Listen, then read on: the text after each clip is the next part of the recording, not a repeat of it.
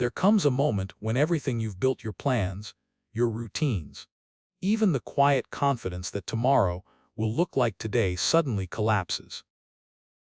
Maybe it's a phone call at midnight.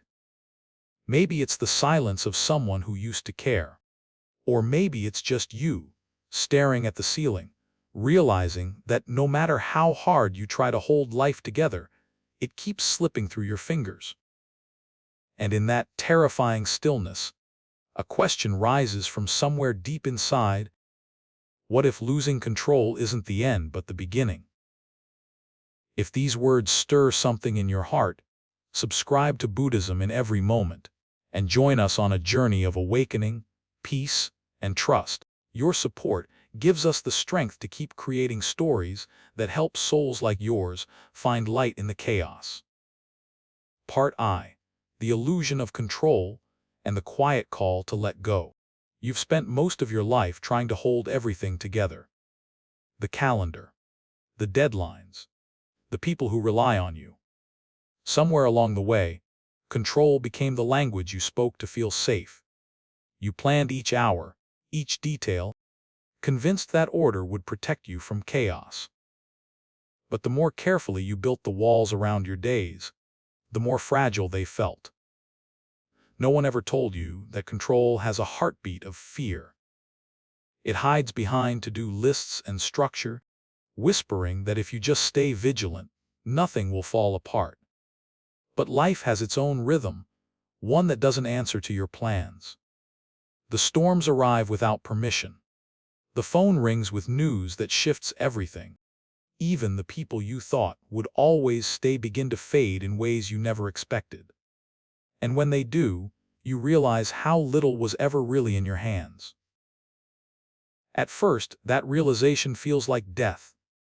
The death of certainty, of the story you told yourself about how life should go. But beneath that grief is something else, a strange, quiet invitation. It asks you to stop fighting, to stop fixing, to stop believing you are the architect of the universe. It asks you to listen. Because in the spaces where control breaks, truth begins to breathe. There is a morning you will remember. Maybe it hasn't come yet, or maybe it already has. The morning when the world looked the same, but you didn't. You stood by the window, coffee cooling in your hand, staring at the sky as if it was the first time you'd seen it. Nothing was wrong, but nothing was right either. You couldn't explain the ache, only that it felt like your soul was tired of pretending to manage everything. That quiet exhaustion was not weakness, it was awakening. For years, you've been trained to believe that control equals strength, that success is about tightening your grip, that being responsible means never allowing things to fall apart. But the truth, one that ancient Buddhist teachings have whispered for centuries, is that control is an illusion. The more you cling, the more life slips through your fingers like water. Letting go does not mean losing. It means remembering that the river never needed your permission to flow. Somewhere deep inside, you know this. You've felt it when you stood on a beach and watched the tide erase your footprints, the world continuing effortlessly without your interference. You've sensed it in the way a child laughs, unplanned and pure, or how the wind changes direction without asking your opinion. The universe moves, and you are part of that motion. It is only the mind that insists on separation, that believes it must hold the strings of fate in trembling hands. But life was never asking you to be its puppeteer. It was asking you to dance. The more you try to dominate life, the smaller it becomes. You shrink the world to the size of your expectations, and in doing so, you lose the wonder that once made you alive. Control promises security but steals spontaneity. It builds a cage from fear and calls it safety. But real peace, the kind that hums quietly under everything, does not come from mastering circumstances. It comes from trusting the unfolding. Trust is not naive optimism. It is courage. It is standing on the edge of uncertainty and saying, I don't know what will happen, but I will meet it with an open heart. That kind of trust doesn't come easy in a world that rewards certainty. From childhood, you were praised for having answers, for managing, for keeping things under control. No one applauded you for surrender. No one told you that softening could be a form of strength. But the Buddha did. He spoke of suffering as the friction between what is and what we demand it to be. Control is that friction, the resistance to flow, the denial of impermanence. You suffer because you keep trying to freeze the river. Somewhere between your morning alarms and your late-night overthinking, you forgot that the universe was never meant to be micromanaged. It was meant to be trusted. And trust begins when you stop trying to fix every wave. There's a saying from Zen tradition, let go, or be dragged. The more you fight the current, the more it bruises you. But when you surrender, something extraordinary happens. The current that once terrified you begins to carry you. You realize that life was never against you. It was always guiding you, just not in the way you expected. Maybe the job that ended was not punishment but redirection. Maybe the heartbreak was not a tragedy but a clearing. Maybe the unanswered prayer was not neglect but grace disguised as silence. Every moment you loosen your grip, you make space for the wisdom of the universe to work through you. Letting go is not passive. It is participation of a higher order. It means trusting that there is an intelligence beyond your limited view. One that has been shaping galaxies, growing forests, and healing wounds long before you tried to control the outcome. When you release control, you align with that intelligence. You stop being a soldier against life and become a student of it. There's a story told in Buddhist monasteries about a monk who spent years trying to still his mind through effort. Every day he sat in meditation, clenching his jaw, forcing his thoughts to stop. One evening, exhausted, he gave up. He simply sat and allowed everything to be as it was, his thoughts, his breath, his discomfort. And in that moment of surrender, the stillness he had been chasing finally arrived. It wasn't something he achieved. It was something that unfolded when he stopped interfering. You don't have to live in a monastery to experience that truth. The same stillness waits inside you, under all the noise of striving. It's the calm that appears the moment you stop demanding life to fit your picture. You might taste it in the seconds after a deep sigh, or when you look at the stars and realize how vast they are, and how small your worries seem beneath them. Letting go begins there, in humility. When you stop trying to own the sky, you start to see its beauty. You spend so much of your life chasing stability, believing that control will give you peace. But peace was never something to be chased. It was what remained when the chase ended. You've probably felt it before, those rare, fleeting moments when you stopped fighting reality. Maybe it was standing under the rain after a long day. When you realized you couldn't stop the sky from crying, so you let yourself get soaked. Maybe it was during grief, when tears came uninvited, and for a moment you stopped pretending to be strong. There was no control then, only surrender. And somehow, even through pain, there was relief. That is the secret nobody tells you. Letting go is not defeat. It is the deepest form of participation. We live in a world obsessed with mastery. Master your career, your body, your emotions, even your thoughts. But life is not a formula to solve. It's an ocean to swim in, an unpredictable current that doesn't care about your plans. The waves are not personal. They simply move.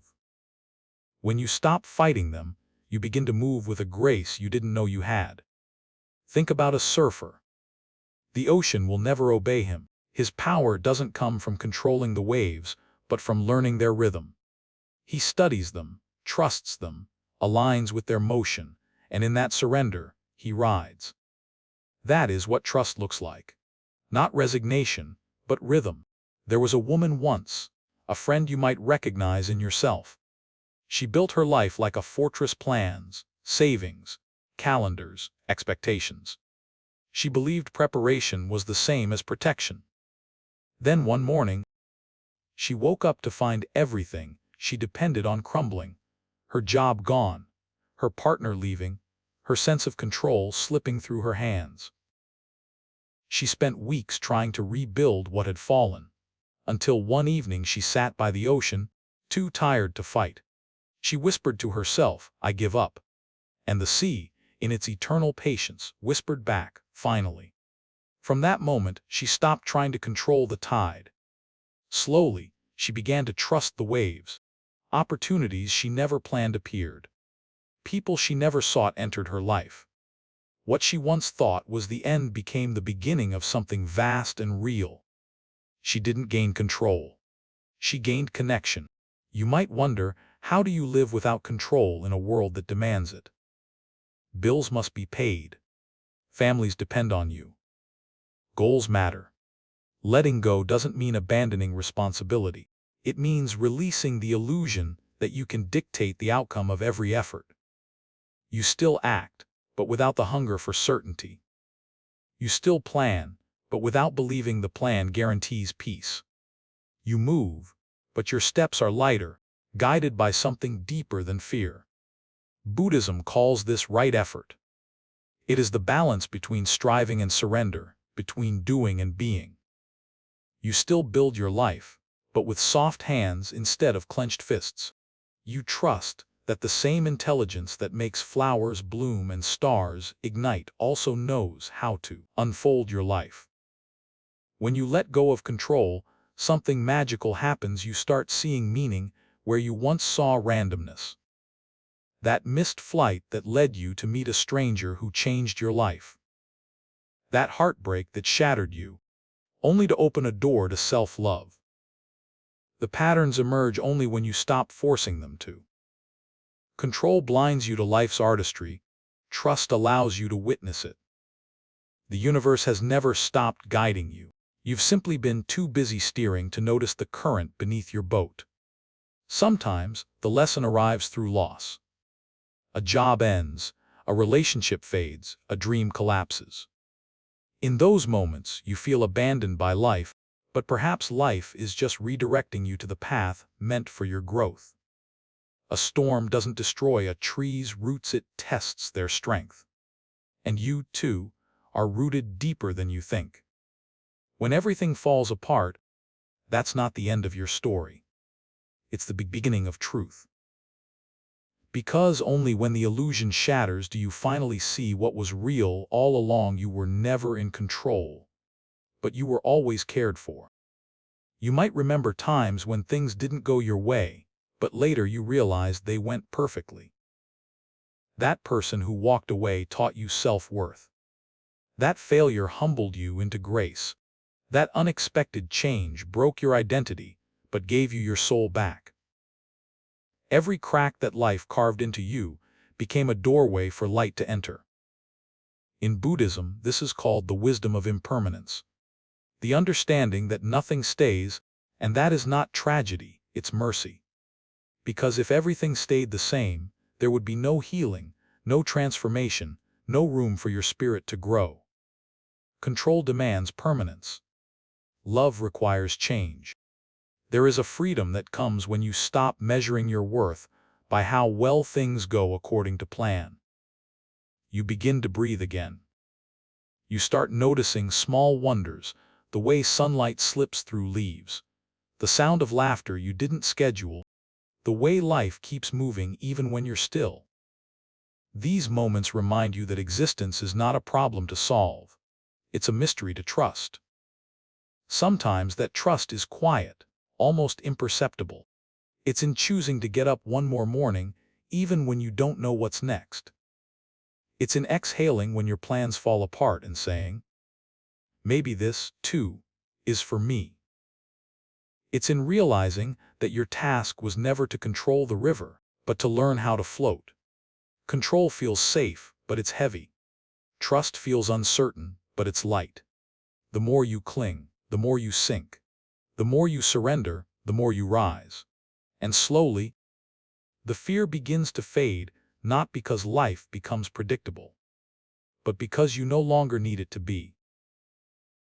You start meeting uncertainty like an old friend, one who teaches you that the unknown is not an enemy, but the only place where miracles are born. When you finally stop trying to manage the universe, you discover it's been holding you all along.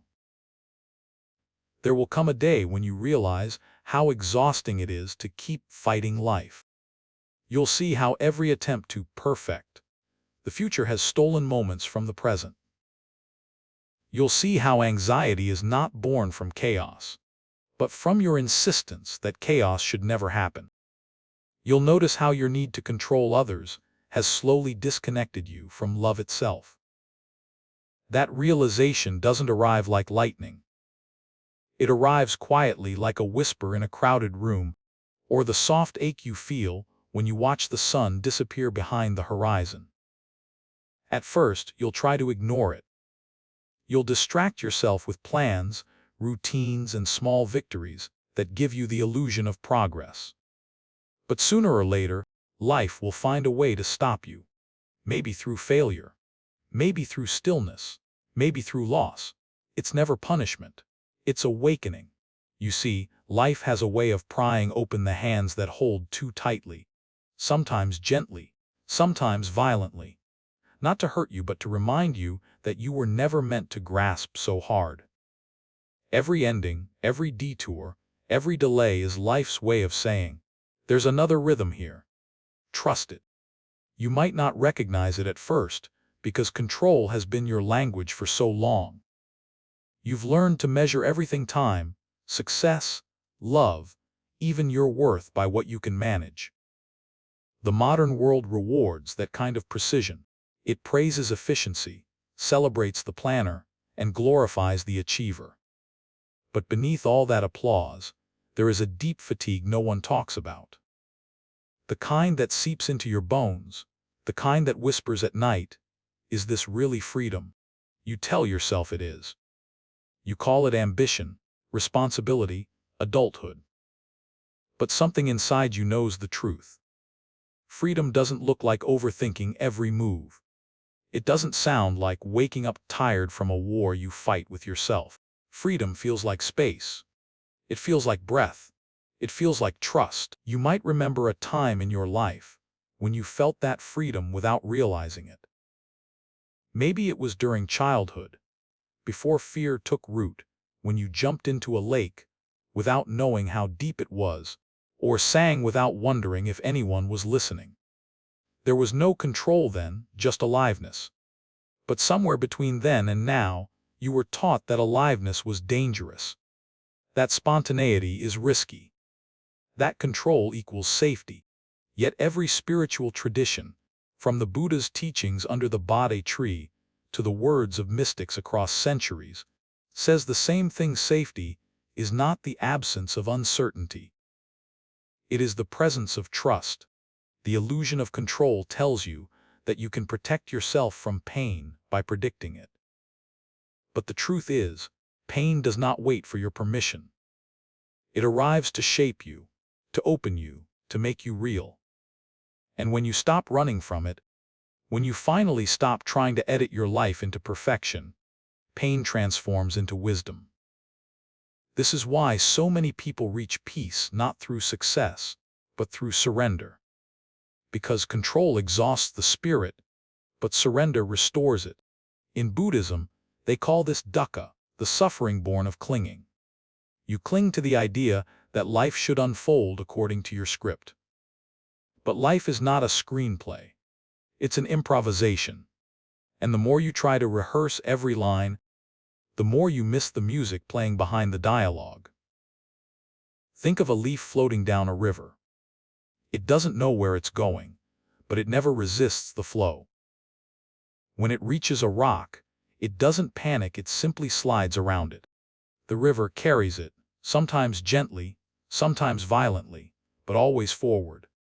What if your life is the same? What if every obstacle you've cursed was just another bend guiding you toward the ocean? To live that way, to float, to trust, to surrender requires a different kind of strength. Not the strength of control, but the strength of openness. It's the courage to say, I don't know where this is going, but I trust it will take me where I'm meant to be. That sentence terrifies the mind, but it liberates the soul. Control thrives on fear.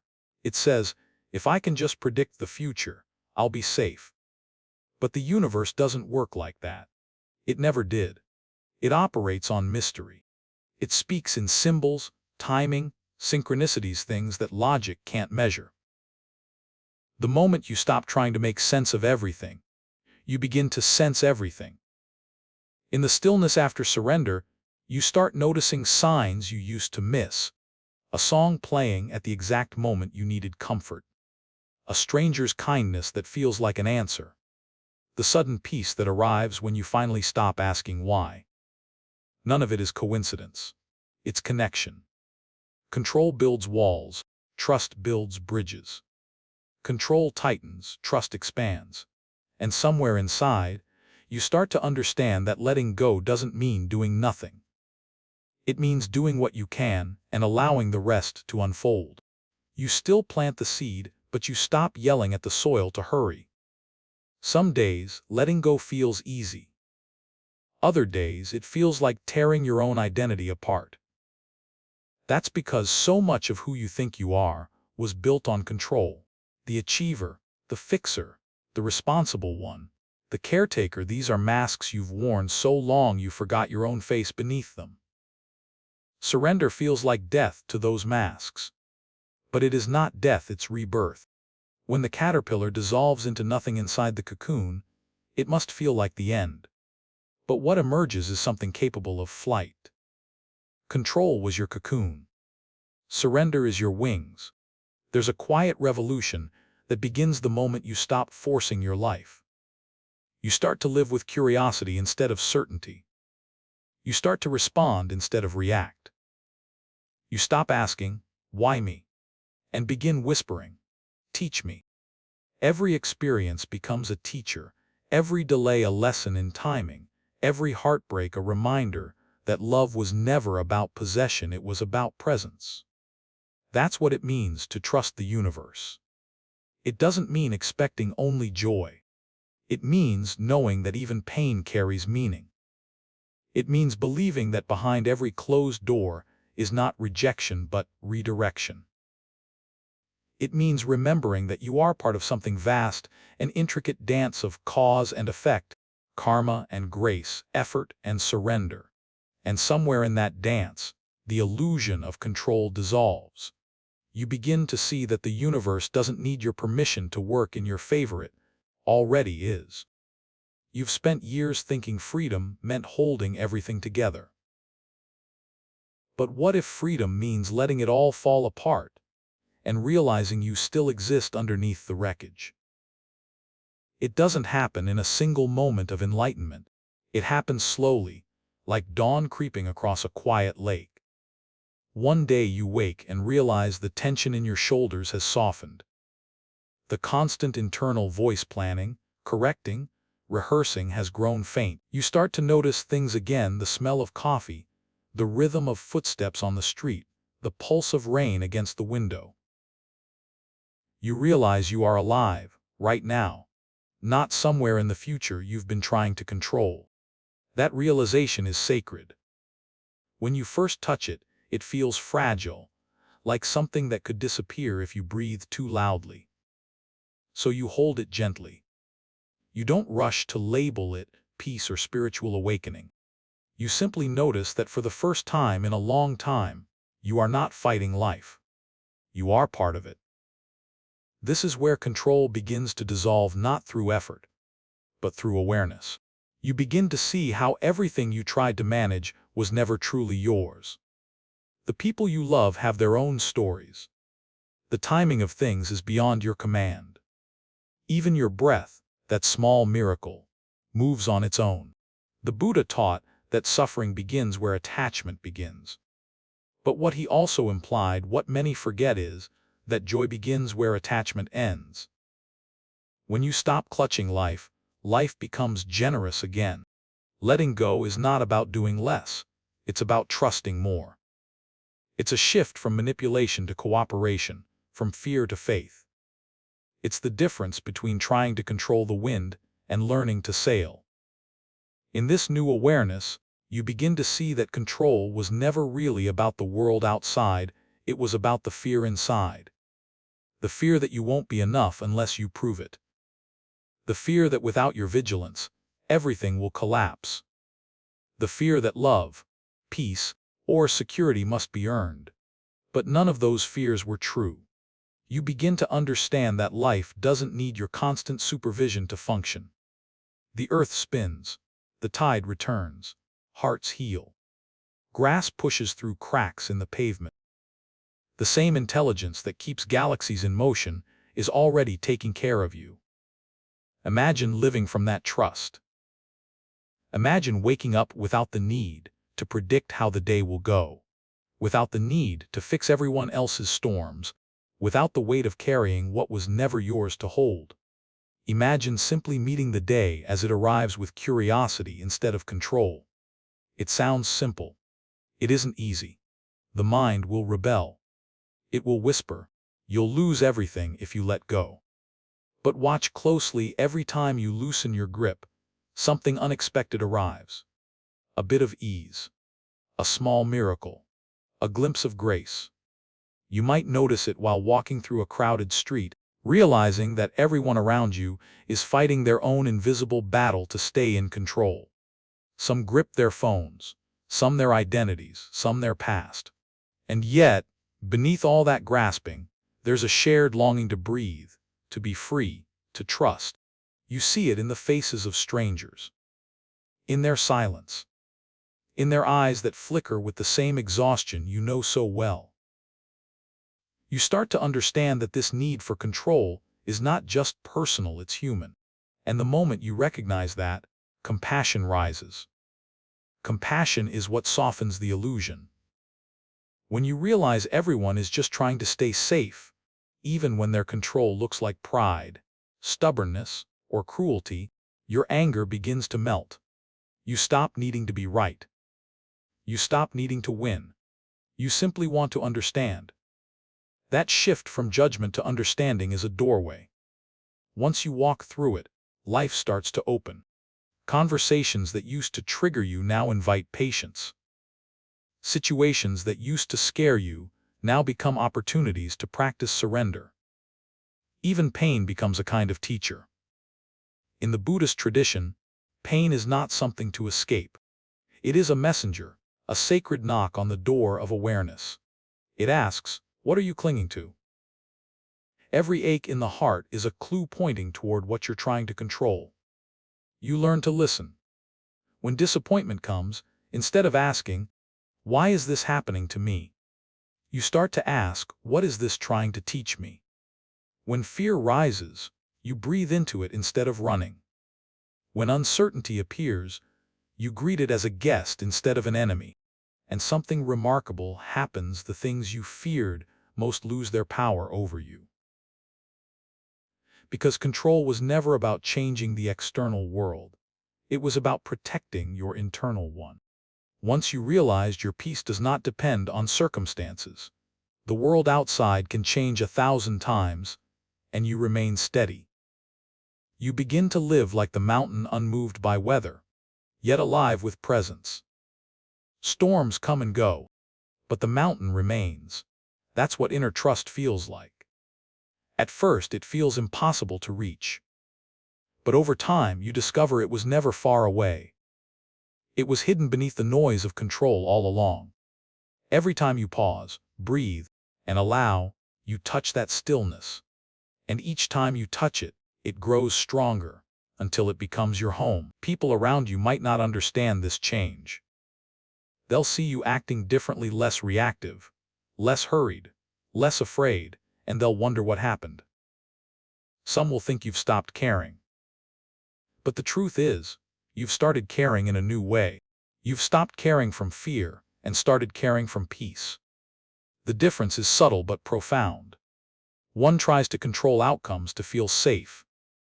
The other loves freely, knowing safety was never outside to begin with.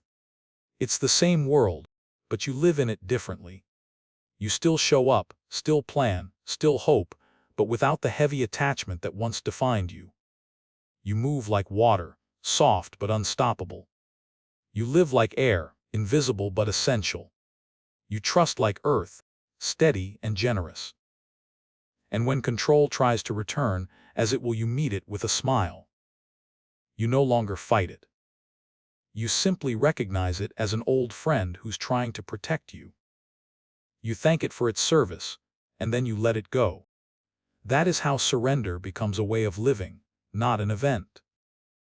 And slowly, almost imperceptibly, you begin to understand the greatest paradox of all. By releasing control, you discover the only thing that was ever truly yours: peace. Peace never arrives with fanfare. It doesn't knock on your door announcing itself.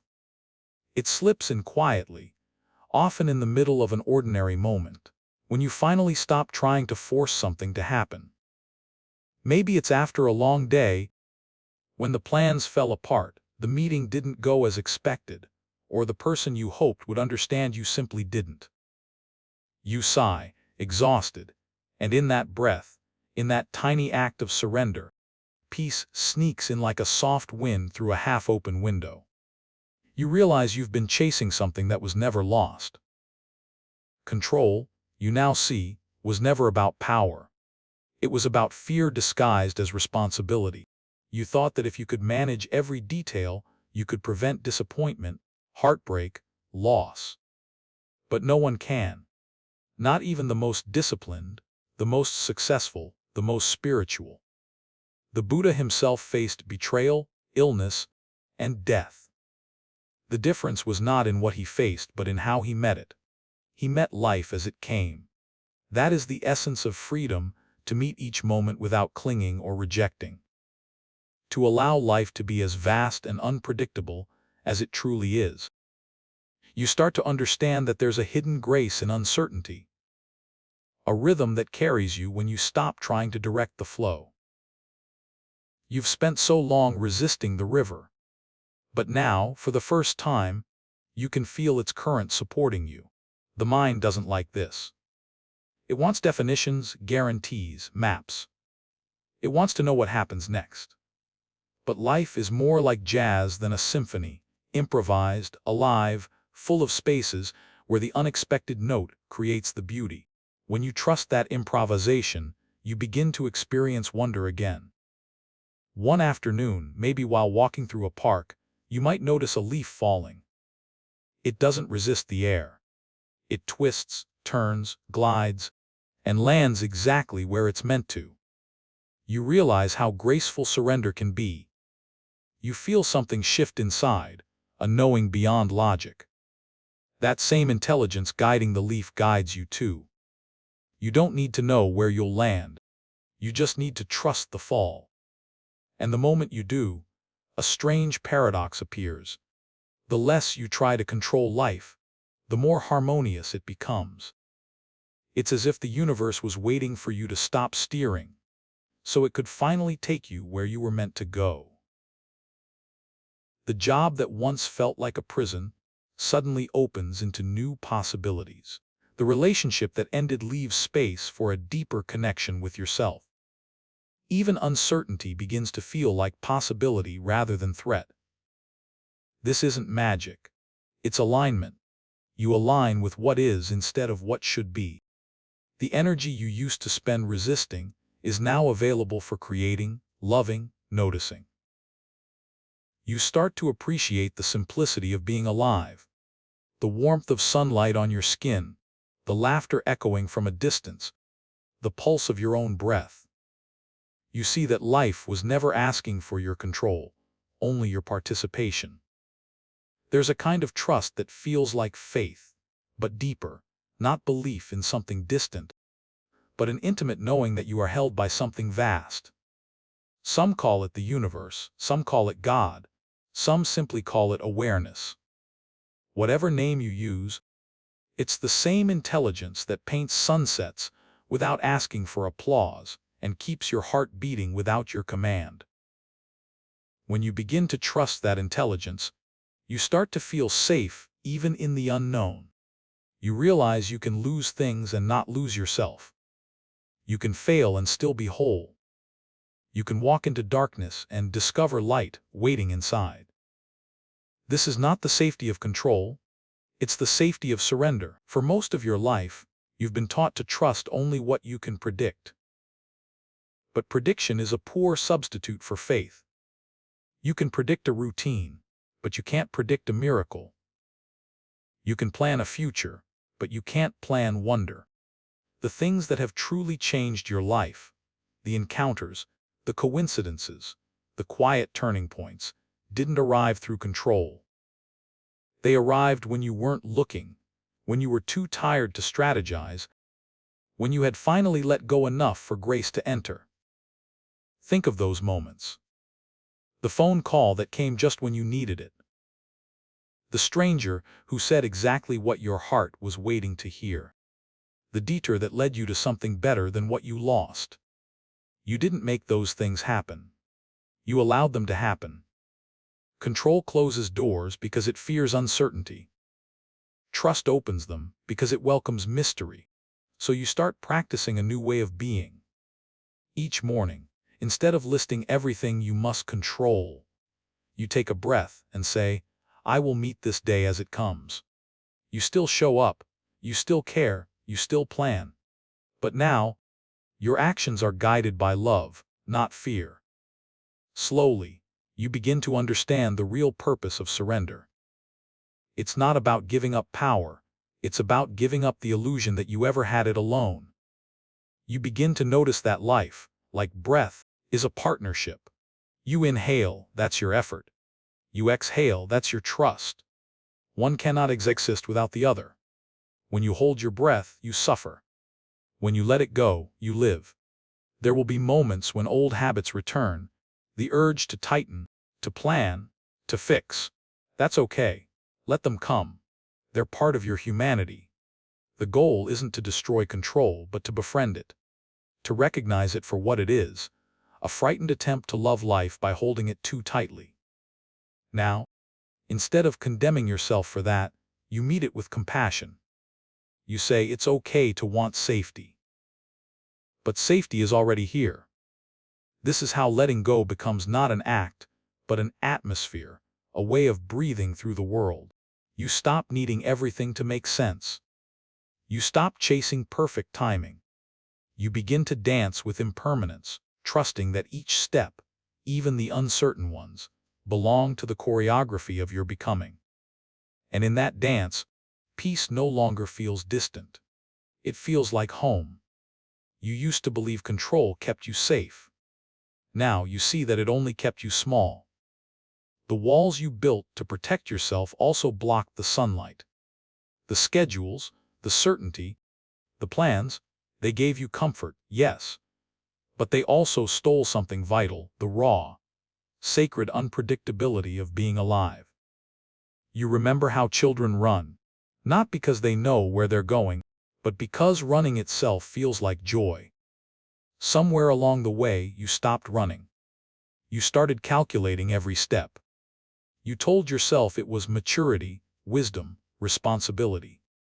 But if you listen closely, there's still a pulse inside you that longs to run again, not toward something, but within something.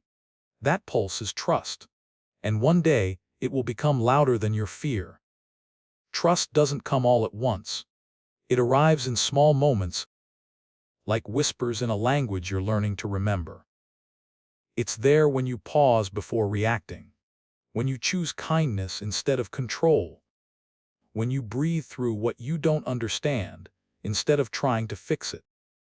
You begin to notice that the less you interfere, the more beautifully life arranges itself.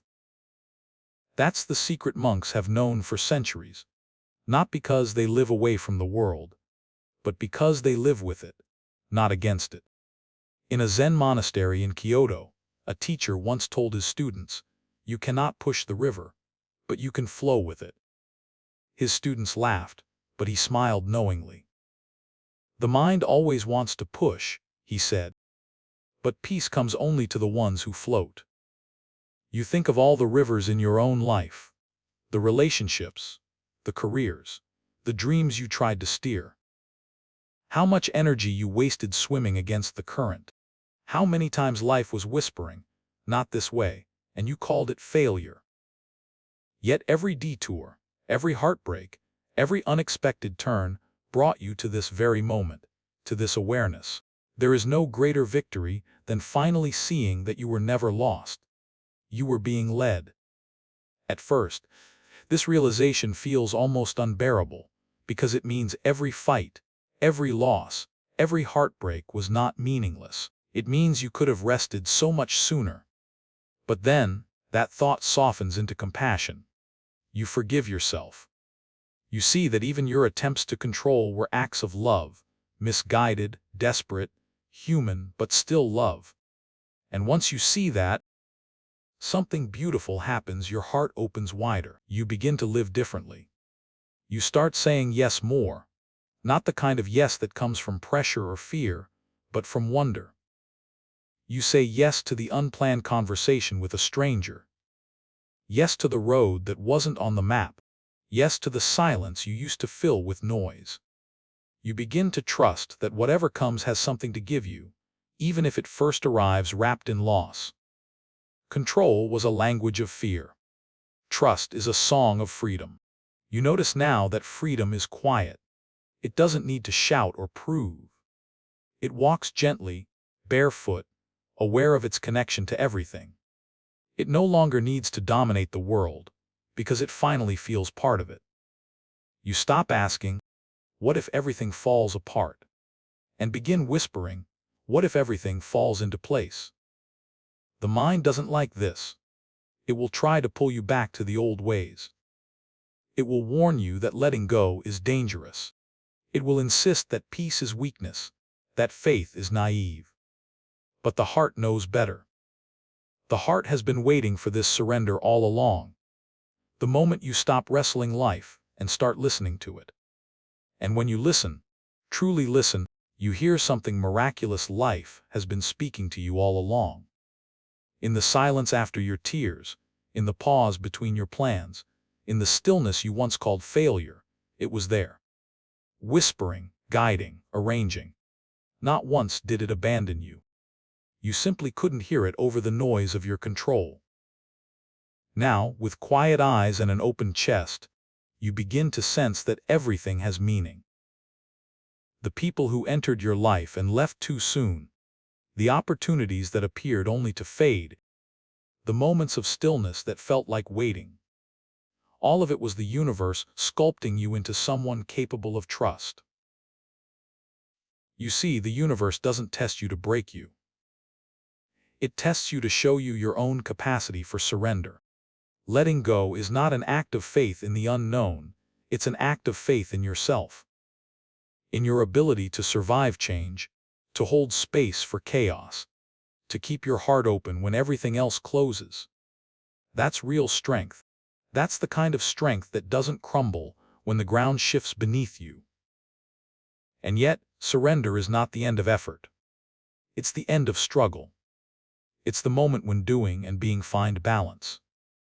You still take action, but your action comes from love, not fear. You still set goals, but you no longer define your worth by their outcomes. You work, but you no longer grind yourself into dust. You rest, but you no longer feel guilty for it. This is the middle way the Buddha spoke of, the path between extremes, where wisdom lives. On this path, even ordinary days become sacred. A cup of tea becomes a meditation. A mistake becomes a mirror. A delay becomes divine timing. You begin to feel the pulse of life beneath everything, and it hums a truth so simple you can hardly believe you missed it. You were never meant to control life. You were meant to experience it. You start practicing gratitude for the very things you once resented. Gratitude for the unanswered prayers that saved you. Gratitude for the endings that gave you space to begin again. Gratitude for the not knowing that kept you curious, humble, alive. Gratitude turns fear into faith. It transforms your relationship with the unknown from enemy to teacher. And slowly, you stop needing the universe to explain itself. You just trust that it knows what it's doing, because somehow, it always has. There's a stillness now where chaos used to be. It doesn't mean your life is perfect. It means your peace no longer depends on perfection. The waves still come, but you no longer drown. You float. Sometimes you even laugh at the absurdity of it all. How much energy you once wasted trying to command the ocean, when all along, you were made of water. That laughter is liberation. You feel it in your body, a lightness that spreads like warmth through your chest. You realize that the need to control was never about the world. It was about your fear of losing love. But now, you understand that love cannot be lost. It moves through everything, through endings, through uncertainty, through silence. You begin to feel it everywhere, in the stranger's kindness, in the breeze that touches your face, in the rhythm of your own breath. And in that recognition, control becomes unnecessary, because love is the only real control there ever was. Not the kind that grasps, but the kind that allows. Not the kind that dominates, but the kind that flows. Love doesn't plan, it participates. It trusts the unfolding, even when it hurts. It whispers, all is well, even when the mind cannot see how. So you begin to live like that. Not perfectly, but honestly. You let life surprise you again. You let uncertainty be your companion, not your enemy. You walk forward with open hands, no longer trying to seize the future but to hold the moment. And the more you live this way, the more you understand that peace was never something to be found. It was something to be remembered. Because peace was never outside of you.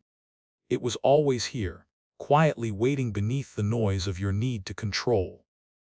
You are not learning how to control life, you are remembering how to trust it. And when that truth sinks in, something shifts permanently. The war between you and reality ends. You no longer wake up bracing for what might go wrong. You wake up curious for what might unfold. That is the quiet call of the universe, an invitation not to manage life, but to dance with it, to let it move you, shape you, astonish you.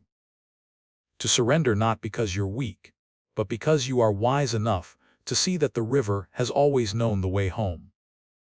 When you reach that point, when you stop pushing the river and start flowing with it, you don't need signs or assurances anymore. You just know.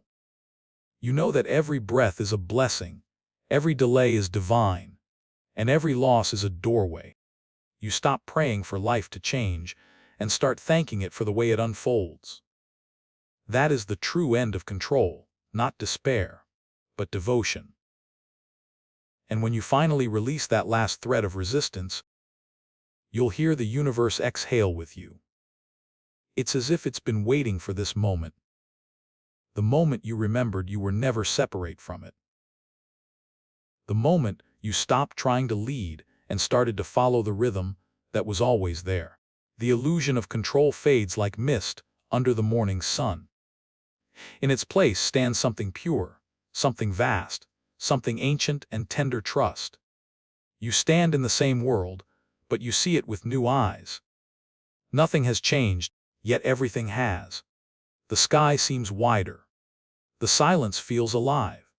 Even uncertainty feels like a friend now, a reminder that life is still full of wonder. And you whisper to yourself, with a smile that feels like prayer, I don't need to control life anymore. I am life. And life knows exactly what it's doing. Parts 2. The subtle art of non-interference, learning when to act and when to trust. Sometimes the most powerful thing you can do is nothing. Not out of laziness or fear, but out of sacred respect for the unfolding of life itself. There are moments when you must step back, not because you've given up, but because you finally understand that your constant intervention is the very thing preventing things from growing. You've watered the plant enough. Now, it needs sunlight and space. You were taught that doing makes you worthy, that control equals care, that love means fixing. But what if that belief has been stealing your peace one moment at a time? What if the real wisdom lies not in doing more, but in knowing when to stop? There comes a point when your help becomes noise, when your well-intentioned guidance becomes resistance to the flow of another soul's journey. It's a quiet, humbling lesson, realizing that you are not the director of anyone's awakening, not even your own. Life has its own choreography, and your job is not to command the dance but to feel the rhythm. You've seen it before. The parent who tries to shield their child from every mistake, only to rob them of strength. The lover who clings so tightly that affection turns to suffocation. The manager who micromanages until creativity dies in the room. Each believes they're helping, but the truth is subtler interference is often fear disguised as love. The art of non-interference begins the moment you recognize that love does not need to control in order to care. You start to see how deeply this pattern runs through everything. The mind wants to interfere with the body, to fix every discomfort, to rush every healing. The ego wants to interfere with silence, to fill it with opinions, plans, and explanations. Even in meditation, you try to interfere with stillness, demanding calm instead of allowing it to arrive. You reach for enlightenment the same way you reach for your phone, impatiently, compulsively, as if peace were a thing to acquire instead of a state to remember. But peace cannot be taken. It can only be received. And to receive, you must stop reaching. Imagine a clear pond. The more you stir the water, the murkier it becomes. Only when you stop touching it does it reflect the sky. The same is true of your life. The more you interfere, with people, with outcomes, with time, the less you can see what's actually trying to reveal itself. You begin to understand that sometimes doing nothing is not weakness. It's wisdom. It takes tremendous strength to let a loved one make their own choices, even when you can see the storm coming. It takes humility to trust that the universe is teaching them something you cannot. It takes faith to believe that even your silence can be an act of compassion. There's a story told in old Zen temples about a monk and a chrysalis. The monk watched a butterfly struggle to free itself from its cocoon. His heart ached at the sight, so he decided to help. He gently cut the silk to make the opening wider. The butterfly emerged easily and never flew. Its wings had not been strengthened by the struggle it was meant to face. What the monk thought was kindness was interference. You realize how often you've done the same. You've tried to rescue people from their becoming, forgetting that growth requires friction. You've prayed for the storm to pass, when it was the rain that was meant to cleanse. You've demanded clarity when confusion was the teacher. The universe doesn't need your meddling, it needs your trust. Non-interference doesn't mean apathy. It's not turning away from the world. It's standing so close to love that you no longer need to possess it. It's the ability to act from alignment rather than impulse, to help without hijacking the lesson, to speak only when silence would be less kind. It's a way of being that arises from deep awareness. Awareness of timing, of readiness, of the mysterious intelligence that governs all things. You start to see that there is a sacred sequence to life. Seeds break before they sprout. Hearts break before they open. Plans break before they realign. And your interference, however noble, often interrupts the very process meant to deliver grace. There will be times when your instinct screams to fix, to protect, to rush. But if you pause, if you breathe, you might hear something beneath that panic, the whisper of a larger rhythm, a cosmic patience asking you to wait. That whisper is the voice of wisdom, and it will always sound gentler than your fear. So you begin to practice the pause. Before you act, you breathe. Before you speak, you listen. Before you step in, you ask, Am I serving love or my own discomfort with not knowing? That question changes everything. When you learn the art of non-interference, you start to witness miracles that your control once concealed. People around you begin to rise in ways you never imagined once you stop holding them up. Life starts moving smoother the moment you stop forcing it. The same situation that once drained you now unfolds with an elegance you couldn't have designed. You start realizing that your silence, your patience, your trust, these are not empty. They are active forces, like sunlight nurturing what your hands can't reach. And slowly, you discover a new form of power, the power of restraint. It's a power that doesn't need to prove itself. It's quiet, like a mountain watching over a valley, offering presence but not interference. It's the power of a teacher who knows when to stop talking so the student can hear their own voice. It's the power of the ocean that carries the ship without needing to steer it. The Buddha called this right action, the balance between doing and being, between effort and allowance. When you interfere less, you begin to act from clarity instead of compulsion. You stop reacting to fear and start responding to truth. Your timing becomes impeccable, not because you plan it, but because you've attuned yourself to the natural rhythm of things. That rhythm is everywhere, in the rising and setting of the sun, in the inhale and exhale of your own breath, in the cycle of loss and renewal that defines existence. Once you sense it, you begin to trust it. You stop needing to control outcomes because you felt the intelligence that moves beneath them. And in that trust, your life becomes softer, simpler, infinitely more peaceful. You begin to see how the entire universe is built on this principle of effortless harmony. Nothing in nature hurries, yet everything is accomplished. The sun doesn't rush to rise, it simply answers the call of dawn. The flower doesn't force itself to bloom, it opens when the time is right. The ocean doesn't command the tides, it moves in sacred rhythm with the moon. You realize that your constant interference has been a rebellion against this rhythm, a small voice of fear shouting over the song of creation.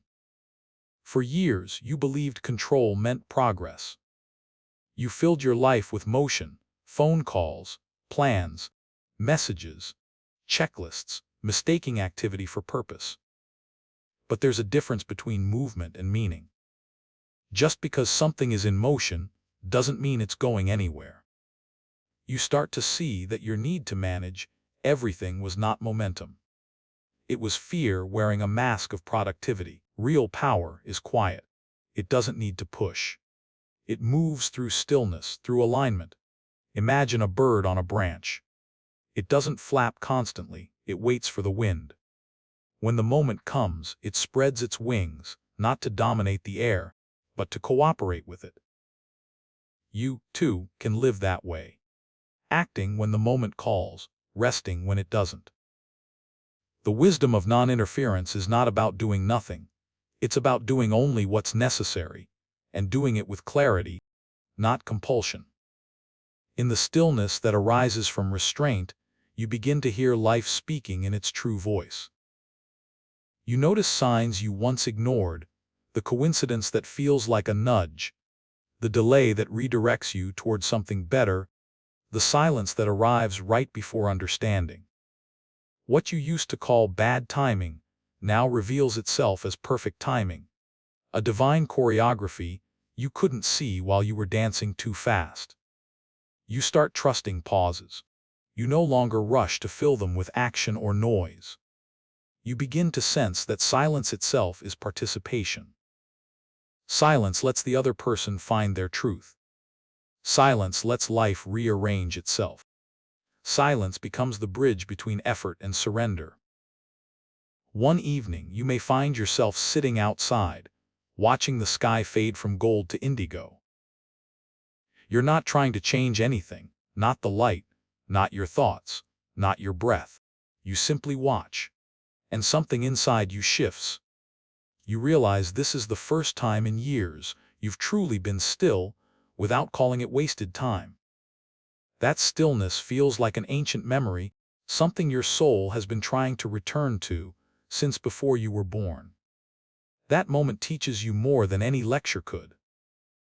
Non-interference doesn't mean absence of care. It means presence without possession. It means you are fully here, awake, attentive, compassionate, but without the weight of expectation. You give what you can, and you trust that what's beyond you doesn't need your management. You realize that love is not measured by control, but by capacity to allow. There's a kind of love that wants to shape, and a kind that lets be. The first one looks strong but is fragile. The second looks fragile but is eternal. You begin to see this truth everywhere. In relationships, you stop demanding that people heal on your schedule. You give them space to stumble, to grow, to learn in their own rhythm. You start offering guidance only when it's asked for, understanding that unsolicited advice is often just interference disguised as care. You stop trying to change people, and paradoxically, that's when they start to change.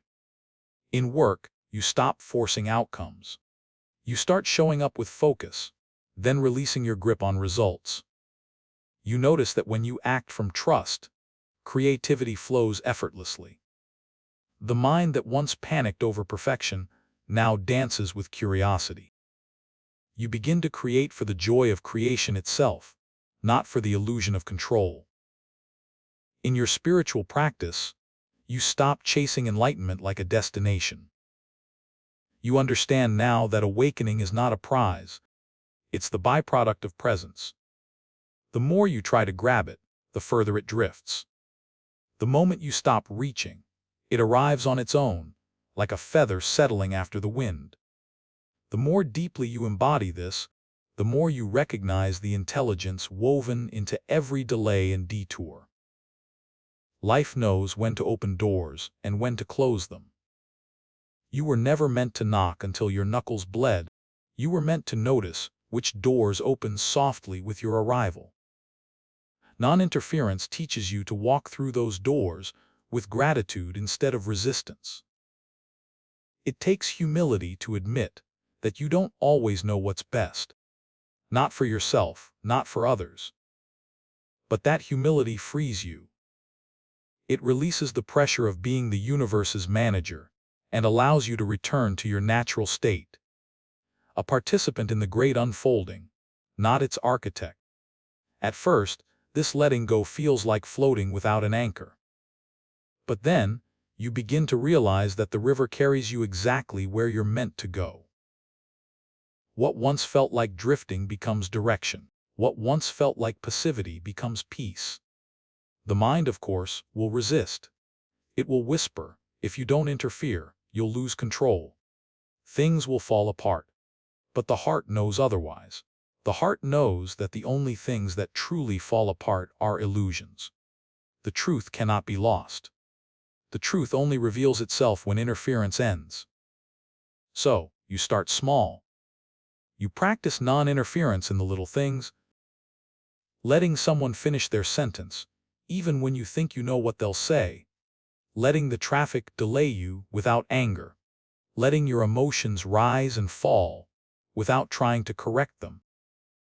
You start realizing that your peace doesn't depend on rearranging the world. It depends on accepting it as it is. Acceptance doesn't mean approval. It means presence. It means you stop fighting what already is.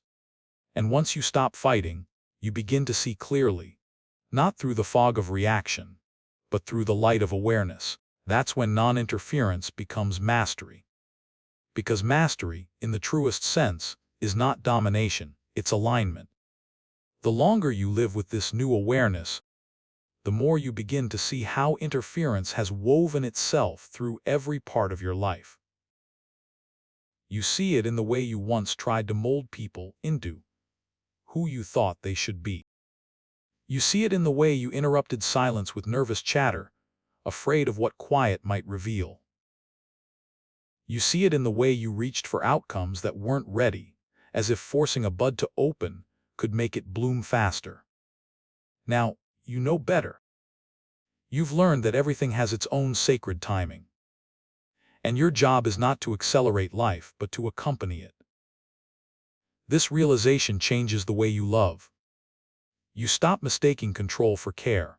You stop believing that love means managing, correcting, or rescuing. You realize that real love has room to breathe. It doesn't suffocate. It doesn't insist. It doesn't demand that others evolve on your schedule. You begin to love differently, gently, spaciously, without needing to possess or prove. When someone you care about is in pain, you resist the urge to fix it right away. You sit with them in silence, offering presence instead of solutions. That silence, which used to feel unbearable, now feels sacred. You realize that healing often happens in stillness, not speech. In the past, you might have filled that silence with advice or distraction, afraid of what might surface. But now you understand that interference, even when it comes from love, can rob another of their lesson. Sometimes, compassion means letting someone meet their own truth, trusting that pain can teach what comfort cannot. This kind of love is rare, because it requires patience. It asks you to surrender your ego's need to be the savior. It invites you to let go of the fantasy that you know what's best for someone else. And yet, this is the only love that truly frees. When you stop interfering with the growth of others, something extraordinary happens. They start to grow toward you instead of away from you. Your presence becomes nourishment rather than pressure. Your silence becomes safety. You become the kind of person whose energy feels like home, not a cage. The same principle begins to transform your creative life. Where once you pushed and forced ideas, now you learn to listen. You start seeing creativity not as production, but as communion, a conversation between you and something larger than yourself. There are days when nothing comes, when the canvas stays blank, when the words won't form. In the past, that silence would have terrified you. You would have fought it, demanded inspiration, judged yourself for being still. But now, you wait. You walk. You breathe. You trust that what is gestating will emerge when it's ready. And it always does. Because creation, like everything sacred, cannot be coerced, only invited. You remember the old stories of poets and monks who would spend years in silence before a single insight arrived. They didn't chase wisdom. They made space for it. You realize now that the same is true for you. The more space you make, the more inspiration flows through you. You become a vessel instead of a controller. This is what it means to create in harmony with the universe. To let your art, your words, your actions arise naturally from alignment, not anxiety. You stop working from the energy of I must, and start moving from the energy of I trust. The results surprise you. What used to take strain now comes with ease. What used to feel like effort now feels like flow. You understand now that creativity is not about force. It's about permission. The universe has always been willing to collaborate with you. It was only waiting for you to stop interrupting. Even your relationship with the divine changes. You no longer pray like a beggar listing demands. You pray like a friend having a conversation. You stop asking, "Why isn't this happening yet?" and start asking, "What am I meant to learn while it hasn't happened?" You stop pleading for outcomes and start thanking life for its timing. Sometimes the answer comes in silence. Sometimes it comes in chaos. Sometimes it comes disguised as a delay that tests every ounce of your patience. But in time, you learn that every unanswered prayer carries a secret kindness. It keeps you from things not yet meant for you. It shapes you into the version of yourself, capable of receiving them later. You see now that interference, even in the form of worry, doubt, or control, is a lack of trust in divine intelligence. The universe doesn't need your anxiety to function. The seasons turn without your permission. The stars don't wait for your instructions. Everything moves in perfect order, whether you approve or not. When you finally surrender to that truth, peace enters like a quiet guest who has been standing outside your door for years. There's a moment that may come to you in this journey, perhaps on a long drive, perhaps during a walk alone, when you suddenly feel that everything is exactly as it should be. The people who stayed, the ones who left, the dreams that bloomed, the ones that never did, all of it. You feel no urge to fix or question. You feel only presence. That is the heart of non-interference, the moment you stop arguing with reality. This doesn't mean life stops testing you. It means you stop resisting the test. You begin to meet challenges with curiosity instead of panic. You stop thinking, why is this happening to me? And start wondering, what is this teaching me about timing, patience, and surrender? Slowly, even conflict transforms. You no longer rush to defend or attack. You listen. You understand that everyone's truth unfolds at its own pace. Sometimes it's not your job to correct but to witness. That witnessing, that calm, grounded presence, becomes more healing than any advice could ever be. You begin to feel something you hadn't felt in years: lightness. Not the fleeting lightness of distraction, but the deep lightness of release. The kind that comes when you no longer feel responsible for controlling the uncontrollable. You start breathing differently, slower, fuller, freer. You notice that even your body relaxes in the absence of interference. The shoulders drop, the jaw unclenches, the heart opens, and you begin to realize that the energy you once spent on managing life is now available for living it. That is the quiet reward of this art. The discovery that non-interference doesn't lead to emptiness. It leads to abundance. Because when you stop trying to play the universe, you finally make room for the universe to play through you. It takes courage to trust the rhythm of a life you cannot predict. Every part of your conditioning tells you that control equals safety, that hesitation equals failure, that waiting equals weakness. But what if the waiting is the lesson? What if divine timing is not about delay at all, but about alignment? You've lived enough to know that sometimes what you want most doesn't arrive when you ask for it.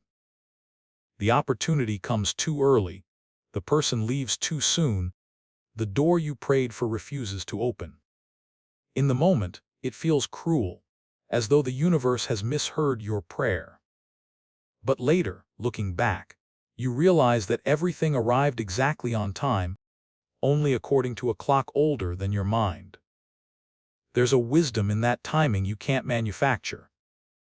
You can't speed up a sunrise by shouting at the horizon. You can't rush a fruit to ripen without destroying its sweetness. You can't demand that understanding appear before the heart is ready to hold it. That's what non-interference really asks of you. The faith to let life ripen naturally. You begin to see that acting too soon can be just as harmful as doing nothing at all.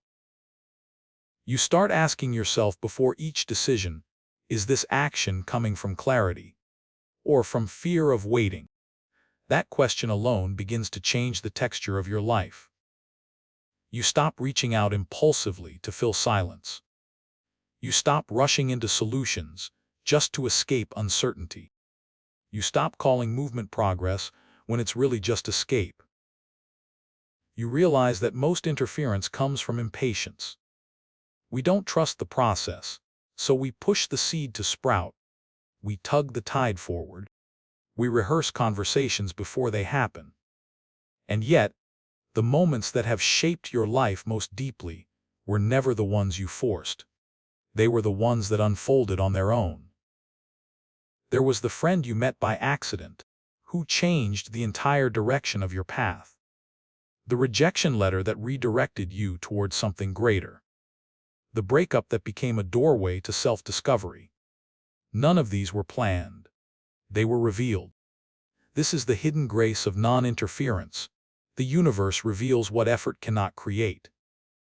you begin to see that there's a difference between action and interference.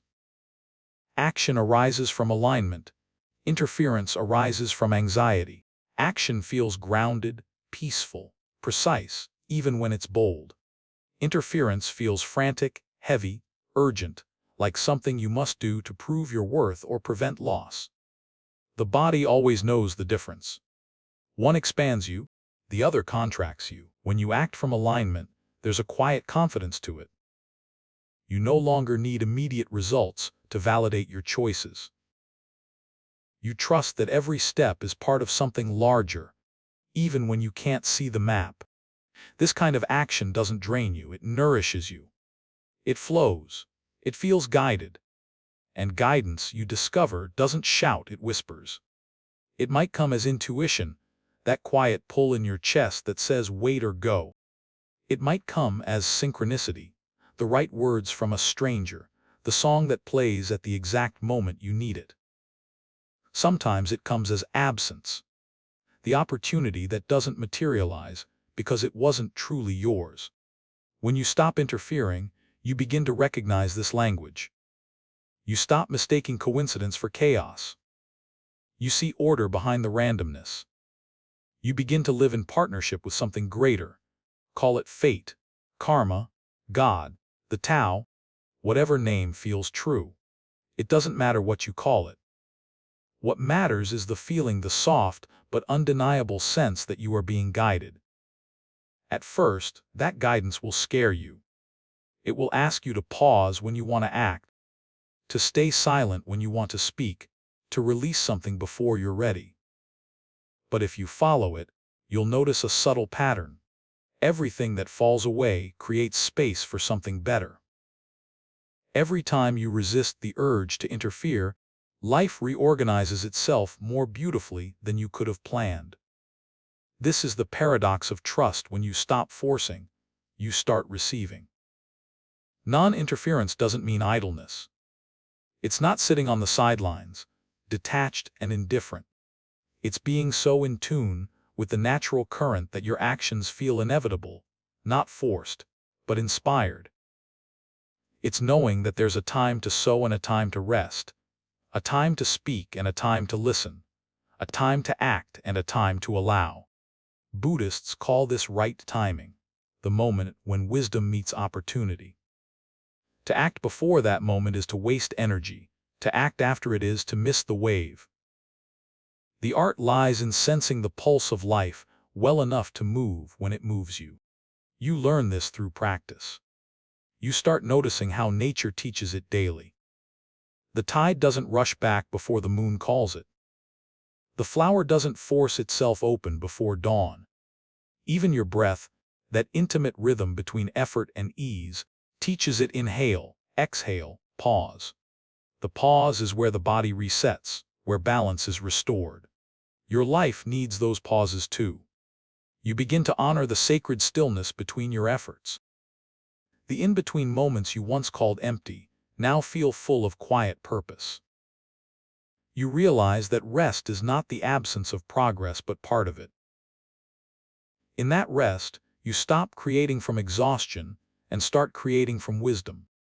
Eventually, this practice of allowing expands into everything. You no longer chase relationships that don't reciprocate. You no longer fight for recognition that isn't meant for you.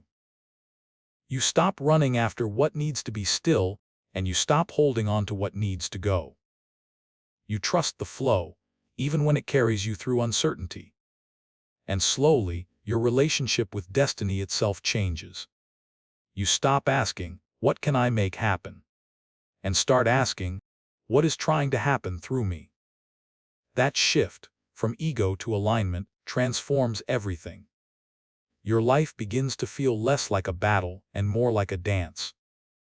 You start noticing how each challenge, each delay, each disappointment has its own music. At first, you stumbled through it. You tried to control the tempo. But now, you start moving with it. Even the offbeat rhythms, even the dissonant notes. You begin to see that nothing in this dance is wasted. Even missteps become part of the choreography. The universe is not testing you, it's teaching you timing. And when you learn that timing, interference becomes unnecessary. Because you finally understand, everything unfolds in its own perfect season, and your only task is to trust enough to participate with grace. In that space, destiny stops feeling like something you chase and starts feeling like something you embody. You are no longer the one trying to push the river. You are the river, flowing, patient, unstoppable. There comes a moment, often in silence, when you start to notice how deeply this need to interfere has been inherited. It isn't just yours. It's been passed down from generations who believed safety meant control, who learned to survive by tightening their grip. Your parents, your teachers, their ancestors, all trying to outsmart uncertainty, all trying to tame the wildness of life. You see now that your instinct to fix, to manage, to perfect is not just personal conditioning. It's ancestral fear wearing your face. When you look back, you can almost feel their anxiety in your bones. You see your mother worrying over things that never happened. Your father planning every detail as if perfection could protect him from pain. You remember the lessons that were never spoken, but always felt. Don't trust too easily. Don't let go. Don't stop trying. Their love was sincere, but it was built on the illusion that control could prevent heartbreak. And so, you inherited both their love and their fear. But you are the generation that begins to unlearn it. To practice non-interference is to heal not only yourself, but those who came before you. It's to whisper into the collective anxiety of your lineage, it's okay now. We don't need to fight life anymore. That healing begins the first time you resist the urge to interfere. The first time you let someone find their way without stepping in to guide them. The first time you trust the silence instead of filling it. The first time you breathe through uncertainty instead of reaching for control. In those moments, you rewrite centuries of fear. You break the cycle of inherited struggle. It's not easy. Fear is persuasive. It tells you that letting go is abandonment. That patience is passivity. That silence is weakness. But you start to see through its disguise. You begin to recognize that fear always speaks in urgency, while truth speaks in stillness. The next time fear rises, you try something radical. You don't push it away. You let it speak. You listen without judgment. You ask, what are you trying to protect? And you realize that fear is not an enemy. It's a child. It just wants to feel safe. You don't conquer it. You comfort it. You don't interfere with it. You hold it until it softens. That's when something shifts, not just in you, but through you. The people around you begin to feel it too. Your calm becomes contagious. Your patience gives them permission to breathe. Your trust teaches more than your advice ever could. You begin to notice how non-interference restores connection. You used to believe relationships needed control to survive. That love meant steering, shaping, guiding. Now you understand that control builds walls, not bridges. When you stop interfering, you start hearing. You start seeing people as they are, not as your fears imagine them to be. You stop trying to pull others into your rhythm and start listening for the rhythm you share. Conversations become softer. Conflicts resolve faster. The need to be right dissolves into the desire to understand. You realize that most of your arguments were never about truth. They were about control, about wanting life, and others, to validate your comfort. When you release that need, connection becomes effortless. You learn that love doesn't grow because of management. It grows because of presence. Presence. That's the word that begins to replace interference in your vocabulary. You don't need to fix people to help them. You don't need to solve everything to show you care. You only need to be there, fully, without agenda. That's what the greatest teachers, healers, and monks do. They don't interfere. They embody stillness so deeply that others find peace simply standing near them. You begin to wonder if maybe this is what divine intelligence has been trying to teach humanity all along, that love doesn't require domination, that wisdom doesn't demand effort, that healing doesn't need to be managed, it just needs to be witnessed. In the Buddhist texts, there's a phrase, "let go of all making." It doesn't mean stop creating, it means stop forcing. Stop making yourself into something. Stop making others fit your vision. Stop making life explain itself. The universe was complete long before your opinions arrived. You look around now and realize that even suffering holds intelligence. Not the kind that makes sense to the mind, but the kind that reshapes the soul. Every loss has carved you open. Every delay has deepened your faith. Every unanswered prayer has made room for gratitude. You see that nothing was wasted, not the heartbreak, not the confusion, not even the years spent trying to control it all, because every act of interference taught you what interference costs: peace. And now, you begin to recover it. You start walking through your days with less urgency, more presence. You pause before reacting.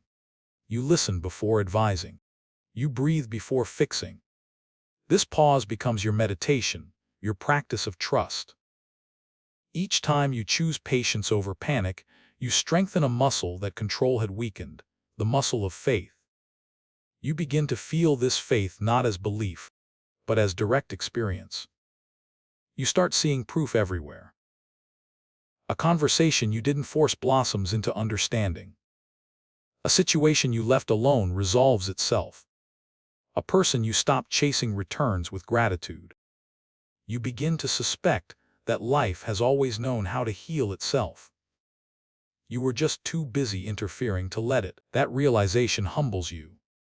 It dismantles the ego's secret pride, the belief that you were ever the orchestrator of life. You start laughing at the absurdity of it all. How seriously you took your plans, your worries, your need to be in control. You laugh not with bitterness, but with freedom. Because now you know you were never the conductor. You were the instrument. The universe has been playing through you all along. When you reach that understanding, even suffering begins to look different. You no longer see it as punishment, but as refinement, the sanding away of everything false. Pain becomes sacred because it clears the way for truth.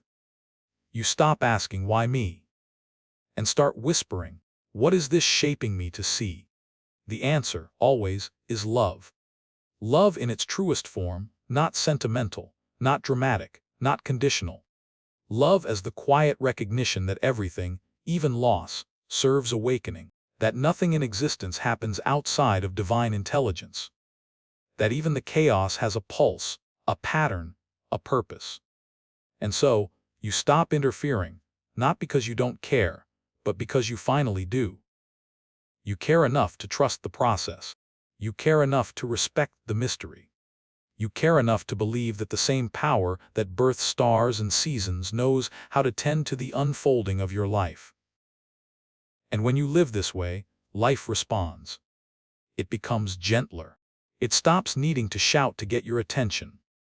You start moving in harmony with the invisible current that guides all things. That current has a name in every tradition: Dharma, Tao, flow, grace. But beneath every name is the same truth: life doesn't need to be controlled. It only asks to be trusted. There is a quiet authority that arises when you no longer need to control. It isn't the authority of dominance or intellect, but of presence. You've met people like this before: a teacher whose stillness calms a whole room, a friend who listens so deeply that your heart starts speaking before your mind can interrupt. They don't push. They don't perform. Their very being becomes an invitation for life to settle. You start to realize that this, too, is leadership, the kind that moves not by command but by example, the kind that trusts the intelligence in others enough to step aside, the kind that acts from alignment, not agenda. You may find yourself in a moment when someone asks for your guidance, and your first instinct is to tell them what to do. But something wiser in you pauses. Instead of giving answers, you ask questions. Instead of fixing, you mirror. Instead of rescuing, you remind them of their own power. And when they finally arrive at their own realization, you feel a deeper joy than if you'd solved it for them. You realize that true leadership isn't about directing, it's about awakening direction in others.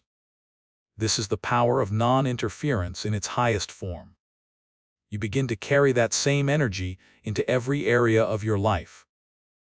In your work, you stop micromanaging the details. You still act with excellence, but without the anxiety of control. You set your intention, take the step in front of you, and then release it to the current. You notice that when you stop clutching at outcomes, the results often surpass what you could have imagined. Creativity and cooperation appear naturally when fear leaves the room. When something doesn't unfold as planned, you don't collapse into frustration. You look for the message behind the delay. You ask, what is this teaching me about timing? Sometimes the lesson is humility, sometimes it's rest, sometimes it's the realization that you were building a door in the wrong wall. Either way, life always reveals why, eventually. You become patient not because you've stopped caring, but because you've started trusting. You realize that the universe is not ignoring you, it's aligning things for you. The pause is not punishment, it's preparation. This understanding changes the way you live. You begin to feel that everything, even the smallest act, is part of a grand choreography. The conversation you almost didn't have, the book that fell into your hands, the stranger's smile on a bad day, these are not random. They're threads in the vast tapestry of your becoming. As this awareness deepens, interference feels unnatural. You no longer need to force conversations or chase recognition. You stop trying to bend the future to your will, and instead start bending your will toward harmony. This is how non-interference becomes devotion, not passive, but reverent. You stop seeing life as something to dominate and start treating it as sacred. You become an ally of the divine rhythm, a co-creator instead of a controller. In time, people start to notice a difference in you. You speak less, but your words carry more weight. You plan less, but your timing feels impeccable. You try less, but you achieve more. The reason isn't mystery, it's alignment. You're no longer divided between fear and faith. Every act now comes from one clear source: trust. And that trust begins to change how you move through pain. You no longer rush to end discomfort. You let it complete its lesson. You no longer demand that every heartbreak heal on your schedule. You give grief its sacred space. You no longer treat uncertainty as an enemy to conquer, but as a teacher whose language you are finally learning to read. There will be nights when the mind still wants answers, when the old impulse to control returns. But instead of panicking, you watch it with tenderness. You remind yourself, I am safe, even when I don't know. And as you breathe into that sentence, the anxiety loosens. You realize that knowing was never the source of safety, being was. Slowly, you come to see that the universe has always been communicating, just not in the language of your demands. It speaks through rhythm, through resonance, through the right moment, never too soon, never too late. When you interfere less, you begin to understand its dialect. One day, while walking alone, maybe through a quiet forest or down a busy city street, you suddenly feel it, the pulse beneath everything. The hum of existence that holds both silence and sound, both growth and decay, both movement and stillness. You feel yourself as part of it, not separate. You realize that to interfere is to forget this unity. To trust is to return to it. That realization brings tears, not of sadness, but of recognition. The river doesn't need to be controlled because you are the river. The wind doesn't need to be managed because you move with it. The stars don't need to be rearranged because you already shine among them. From that point forward, interference feels almost impossible. You still act, you still love, you still strive, but your actions are guided, not grasping. You move when the current moves through you. You rest when it grows still. You become fluent in the sacred language of timing. And this fluency brings a new kind of confidence. Not the brittle confidence of control, but the deep confidence of belonging. You finally trust that you are not alone in the orchestration of your life. There is a wisdom greater than yours that has never stopped working behind the scenes. When you stop interfering, you make space for miracles. Sometimes they're small, a coincidence that feels too precise to be random. Sometimes they're vast, a door opening that logic said was impossible. But after a while, you stop calling them miracles at all. You simply call them what they are, the natural result of alignment. You become a living example of what happens when faith replaces fear. People sense it before you speak. They feel it in the calm of your energy, in the way you meet uncertainty without flinching. You become proof that there's another way to live. One that doesn't depend on control, but on communion. And in this communion, service becomes effortless. You start helping others not from obligation, but from overflow. You no longer give to earn love or to prove goodness. You give because you have seen how abundance works. It multiplies through trust. The more you release, the more returns to you. Eventually, the practice of non-interference becomes the heartbeat of your spirituality. You no longer seek enlightenment as an escape from life, but as a deeper participation in it. You meditate not to withdraw, but to listen. You serve not to fix, but to honor. You act not to control, but to collaborate with the mysterious intelligence that moves through all things. You understand now that your highest contribution is not to shape the world into your image, but to reflect the harmony already woven into it. And so, you walk gently. You speak softly. You live as one who knows that every moment, no matter how chaotic, contains a hidden order. You meet life's unfolding with curiosity instead of resistance. And even when storms come, and they always will, you don't curse the wind anymore. You turn your face into it, trusting that it will carry you exactly where you're meant to be. One evening, as the day fades into twilight, you find yourself standing outside again. The same sky, the same stars, but everything feels different. You're no longer waiting for a sign, no longer calculating the next step. You're simply there, breathing, belonging, trusting. And in that stillness you finally understand, non-interference is not inaction, it is union. It is the merging of your will with life's will, your rhythm with the universe's rhythm. It is the art of loving so deeply that you no longer need to rearrange what already knows how to become whole. You smile at the sky, whispering a quiet prayer not of asking, but of gratitude. Thank you for teaching me how to let life be. And somewhere in the vastness above you, life smiles back, because that's all it ever wanted. Part 3. The beauty of impermanence. Letting change heal you. One morning, you wake and realize the world has changed again. The light entering your window doesn't look the same. The voice you used to hear first thing in the morning is gone. The house feels quieter, not empty, but different. You can't tell exactly when it happened, but something in you knows a chapter has ended. And for a moment, you don't know whether to grieve or to breathe. Change has a way of arriving unannounced. It doesn't knock or ask if you're ready. It just walks in, soft or sudden, gentle or cruel, and rearranges everything you thought was stable. It pulls friends apart, it turns lovers into strangers, it transforms youth into memory.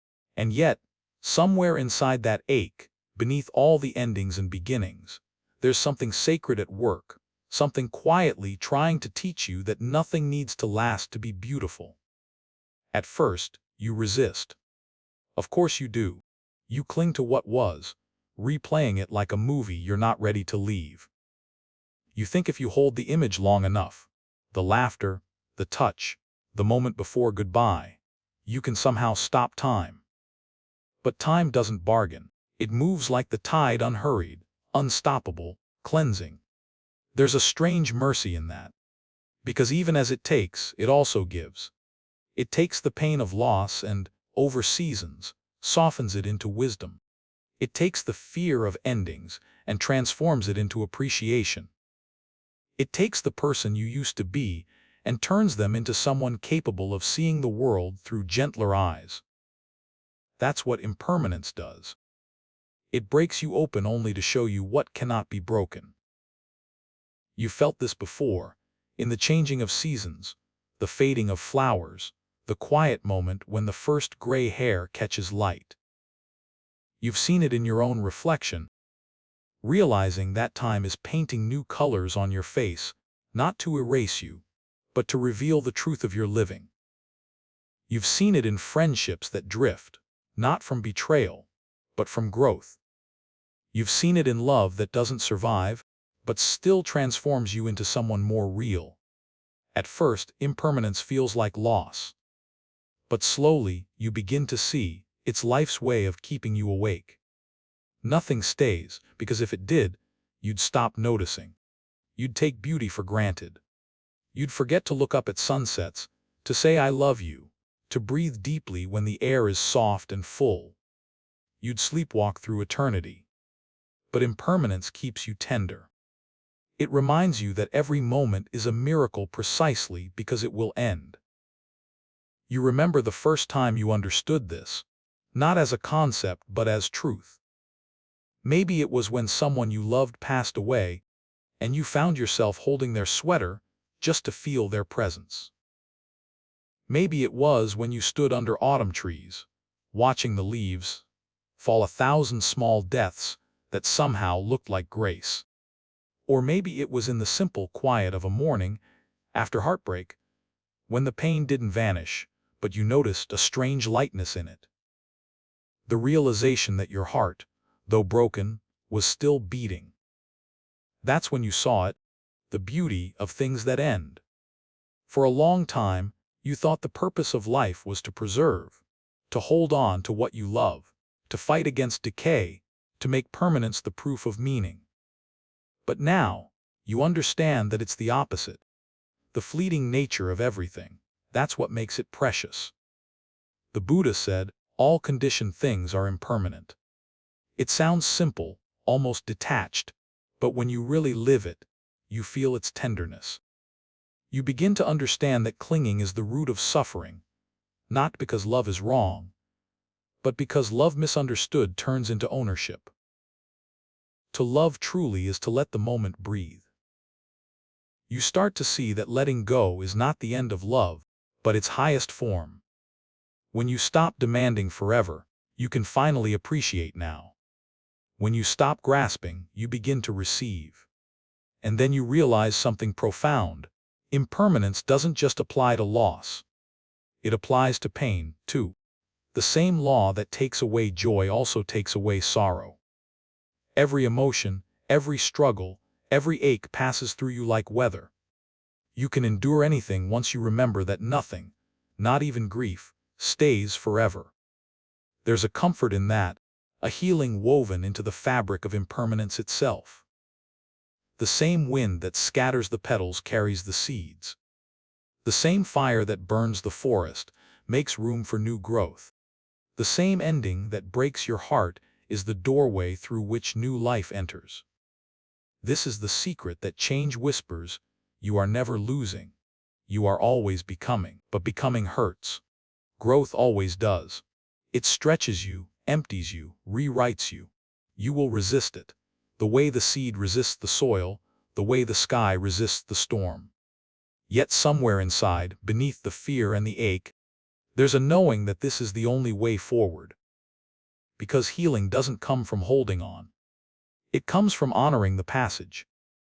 You start to realize that impermanence isn't something to fear, it's something to love. It's the proof that life is alive, and in its aliveness, it will never stop changing you. When you finally stop trying to control the tides and start trusting them, you see that impermanence is not the thief of beauty, it is beauty itself. There's a quiet turning point in every soul's journey, a moment when you finally stop asking, "Why does it have to change?" and start whispering, "Thank you for letting it." It doesn't happen overnight. For a long time, you resist. You fight the closing of chapters because you mistake endings for injustice. You think that if something beautiful disappears, it means it wasn't real. But impermanence doesn't mean unreal. It means alive. When you truly understand this, grief begins to soften around the edges. It doesn't disappear. No, grief never really leaves, but it transforms. It becomes a river, no longer drowning you, but carrying you. You realize that every tear you've shed was holy water washing away what no longer belonged. There's something exquisite about the moment you accept what you cannot keep. You feel it in the body, a release, a loosening. It's as if your soul exhales after years of holding its breath. You look around and notice the beauty that was always there, the texture of air, the dance of light, the way even silence has warmth. You start to understand that impermanence is not an interruption of life, it is life. The constant arising and dissolving of moments. This is the pulse of the universe. You can feel it in your own heartbeat. You can see it in the way day turns to night without resistance. You can sense it in the way pain fades when you stop clutching it, allowing it to finish its lesson. The more you open to this rhythm, the more you see how change has always been your teacher. It's been sculpting you in ways that stillness never could. Every time you've lost something you thought you couldn't live without, life has quietly shown you that you could. Every time you've watched something end, you've unknowingly been preparing for a new beginning. You begin to trace your own timeline and see how every departure created space for something else to enter, something you couldn't have imagined when you were still clinging to what was. The job that ended led you to your calling. The heartbreak that shattered you taught you how to love without fear. The failure that humiliated you humbled you into compassion. It dawns on you that impermanence is not destruction, it's design. Look at nature, it never resists decay. The autumn leaf doesn't curse the branch that let it go. It simply falls, dancing all the way down, knowing that its return to the soil will feed new life. The forest doesn't mourn the fire, it grows through it. The waves don't cling to the shore, they surrender and return, again and again, to the infinite sea. You start to see yourself as part of this same rhythm, not separate, not superior, but a participant in the great cycle of becoming and releasing. And in that realization, fear begins to fade. Because if everything changes, then nothing is ever truly lost. The people you've loved, the moments you've cherished, the versions of yourself you've outgrown, they don't disappear. They dissolve into the vast continuity of being, like colors blending into light. You carry them in your gestures, your words, your quiet understanding. They live through you, transformed. This is how impermanence heals, not by taking, but by transmuting. You start to see healing not as going back to what was, but as becoming what's next. You begin to understand that the heart breaks not as punishment, but as expansion. Every time something leaves, it creates space for more love, more awareness, more depth. Pain doesn't mean you're broken.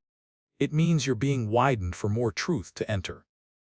There's a Japanese concept called wabi-sabi, the beauty of imperfection, impermanence, and incompleteness.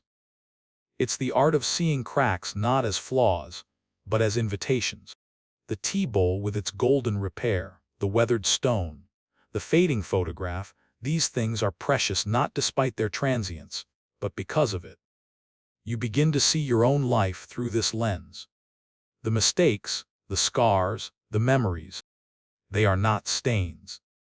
They are the brushstrokes that make your story unique. You stop longing for perfection and start finding beauty in becoming. This acceptance changes the way you meet loss. When something ends, you still grieve, because you're human. But now, beneath the ache, there's gratitude. You thank life for what it gave, instead of resenting it for what it took. You start to understand that gratitude and grief are not opposites. They are twins. You cannot love deeply without mourning when love transforms. One evening, maybe while walking alone through a quiet street, you notice how the setting sun paints the world in gold just before it disappears. You realize that beauty often peaks right before it fades. And in that moment, you feel it, the strange, sacred sweetness of impermanence, the awareness that nothing is promised, makes everything a gift. This is what the Buddha meant when he said, "Because all things pass, everything matters." So you begin to live with more tenderness. You speak softer words. You hold people closer but not tighter. You start paying attention to small moments, the taste of tea, the laughter of a friend, the feeling of sunlight on your skin. You no longer take them for granted because you know they won't last. And yet, instead of sadness, this realization brings peace. It brings freedom. You stop trying to trap happiness in permanence. You let it visit and let it go. You learn to love like the sky loves the clouds, watching them come and go without losing itself. There's a quiet strength in that kind of love. The strength of non-attachment, not apathy. The strength of appreciation without possession. The strength of being fully here, knowing that every here is already becoming there. You begin to see that this is not a tragic truth. It's a liberating one. Because when you no longer fear change, you stop fearing life. You stop resisting the very motion that keeps you alive. Impermanence isn't cruel. It's kind, endlessly kind, because it frees you from the prison of forever. And in that freedom, something astonishing happens. You start to fall in love with everything again. When you start seeing impermanence not as an enemy, but as a teacher, everything around you begins to speak differently. The falling leaves no longer whisper loss. They sing transformation. The ocean's tide doesn't sound like departure anymore. It sounds like breath. Even the cracks in your life, the ones that used to fill you with shame or regret, now seem like sacred openings through which the light of truth has been trying to reach you all along. You realize that the universe speaks through the language of change, not to frighten you, but to awaken you. Every sunrise says, "Begin again." Every sunset says, "Rest and release." Every death says, "Return to love." You start to understand that endings and beginnings are not separate events. They are two sides of the same turning wheel. The death of one thing is always the birth of another, even if your eyes can't see it yet. What you once called loss was simply the transition of form, energy rearranging itself into something new. You can see it clearly in nature. After the forest burns, new growth emerges richer than before. The soil, once scarred, becomes fertile again. After winter's silence, the first bud dares to appear, fragile, trembling, but unstoppable. Even the human body renews itself. Cells die, regenerate, and evolve without your interference. Change isn't destruction, it's evolution. And yet, how many times have you begged life to keep things as they are? How many times have you mistaken preservation for peace? You wanted the relationship to last, the youth to stay, the joy to freeze. You told yourself, if only this moment could stay forever, then I'd be happy. But forever is a heavy thing to carry. It traps you in the past and blinds you to what's still becoming. Impermanence invites you to travel lighter. It whispers, You don't need to hold everything to honor it. You can let the moment pass and still keep its meaning. You can let the people you love change and still love them. You can let your dreams evolve and still remain true to your soul. Because nothing real is ever lost, only transformed. That understanding begins to change how you relate to time itself. You stop racing against it. You stop fearing birthdays, endings, and aging. You stop seeing the past as something you must cling to and the future as something you must control. You begin to live where life actually happens, in the now. And now becomes more than a word. It becomes a temple.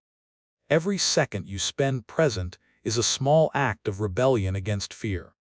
Fear thrives on the illusion of permanence, on the false promise that stability can be found in things that move. But when you truly live in the moment, fear has nowhere to stand.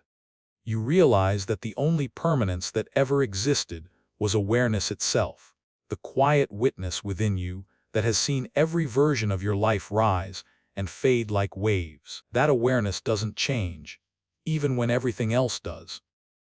It's the same consciousness that watched you as a child marvel at the stars, that watched you fall in love, that watched you grieve, that watches you now reading these words. The forms keep shifting, but the witness remains. This is the paradox of impermanence. Everything changes, and yet something eternal moves through it all. You start to feel that eternity not as a place, but as presence, the infinite stillness behind the motion. You realize that impermanence doesn't take you away from truth, it points you to it.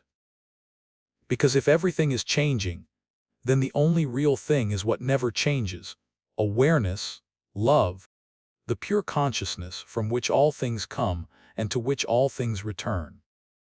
And suddenly, you stop fighting time. You start flowing with it. You notice that when you move in harmony with impermanence, you begin to experience a kind of peace you'd been chasing your whole life. The peace of no longer needing everything to stay the same. You see it in small, almost invisible moments. In the way the morning light filters differently through the window each day. In the way laughter sounds new every time. In the way love, even when it changes form, never really leaves. These are the daily miracles you were too busy to notice before. You begin to understand that permanence was never the goal. Presence was. And with presence, even change becomes beautiful. You start to trust your own seasons, the blooming and the retreating, the expanding and the dissolving. You allow yourself to evolve without apology. You let old versions of yourself fade with grace, thanking them for carrying you this far. You forgive the person you used to be for not knowing what you know now. You stop demanding consistency from yourself and start offering compassion instead. You realize that healing doesn't mean returning to who you were. It means allowing yourself to become who you're meant to be. That's what impermanence is always guiding you toward, not stability, but authenticity. Every time something falls away, a relationship, a dream, a certainty, you have a choice: resist it and suffer, or honor it and grow. The more you choose growth, the more you start to see that impermanence is not a thief, it's a sculptor. It carves away what's false so the real can emerge. Sometimes it works slowly, like a river shaping stone. Other times, it's sudden, like lightning splitting a tree. But either way, its intention is never cruelty, only clarity. You begin to whisper to yourself in hard moments: this, too, is sacred. The end of an era, the closing of a door, the shedding of an identity, all sacred. Because all of them are reminders that nothing dies in vain. Every ending feeds the soil of your becoming. And somewhere in the quiet between endings and beginnings, you realize you're not afraid anymore. You don't need life to be predictable. You don't need people to stay the same. You don't even need tomorrow to look like today. You just need to trust the unfolding. You walk outside one evening and feel the air cooling against your skin. The sky shifts from gold to rose to blue to black. You stand still and watch, doing nothing to interfere, nothing to prolong it. You just witness. And in that witnessing, you understand what the sages meant when they said, enlightenment is not found in temples or texts. It's found in the willingness to let every moment end. That willingness is freedom. Freedom not from life, but within it. Freedom not from emotion, but from attachment. Freedom not from change, but through it. You are no longer the person who fears the passing of time. You are the one who knows that time itself is the path, the ever-moving river that carries you home. There comes a quiet day when you stop running from endings. You stop bargaining with time. You stop trying to outsmart the inevitable. Instead, you sit down with change like an old friend, one who has been following you all your life, patiently waiting for you to stop pretending not to notice. It's there, in that meeting, that something opens inside you. You begin to understand that impermanence isn't against you. It's been guiding you all along. It hasn't been stealing your stability. It's been teaching you how to find peace in motion, how to love without ownership, how to live without fear. That realization changes the way you love. You no longer love as a way to secure permanence. You love as a way to honor impermanence. You hold people gently, knowing that every encounter is temporary, not as tragedy, but as miracle. You no longer say forever as a promise, you say now as an act of truth. Because now is all we ever really have. And somewhere in the quiet between endings and beginnings, you realize you're not afraid anymore. You don't need life to be predictable. You don't need people to stay the same. You don't even need tomorrow to look like today. You just need to trust the unfolding. You walk outside one evening and feel the air cooling against your skin. The sky shifts from gold to rose to blue to black. You stand still and watch, doing nothing to interfere, nothing to prolong it. You just witness.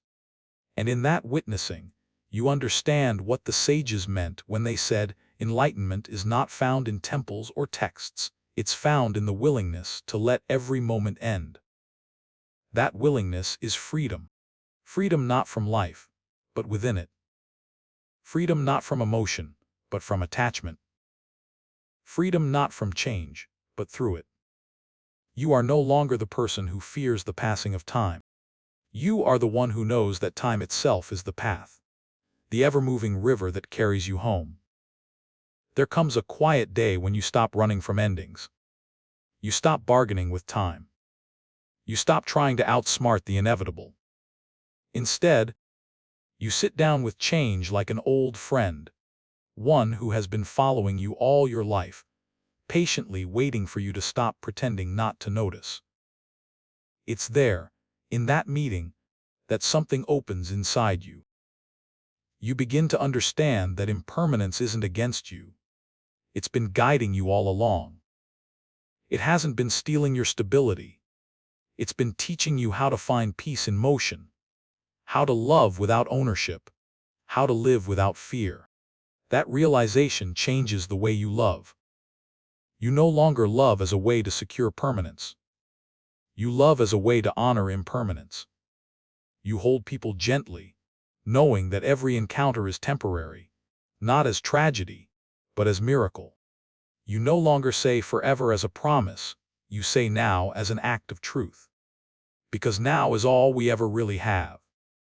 You start seeing every person who crosses your path as a passing constellation, here for a moment, lighting your sky, before continuing on their journey. That moment of connection, brief but real, becomes enough. You stop asking life for guarantees and start giving thanks for presence. That gratitude changes everything. You no longer take people for granted, assuming they'll always be there. You no longer postpone kindness, thinking there will be time later. You start saying the words you mean now. You listen longer. You look deeper. You learn that love is not about possession, it's about participation, about showing up fully while you can. When you live this way, even goodbyes become sacred. They still hurt, yes. You still feel the sting of loss. But underneath the ache, there's reverence. You begin to understand that to have loved at all, even for a moment, is a privilege. You realize that grief is just love refusing to vanish. And when you allow yourself to feel it without resistance, grief transforms from something heavy into something holy. You begin to see that death, whether of a person, a phase, or a dream, is not an end, but a return. Nature has been showing you this since the beginning. Every falling leaf feeds the soil. Every sunset makes way for dawn. Every ending births a new form of beginning. The cycle has always been visible. You just didn't trust it applied to you too. Now you see that it does. The same intelligence that brings the blossom into being also knows when to let it fall. And what falls always feeds what's next. You realize that death, the great teacher everyone fears, is not the opposite of life. It is part of life's design, an inevitable movement toward renewal. This truth doesn't erase sorrow, but it softens it. You stop asking why did they have to go, and start whispering thank you for having been. You start to understand that nothing you've loved is ever truly gone, it has simply changed form. The ones you've lost live inside you now, not as ghosts, but as essence. Their love has become your strength, their lessons your clarity, their absence your reverence for life. When you hold this truth close, you begin to live differently. You waste less time trying to secure what can't be secured. You spend more time being astonished by what is here. You stop treating life like a possession and start treating it like a partnership. You start loving more freely because you're no longer afraid of loss. Impermanence teaches you the only kind of love that never ends, unconditional love. Unconditional love doesn't say, I'll love you if you stay the same. It says, I'll love you through the change. It doesn't cling. It doesn't demand. It doesn't need a guarantee to feel safe. It trusts that what's real between souls doesn't dissolve when circumstances shift. When you love in this way, you start seeing yourself differently too. You stop punishing yourself for the ways you've changed. You stop fearing your own evolution. You recognize that you are as transient as the seasons, and that this is beautiful. Each version of you, the naive, the broken, the bold, the quiet, has been necessary. Each one carried you a little closer to truth. So you begin to thank them instead of rejecting them. You start offering yourself the same grace you offer others. You start loving yourself as a work in progress instead of a problem to solve. And that self-love extends outward naturally. Because when you accept change within yourself, you stop condemning it in others. You become gentler. You understand that people grow apart not because they fail, but because life is guiding them to different lessons. You stop forcing relationships to stay the same and instead bless them for what they gave while they lasted. This softness becomes your new strength. It's not the strength of control or endurance, but of compassion. The kind of compassion that looks at a stranger and sees shared impermanence.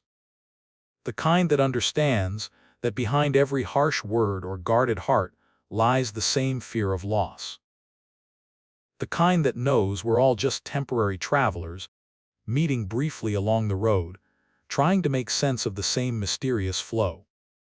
You stop seeing others as threats or competitors. You see them as mirrors. You notice how every encounter reflects some truth about yourself. Your patience, your wounds, your capacity for love. The more you notice this, the less you interfere, the more you allow. You stop needing everyone to understand you because you understand yourself. You stop demanding that people change because you've seen how exhausting it is to resist your own transformation. That realization brings peace, the kind of peace that doesn't depend on control or permanence, but on perspective. And slowly, the fear of death, that silent current beneath all human anxiety, begins to fade. You see now that death is not against you. It's the gentle hand that closes one door so another can open. It's the reminder that every breath matters because it won't last forever. You stop treating mortality as tragedy and start seeing it as motivation to love harder, forgive faster, and live fully while you can. And strangely, that awareness doesn't make life heavier, it makes it lighter. Because when you accept that everything will pass, you stop postponing joy. You stop waiting for the perfect time to live. You start dancing even while the song is ending. Impermanence becomes your freedom. It teaches you how to love without fear, how to grieve without despair, how to live without apology. It teaches you that the art of living is not about preserving moments, but about being fully awake to them as they unfold. One day, perhaps late in life, you will look back and realize that every change you resisted was a doorway to deeper peace, that every loss you mourned was a form of love teaching you how to expand, that every ending you feared was just another sunrise in disguise. And you will smile, not because you escaped impermanence, but because you finally understood it. You will whisper, with awe and gratitude nothing stayed, and somehow everything remained. There comes a stage in every awakening when impermanence no longer frightens you, but feels like an intimate rhythm. A song you finally remember the words to. The melody was always there, you just spent years trying to drown it out with your insistence on permanence. Now you let it play. Change no longer startles you, it soothes you. The shifting light, the aging face, the slow unraveling of every certainty you once worshipped. These things become reminders that nothing is stagnant in a living universe. Even sorrow moves. Even joy passes. Everything is water taking temporary shape. You start living in partnership with that flow. When something good happens, you savor it fully, knowing it will fade, and that very knowledge intensifies its sweetness. When something painful arrives, you face it gently, knowing it too will fade, and that certainty softens your fear. Impermanence becomes the compass that keeps you steady between extremes. You notice how life keeps teaching this lesson in subtle, perfect ways.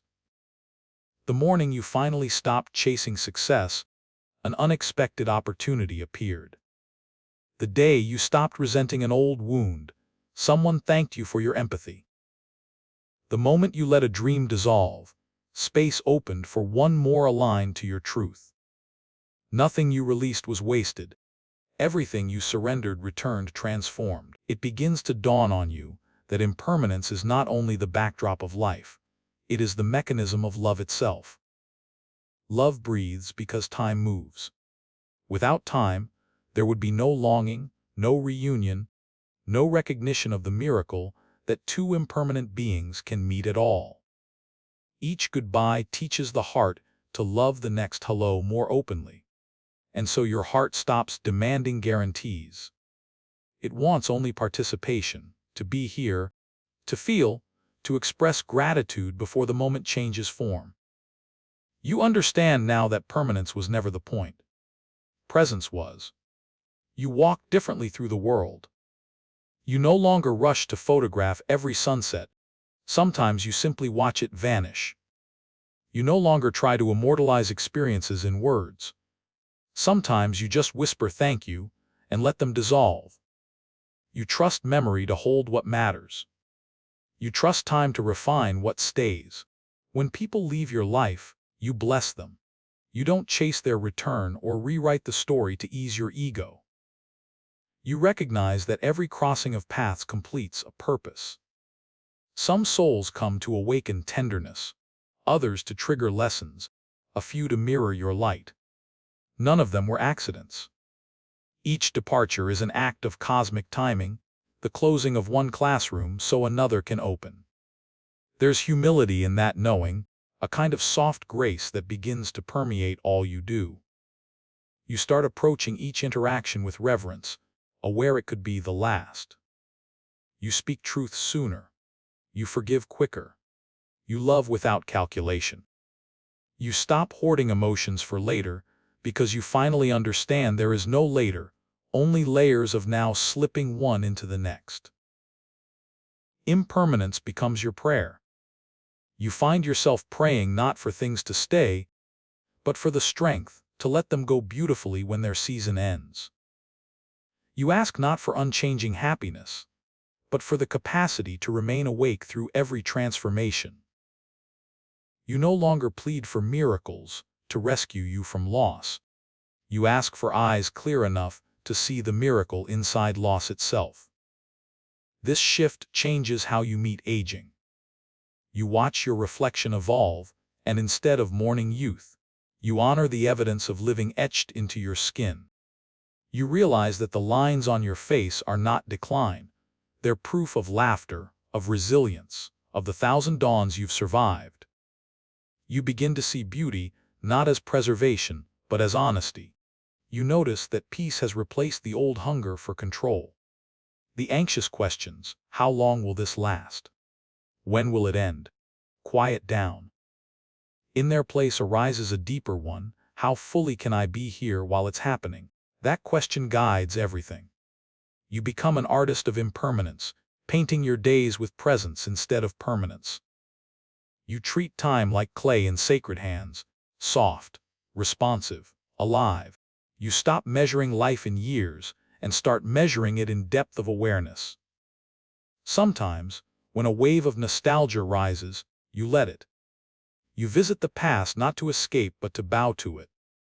You thank it for carrying you here. Then you step back into the present with a lighter heart, understanding that memory, too, is impermanent, and that's what keeps it luminous. Even your relationship with suffering transforms.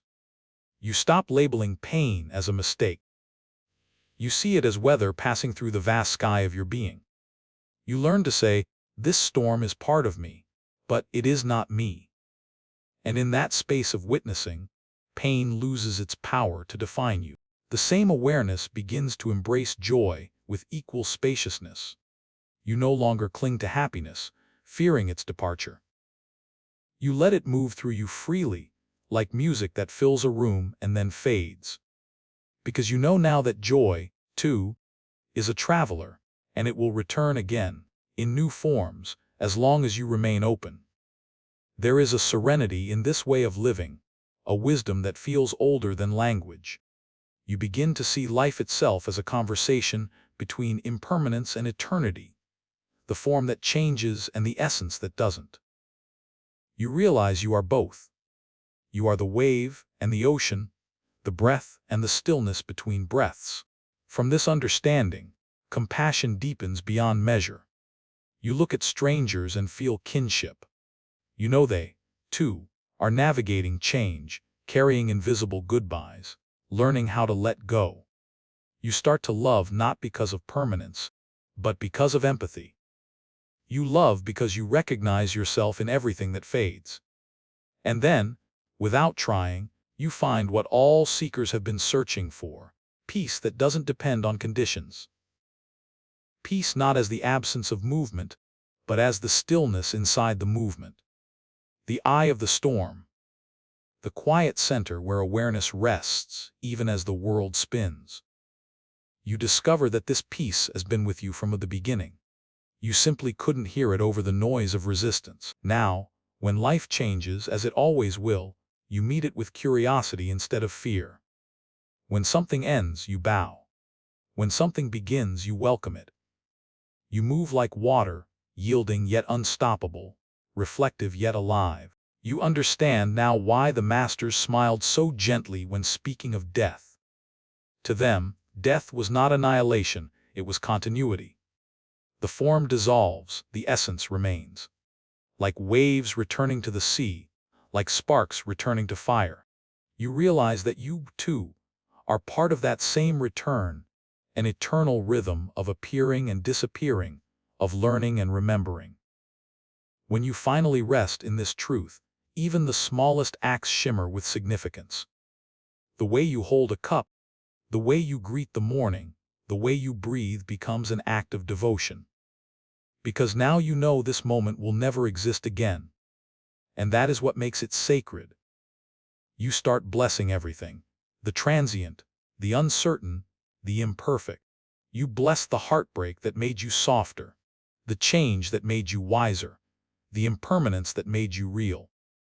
You bless the fact that nothing stays, because that's what keeps you awake to love. One evening, perhaps in a quiet moment of reflection, you will feel an immense tenderness for the whole of existence. Its fragility, its fleetingness, its beauty.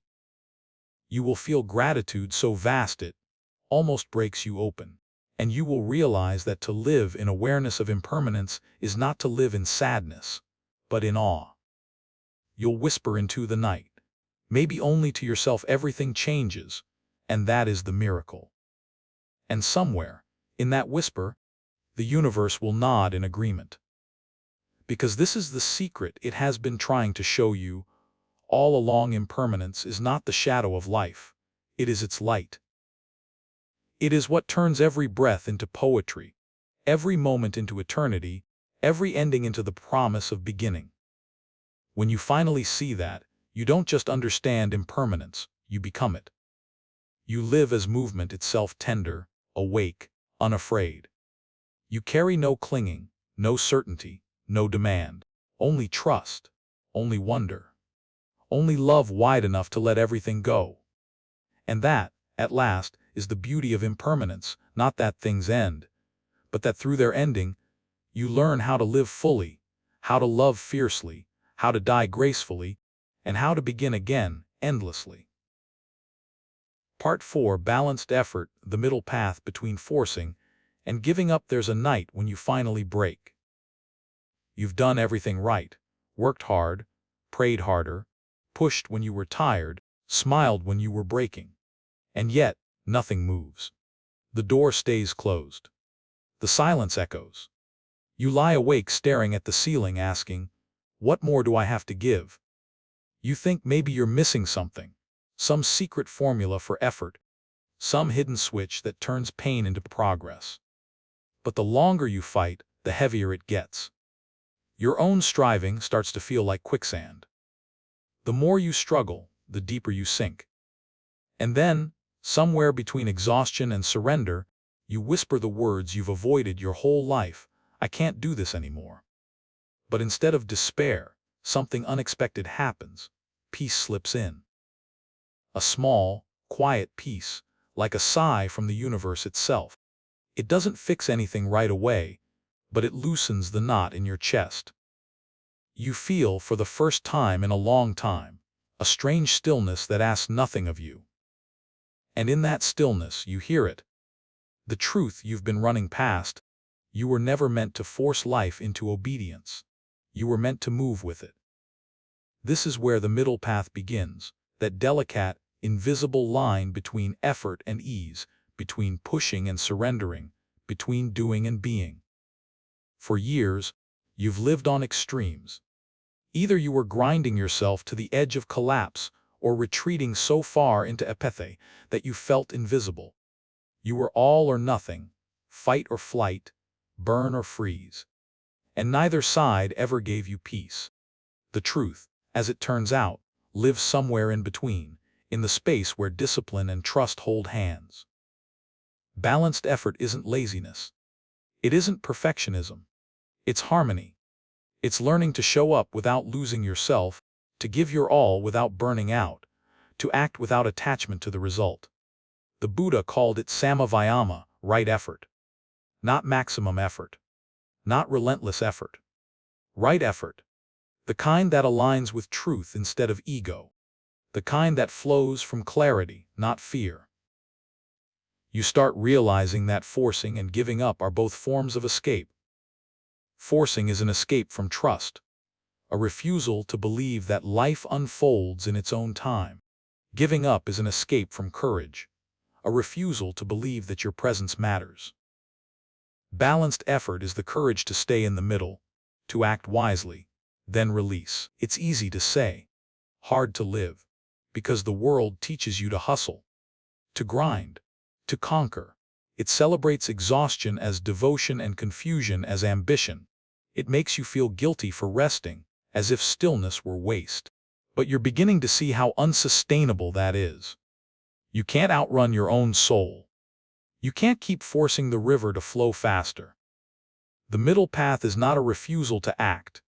It's an invitation to act consciously. You still pursue your goals, but not out of panic. You still dream, but you don't chain your worth to outcomes. You still work, but you let go of the obsession with control. This balance is subtle. It feels like walking a tightrope made of wind. Too much effort, and you fall into tension. Too little, and you fall into stagnation. The secret is awareness, that gentle noticing that tells you when your effort comes from love and when it comes from fear. You begin to observe your own rhythm.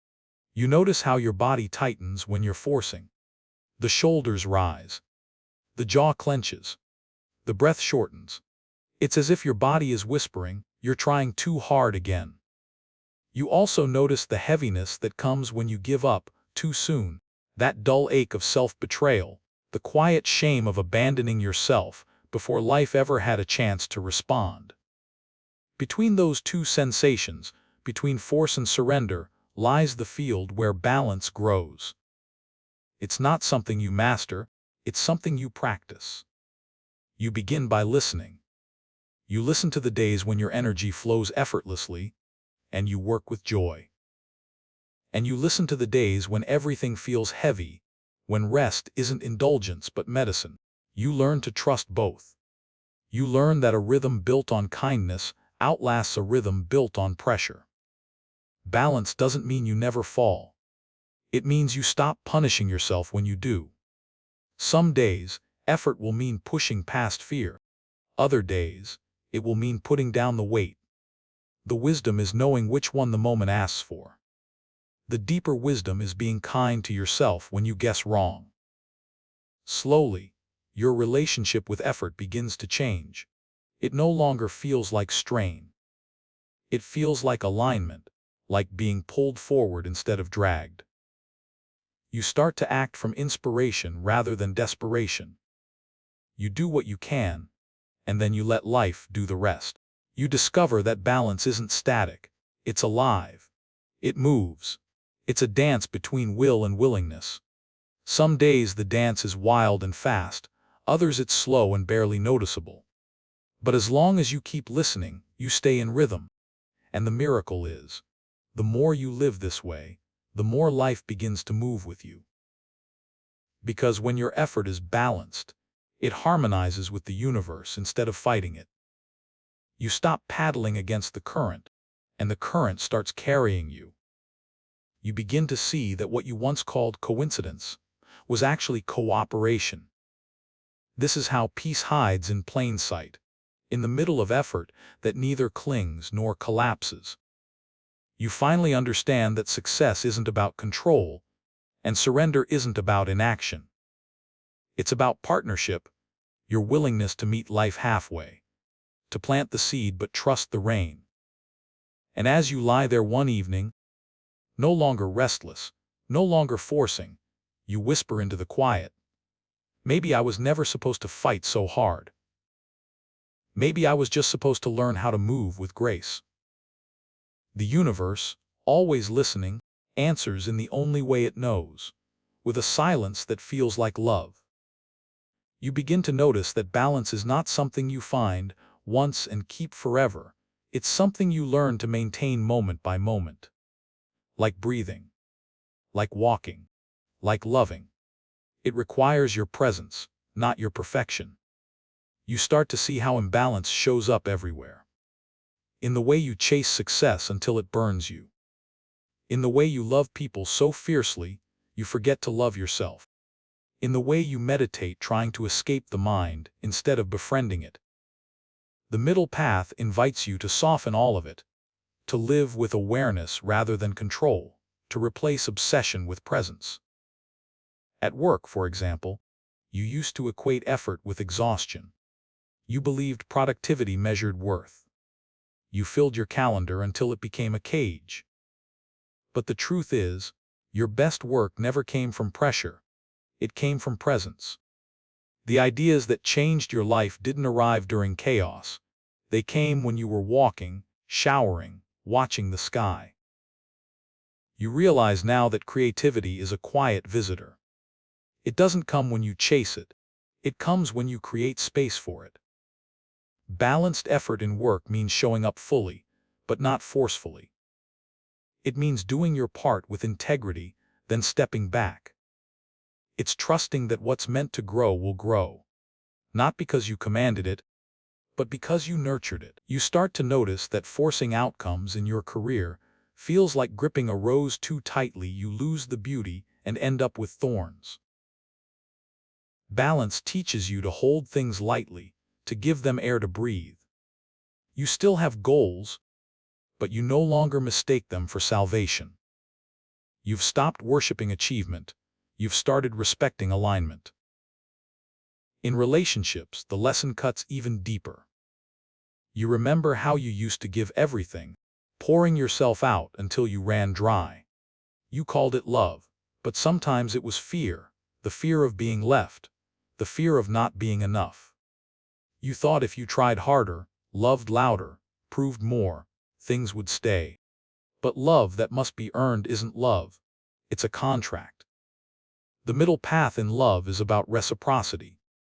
It's about giving without losing yourself, holding without clinging, caring without carrying what isn't yours. You learn to let others be responsible for their own growth, while still walking beside them with compassion. You stop saving people who don't want to be saved. You stop mistaking pain for devotion. You realize that healthy love has rhythm: give, receive, breathe. You can't always be the giver, nor can you always be the receiver. The current must move both ways for the river to stay alive. Even in healing, you find the need for balance. For so long, you tried to rush your pain away, reading books, practicing affirmations, forcing forgiveness before your heart was ready. Healing doesn't happen through pressure, it happens through permission.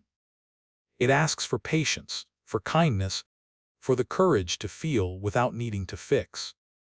You learn that pain dissolves not through control, but through compassion. The wound closes when you stop demanding that it heal faster and simply allow it to breathe. The body knows how to repair itself. The spirit does too. Sometimes all it needs is your willingness to stop interfering. This is the essence of balanced effort, the wisdom to know when to move and when to be still, when to speak and when to listen, when to push and when to pause. It's not about doing less, it's about doing right. Even in your spiritual life, this truth keeps returning. There was a time when you treated spirituality like another project, striving for enlightenment the way you used to chase success. You wanted instant peace, instant answers, instant awakening. You meditated with clenched teeth, trying to conquer the mind instead of listening to it. Now you see the irony, that even your search for peace had become another form of resistance. You start to understand that awakening cannot be forced. You can invite it through sincerity, through practice, through openness, but you cannot demand it. Like dawn, it arrives when the time is right, after the long night of surrender. You can prepare the soil, but you cannot command the flower to bloom. Balanced effort in spiritual practice means walking with humility. You show up to meditate, to pray, to breathe, not to reach an outcome, but to deepen your relationship with the moment. You stop trying to get somewhere, and paradoxically, that's when stillness finds you. You start to see your life as a sacred garden. Every area, work, love, healing, faith, needs a different kind of tending. Some seasons call for pruning, others for patience, others for simple watching. If you try to force every seed to grow at once, you lose harmony. Balance means listening for which plant needs water and which one just needs sun. That kind of listening is an art. It takes slowing down. It takes honesty. It takes courage to admit when you're pushing too hard and when you're not showing up enough. But the more you practice, the more fluent you become in the language of balance. You begin to notice that life itself is balanced, inhale and exhale, night and day, expansion and contraction. Even the heart beats in rhythm, tension, release, tension, release. To live without balance is to go against the very pattern of existence. So you start adjusting gently. When you catch yourself forcing, you soften. When you catch yourself withdrawing, you re-engage. When you catch yourself lost in extremes, you smile not in shame, but in recognition.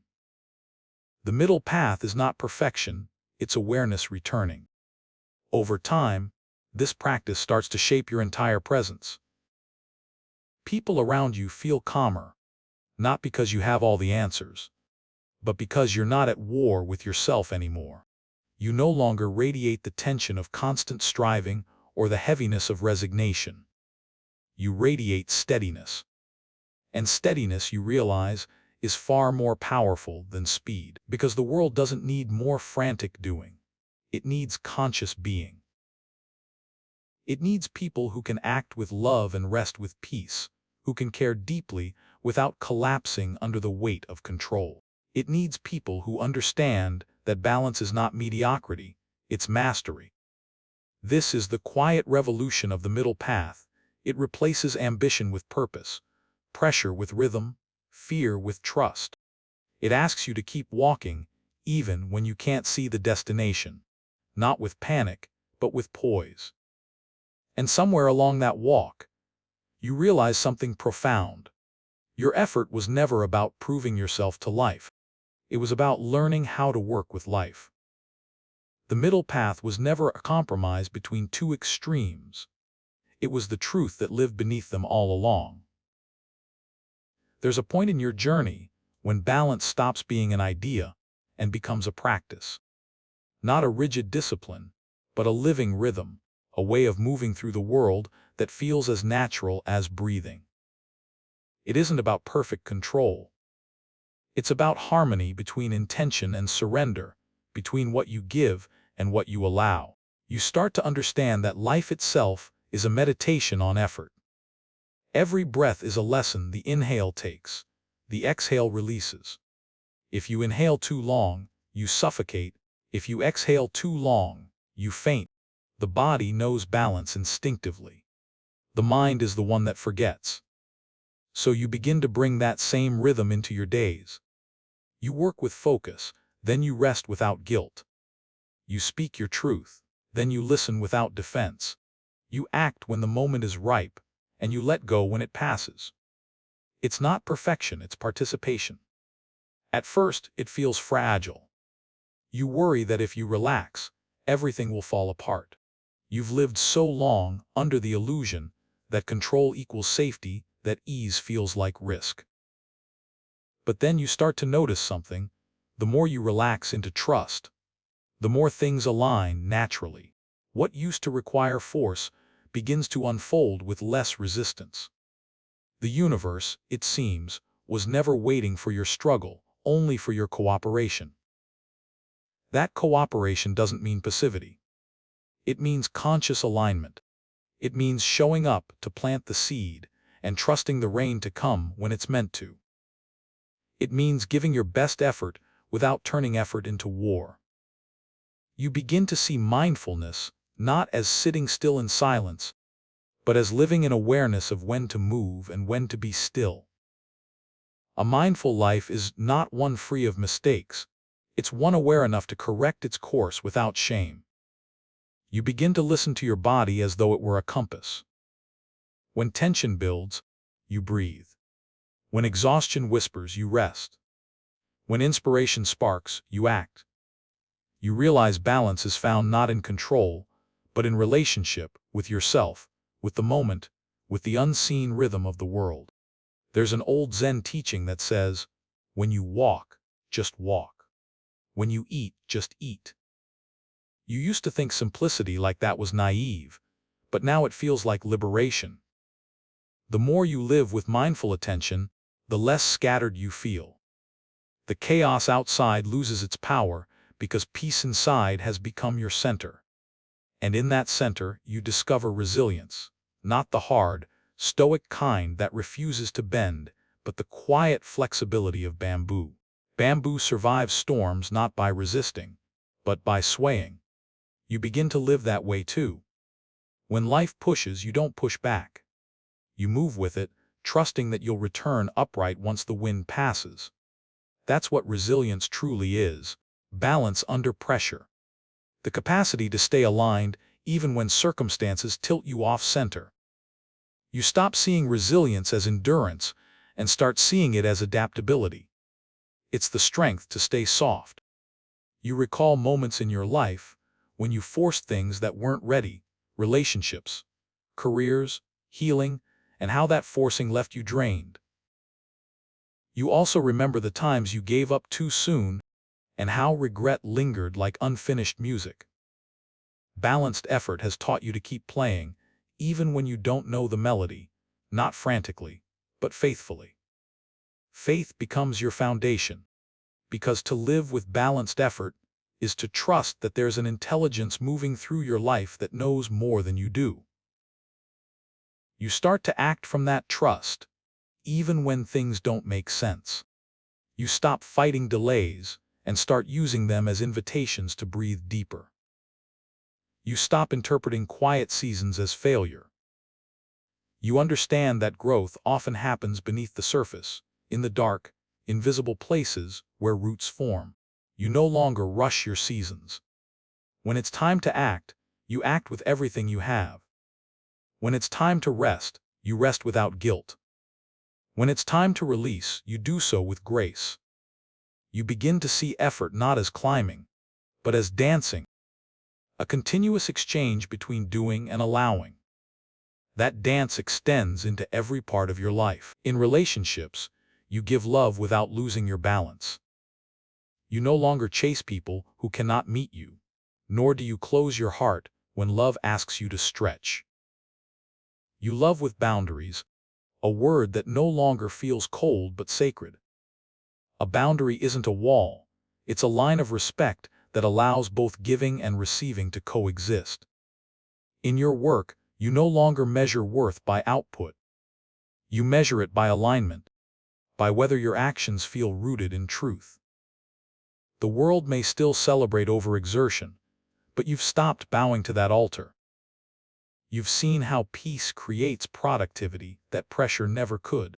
You've learned that the most extraordinary outcomes often arise from ordinary consistency rather than extraordinary strain. In your inner life, you stop demanding perfection. You stop punishing yourself for being human. Some days, your mind will wander. Some days, your heart will ache. But instead of fighting that, you meet it with patience. You remind yourself that balance doesn't mean always centered. It means always returning. Returning, that's the word that keeps coming back to you. Because life will pull you off balance 1,000 times, and that's okay. Each time you return, the return becomes faster, gentler, deeper. You start trusting the rhythm of your own correction. You no longer need to fear falling, because you know how to stand back up. You realize now that balance isn't the absence of chaos. It's the ability to remain calm within it. It's the stillness of the mountain even while the wind howls around it. It's the quiet knowing that you can't control the weather, but you can steady your breath. And in that steadiness, something extraordinary begins to happen. Life starts working with you instead of against you. The coincidences multiply. The timing feels miraculous. The right people appear at the right moments. Not because you forced it, but because you finally became aligned enough to receive it. This is what it means to live in right effort, to participate in life's unfolding without strangling it. To let the dance lead you sometimes, and to lead it when it's your turn. To move through each day not as a battlefield, but as a conversation.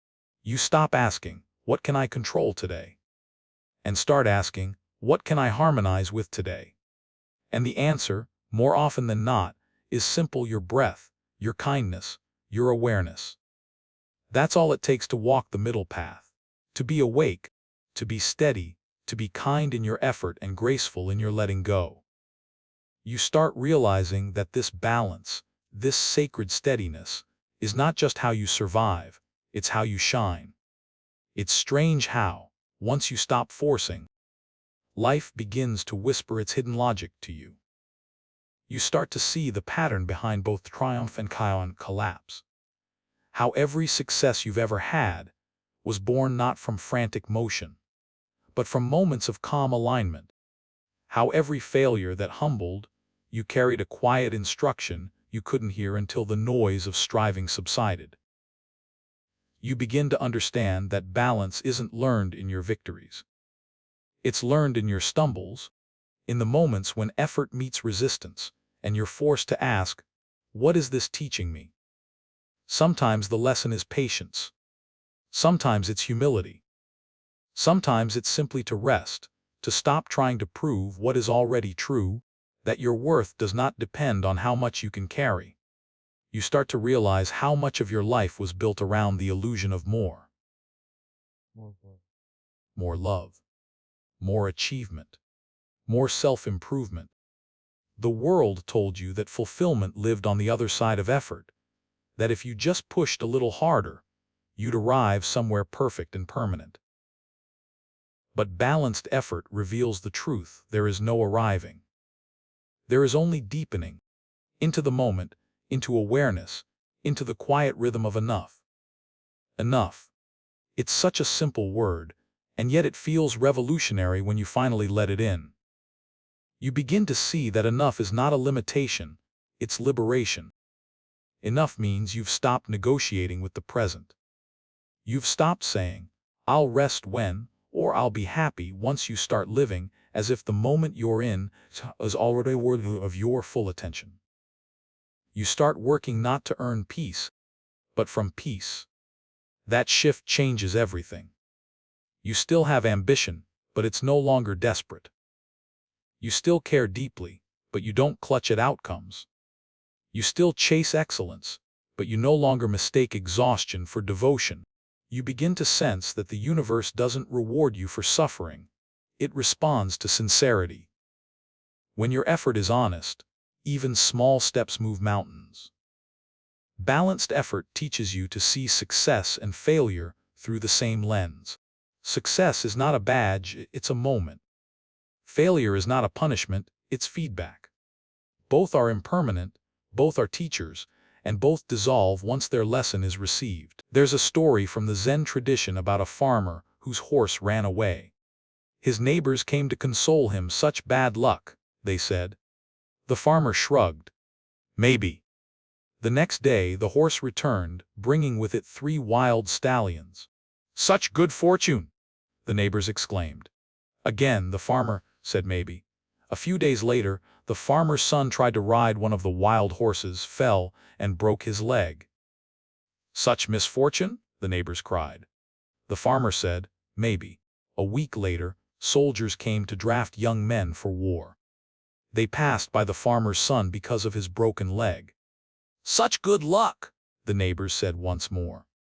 The farmer only smiled. You begin to see that wisdom, that quiet, balanced way of living that refuses to label moments as good or bad before time has revealed their purpose. You start practicing that kind of equanimity. When something falls apart, you don't panic. You breathe. You whisper, maybe. When something goes beautifully, you don't cling. You bow. You whisper again, maybe. That maybe is not indifference. It's faith in motion. It's the understanding that you can't see the full picture yet, and that you don't need to. Your only job is to meet the moment with clarity and care, then let it go. Balanced effort is about meeting each, maybe with presence. You stop trying to make life cooperate with your plans, and start cooperating with life's intelligence. You stop overanalyzing what every twist means, and start trusting the unfolding. You start to feel like life itself is participating with you, guiding you through signs, synchronicities, and subtle nudges. And the more you trust, the less resistance you feel. Even when things don't go your way, you sense that there is still a way, one that is wiser, slower, maybe unseen but still moving. You realize that the universe doesn't punish, it redirects. You think back on all the times you thought something was ending, only to later realize it was a beginning in disguise. The friendship that drifted apart made room for solitude that grew you. The rejection that crushed you freed you from paths too small for your spirit. The breakdown that embarrassed you became the doorway to compassion. You begin to see success differently now. It's no longer something to chase, but something to embody. Success is not a trophy, it's alignment. It's the quiet satisfaction of knowing you acted with integrity, no matter the outcome. Failure, too, loses its sting. You start thanking it, because it keeps you humble, keeps you curious, keeps you close to grace. This is the gift of balance. It dissolves extremes until everything becomes part of your practice. Every joy becomes a reminder to appreciate. Every sorrow becomes a reminder to soften. Every effort becomes a prayer, not for control, but for connection. You start living slower, but deeper. The rush that once drove you begins to quiet. You're no longer intoxicated by urgency. You start noticing the way light falls through trees, the way a conversation can shift your whole day, the way your breath expands when you stop rushing. You realize that awareness, not achievement, is what makes life feel full.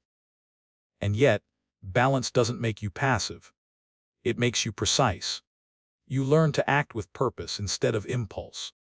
You stop wasting energy on things that don't matter. You focus on what's true, what's kind, what's yours to do, and you leave the rest. This precision is freedom. You no longer scatter yourself chasing every spark.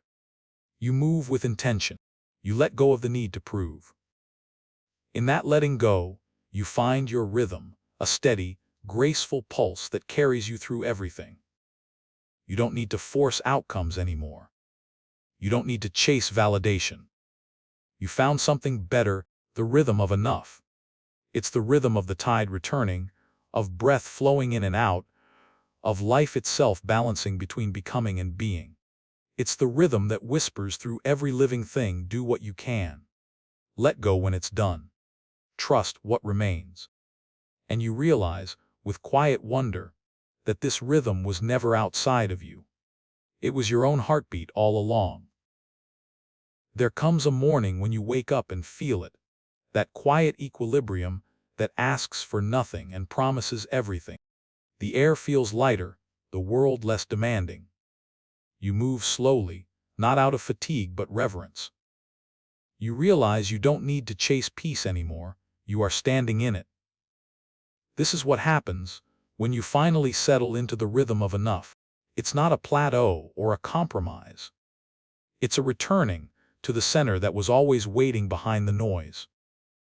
You begin to see that balance, at its highest level, is not just emotional stability or psychological calm. It's spiritual alignment.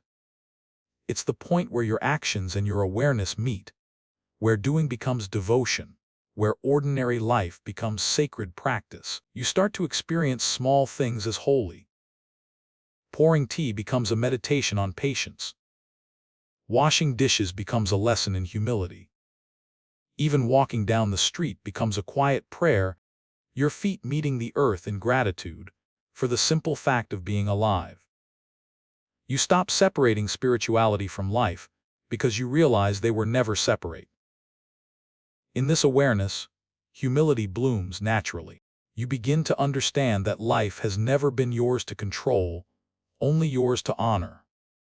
You see how every success was the result of grace meeting effort, how every failure was mercy in disguise. You realize that your role was never to manipulate outcomes, but to participate consciously in their unfolding. That understanding changes the texture of your ambition. You still dream, but the dreams feel lighter now. You pursue them with care, not compulsion. You still plan, but your plans leave room for mystery. You still strive for growth, but you no longer confuse growth with grasping. Humility becomes your compass. It teaches you that you don't need to be the best. You only need to be true. You don't need to be perfect. You only need to be present. You stop measuring yourself against others and start measuring yourself by your level of awareness, by how kindly you move through the world.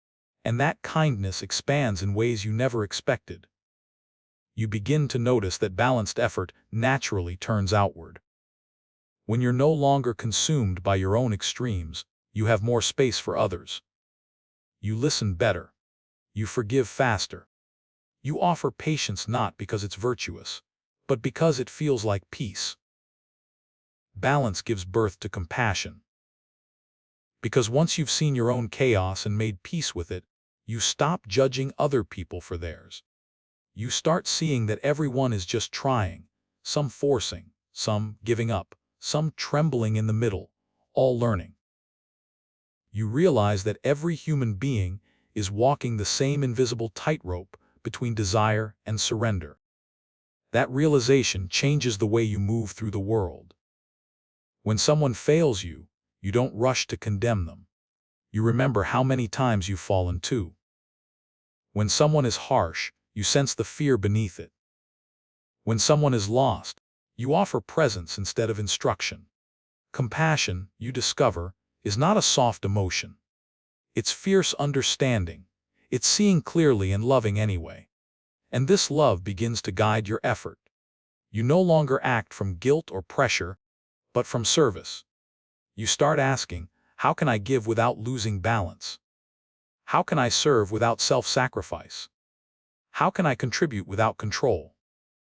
The answers come slowly, through small acts, helping someone without expecting praise, working with integrity even when unseen, forgiving without needing apology.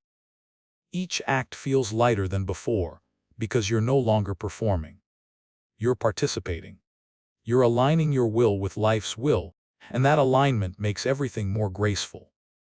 There's a phrase in Zen before enlightenment: chop wood, carry water. After enlightenment, chop wood, carry water. At first, it sounds anticlimactic, as if awakening changes nothing, but you're beginning to understand what it really means. The tasks don't change, the consciousness behind them does. What was once obligation becomes offering. What was once effort becomes flow. What was once mundane becomes miraculous. Balanced effort transforms your relationship with purpose. You stop searching for meaning, as if it's hidden somewhere in the distance.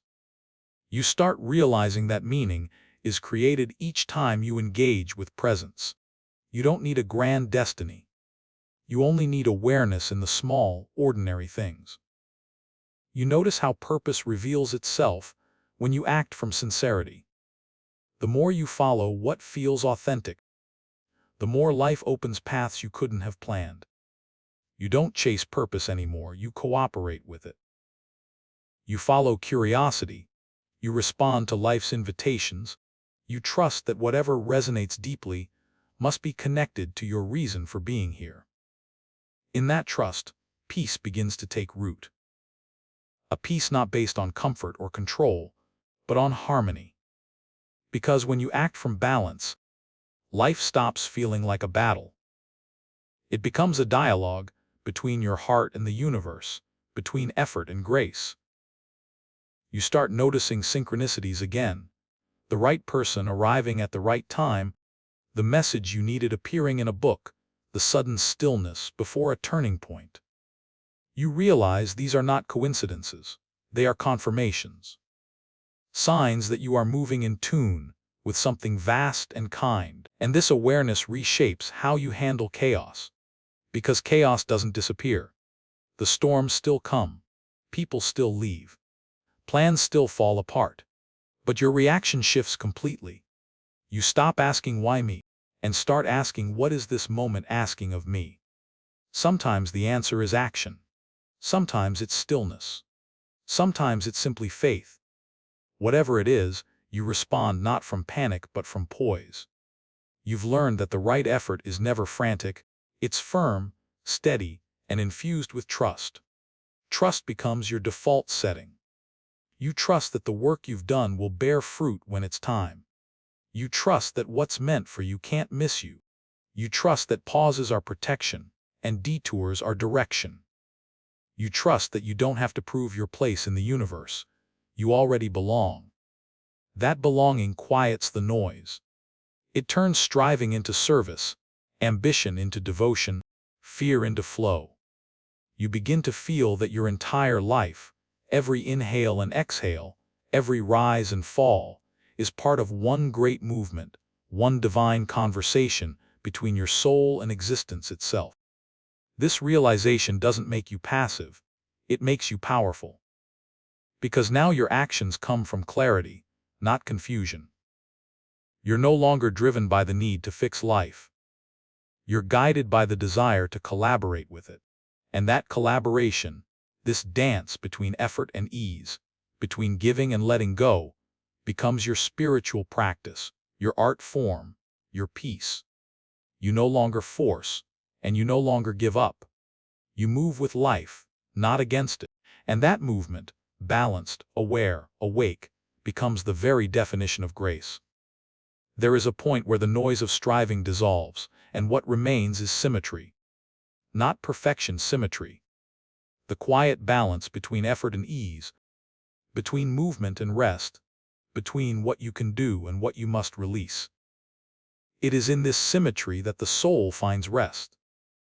You realize now that balance was never about managing time or energy. It was about remembering alignment. It was about finding the rhythm where doing and being become one breath, inhaling life with purpose, exhaling with trust. In that rhythm, equanimity is born. Equanimity is not numbness.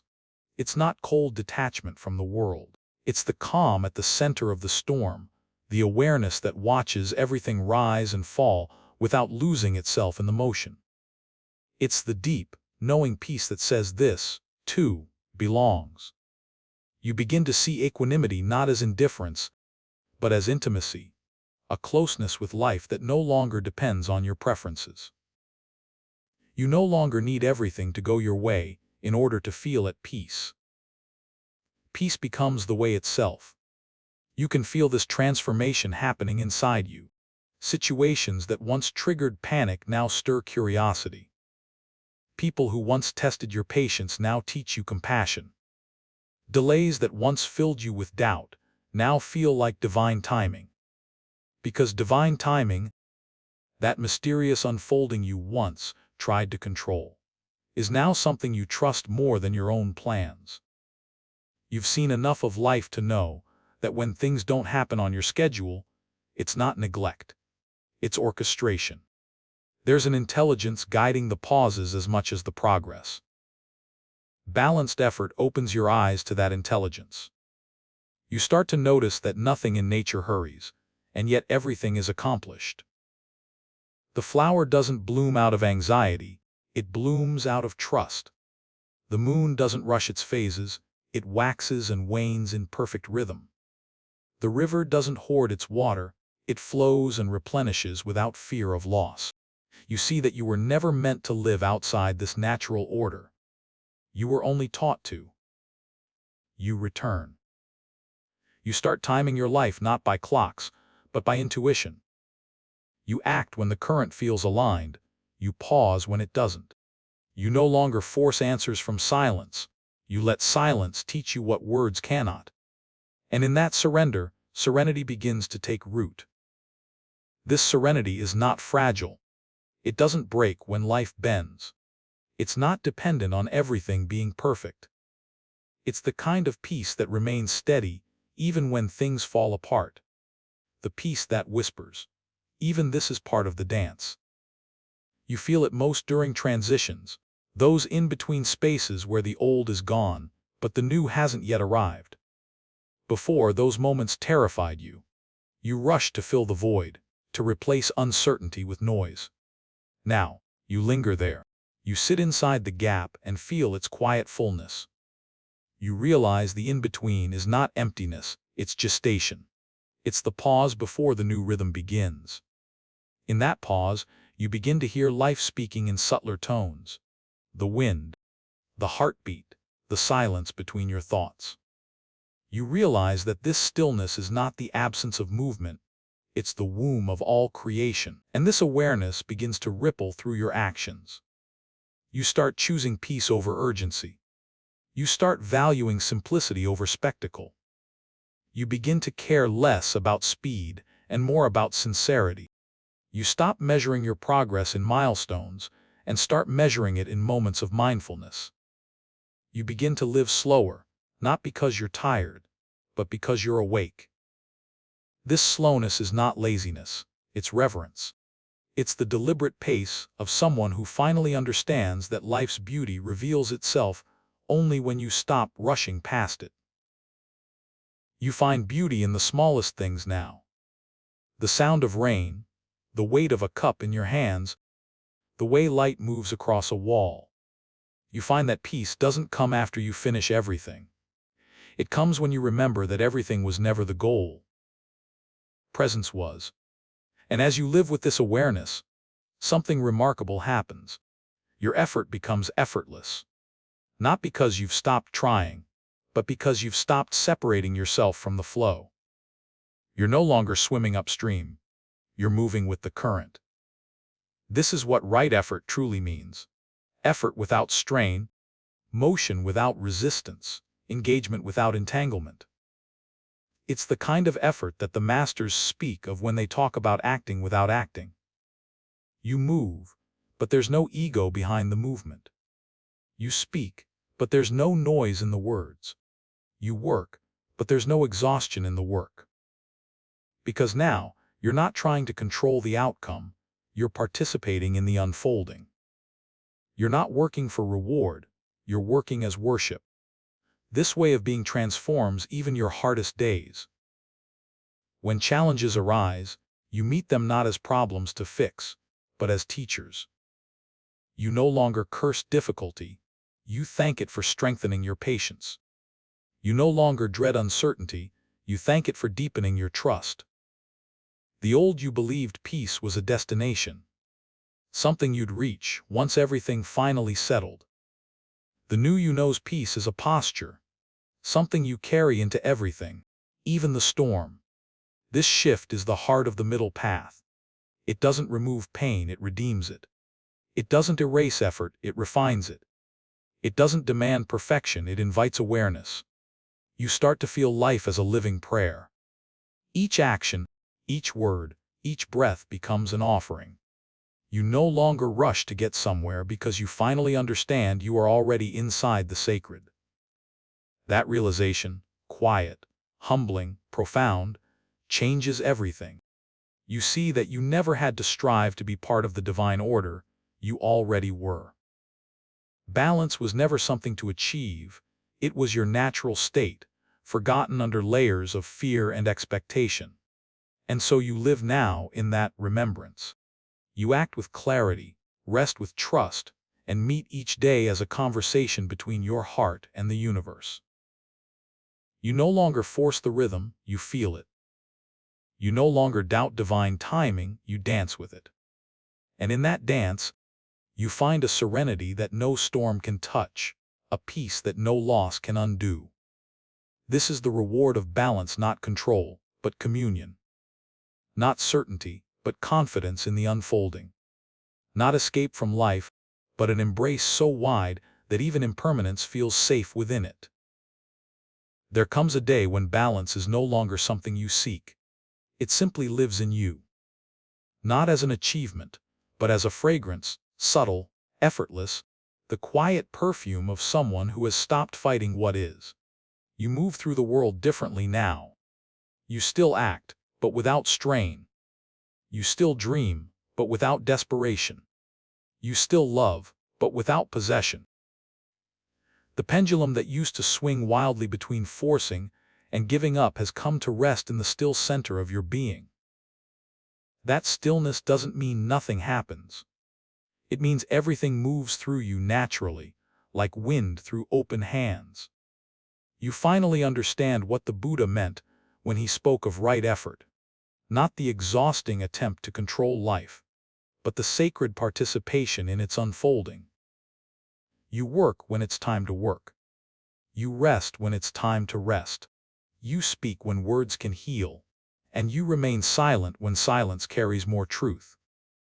Your life has become a prayer of balance, a harmony between discipline and devotion, clarity and compassion, strength and surrender. The world hasn't changed much. People still rush, seasons still shift, uncertainty still hums beneath every plan, but you have changed in the way you meet it. What once threw you off balance now becomes an invitation to return to center. You've learned to bend instead of break, to yield instead of resist, to trust instead of fear. And in that trust, you find a new kind of joy, not the fleeting joy of excitement, but the deep joy of equilibrium. It's the joy of knowing that even when life changes its rhythm, you can still dance. You realize that balance doesn't protect you from storms, it teaches you how to move within them. You no longer pray for an easy path, you pray for steady feet. You no longer wish for certainty, you wish for clarity. You no longer ask for control, you ask for wisdom to know when to let go. There's a profound lightness in this way of living. You stop carrying unnecessary burdens, the shoulds, the if-onlys, the endless weight of trying to be enough. You begin to travel lighter, guided not by fear but by faith. The faith that every step, even the unplanned ones, is part of a perfect rhythm you don't need to understand to honor. Sometimes you catch yourself smiling for no reason. It happens in the quiet moments, when you're washing your hands, walking under trees, folding clothes. The smile isn't joy in the ordinary sense, it's recognition. You recognize that peace has been here all along, hidden beneath the noise of your trying. The practice has become the life itself. Even when difficulties arise, and they still do, your relationship with them is different. You don't rush to fix, to label, to flee. You pause. You listen. You ask softly, "What are you teaching me this time?" And the answer always comes, not in words, but in calmness. You begin to sense that everything, even pain, is just life attempting to restore balance. The heartbreak that humbles you, the delay that forces rest, the silence that deepens faith, all of it is life recalibrating your path toward harmony. And when you see it that way, nothing feels wasted anymore. Even your past, the versions of you that pushed too hard, that gave up too soon, that didn't know better, no longer fill you with regret. You thank them. They were doing their best to find peace in a world that glorifies imbalance. They are the reason you know balance now. Forgiveness blooms quietly, like dawn light. You stop blaming yourself for the years of struggle, the moments of collapse, the chaos you once called living. You see how each imbalance was a necessary swing that helped you find the center. You start to treat yourself gently, not as a project to perfect, but as a friend to accompany. That companionship with yourself is perhaps the truest fruit of balance. You no longer abandon yourself in extremes. You no longer disappear in others' expectations. You stand beside your own heart with patience, as you would beside a friend learning to walk again. You realize that the middle path isn't a narrow bridge between two cliffs. It's a wide, open field where you are free to breathe. It's not restraint, it's spaciousness. It's not denial, it's devotion to what's real. When you walk this way, the world feels softer. You find beauty in imperfection, rhythm in chaos, stillness even in movement. You start to see life itself as a teacher that never punishes, only redirects. Each sunrise becomes reassurance, balance will always return. Because balance is the nature of all things. And you, too, are nature. You watch the sun rise and fall, the moon wax and wane, the seasons shift without resistance, and you understand that you are made of the same intelligence that guides them. The tides don't fear the pull of the moon. The tree doesn't mourn the loss of its leaves. The ocean doesn't apologize for its storms. Everything trusts its rhythm. So do you. You live now with an awareness that cannot be shaken, a gentleness that cannot be taken. You no longer mistake stillness for stagnation or surrender for weakness. You know the power of restraint, the courage of softness, the strength of quiet effort. You've become fluent in the language of balance, the sacred conversation between doing and allowing, between giving and receiving, between holding and letting go. You don't speak it with words, you speak it with presence. And those around you can feel it. Your steadiness becomes a refuge. Your calm becomes contagious. You no longer need to preach peace, you radiate it. You no longer need to convince, you embody. This is mastery, not dominance, but harmony. The mastery of knowing when to act and when to wait, when to speak truth and when to be silence, when to move forward and when to simply be still and watch life unfold. It's not that you've stopped caring, it's that you've stopped clinging. You love with open hands now, not closed fists. You give without agenda. You walk without fear of falling. Because even if you lose your footing, you trust that the rhythm will guide you back. This trust, this inner knowing, is what makes you free. You no longer live life, you move with it. You no longer resist time, you flow through it. You no longer fear change, you welcome it. You no longer seek balance, you are balance. And that realization, gentle, wordless, vast, is the quiet triumph of a soul that has finally come home to itself. The path is no longer something outside of you. The path is you. The middle path, patient, steady, luminous, lives in your breath, your choices, your smile. It carries you through joy and sorrow, success and loss, beginning and end, teaching you again and again that peace was never at the finish line. It was the way you walked all along. Part Vyas, the still heart, finding strength in silence and surrender one evening, long after the world has gone quiet. You sit alone in a dimly lit room. The hum of the refrigerator fades into the background. The air feels thick with memory, and even your thoughts begin to slow their restless pacing. Outside, the wind brushes softly against the window, not demanding to be heard, just existing. And for the first time in a long time, you don't reach for your phone. You don't turn on music. You don't distract yourself from the silence. You let it stay. At first, it feels foreign, uncomfortable, almost loud in its quietness. The mind starts to rebel, filling the room with noise. What if I'm wasting time? What if I should be doing something? But beneath the noise, there's something else. A pulse, a softness, a whisper. You close your eyes and listen. And there it is, the faint but unmistakable sound of your own heart. The frantic pounding that used to accompany fear or longing, but a steady rhythm, calm and ancient, like the ocean repeating its eternal song. For a moment, you realize the silence isn't empty. It's full of presence, full of life, full of the truth you've been too busy to hear. This is where the real strength lives, in the still heart. You've spent most of your life believing strength meant motion, noise, and control. You thought strength meant pushing through, speaking louder, staying busy, staying visible. But now, as you sit in this quiet, you begin to understand the kind of strength the sages spoke of. The strength of stillness, the courage to surrender. Because silence is not absence, it is awareness. It's not that you've stopped caring, it's that you've finally stopped grasping. The still heart doesn't withdraw from life. It welcomes it without resistance.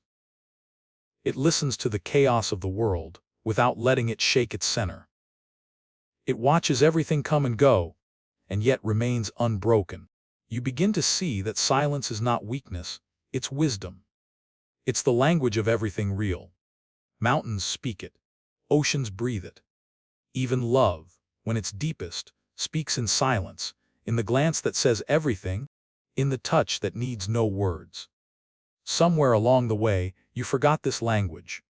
The world taught you to fill every pause, to fear every quiet moment as proof of loneliness or failure. But silence was never the enemy. It was the home you kept leaving. Now you return to it, slowly, reverently. You start to realize that surrender, the word that once made you flinch, is not defeat. It's a doorway. It's what happens when the mind finally kneels before the truth that life cannot be forced into obedience. You don't give up, you give over. You hand your illusions back to the river and let it carry what no longer needs your grip. In that surrender, you find the kind of strength that doesn't shout, the kind that doesn't need validation or defense, the kind that simply is. The still heart doesn't chase meaning, it radiates it. It doesn't need to be seen, it sees everything. It's the place inside you untouched by loss, by failure, by noise, the part of you that's been silent through every storm, waiting for you to remember it. You start to notice it appearing in your daily life, in the way you respond to conflict without rage, in the way you pause before reacting, in the way you can sit with uncertainty without collapsing into fear. People may think you've grown quieter, but you know you've grown stronger. Because real power isn't in the voice that dominates the room.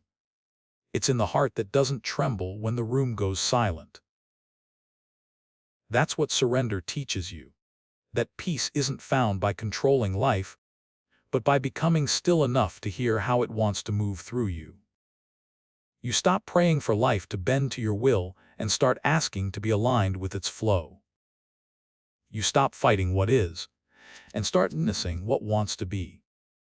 And slowly, you understand surrender is not a single act. It's a way of breathing.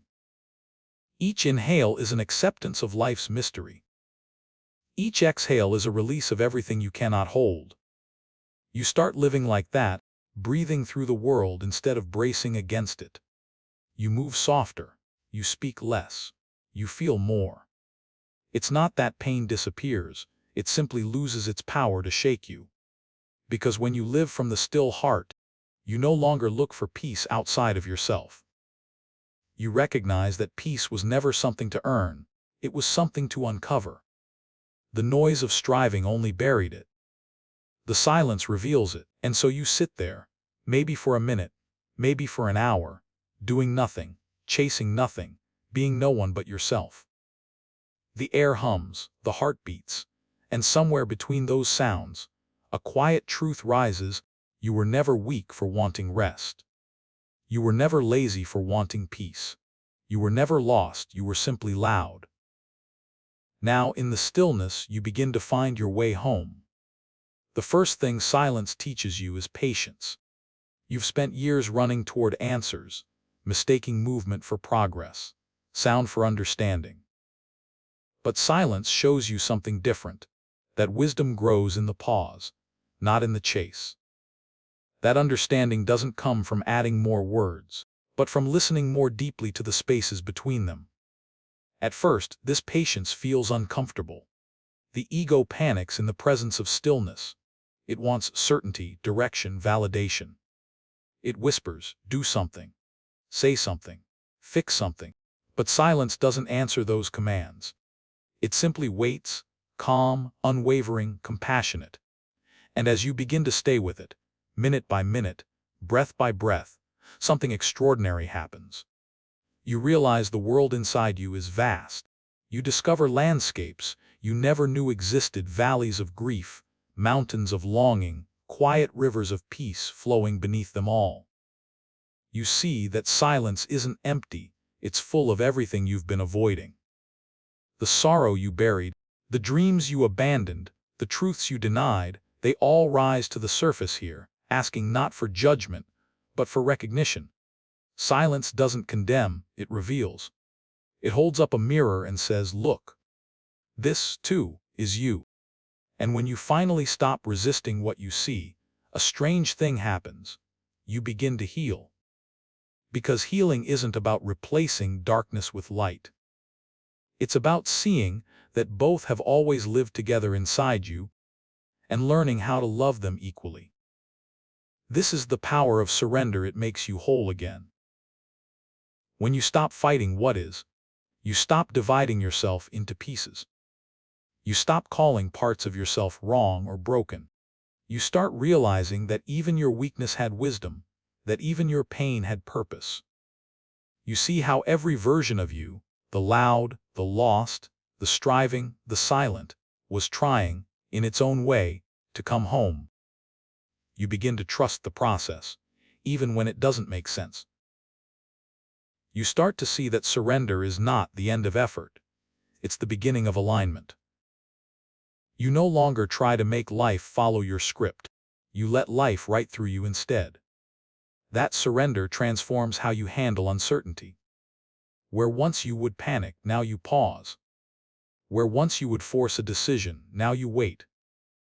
You've learned that clarity grows like dawn, gradually, gracefully, never all at once. You start to notice that silence always brings you what you need, even if not what you asked for. Sometimes it gives you rest.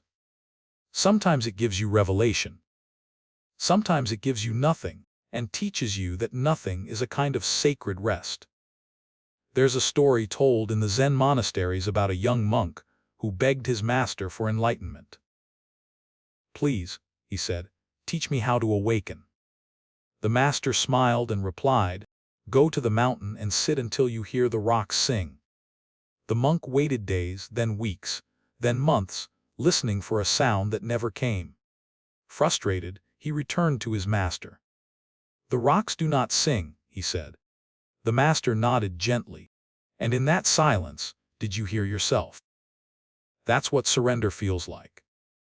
The outer world goes quiet, and for the first time, you hear the subtle music of your own being. You begin to notice that the peace you've been searching for was never something to find, it was something to feel. You begin to experience strength differently too. It's no longer the kind that resists life's changes, but the kind that bends with them. You stop measuring strength by how much you can endure, and start measuring it by how softly you can stay open. When loss comes, and it always will, you don't collapse. You let grief wash through you without drowning in it. You cry without shame, you ache without armor, and you breathe through it all. You realize that silence is not the absence of love. It's the continuation of it in another form. Because love doesn't end when the story does.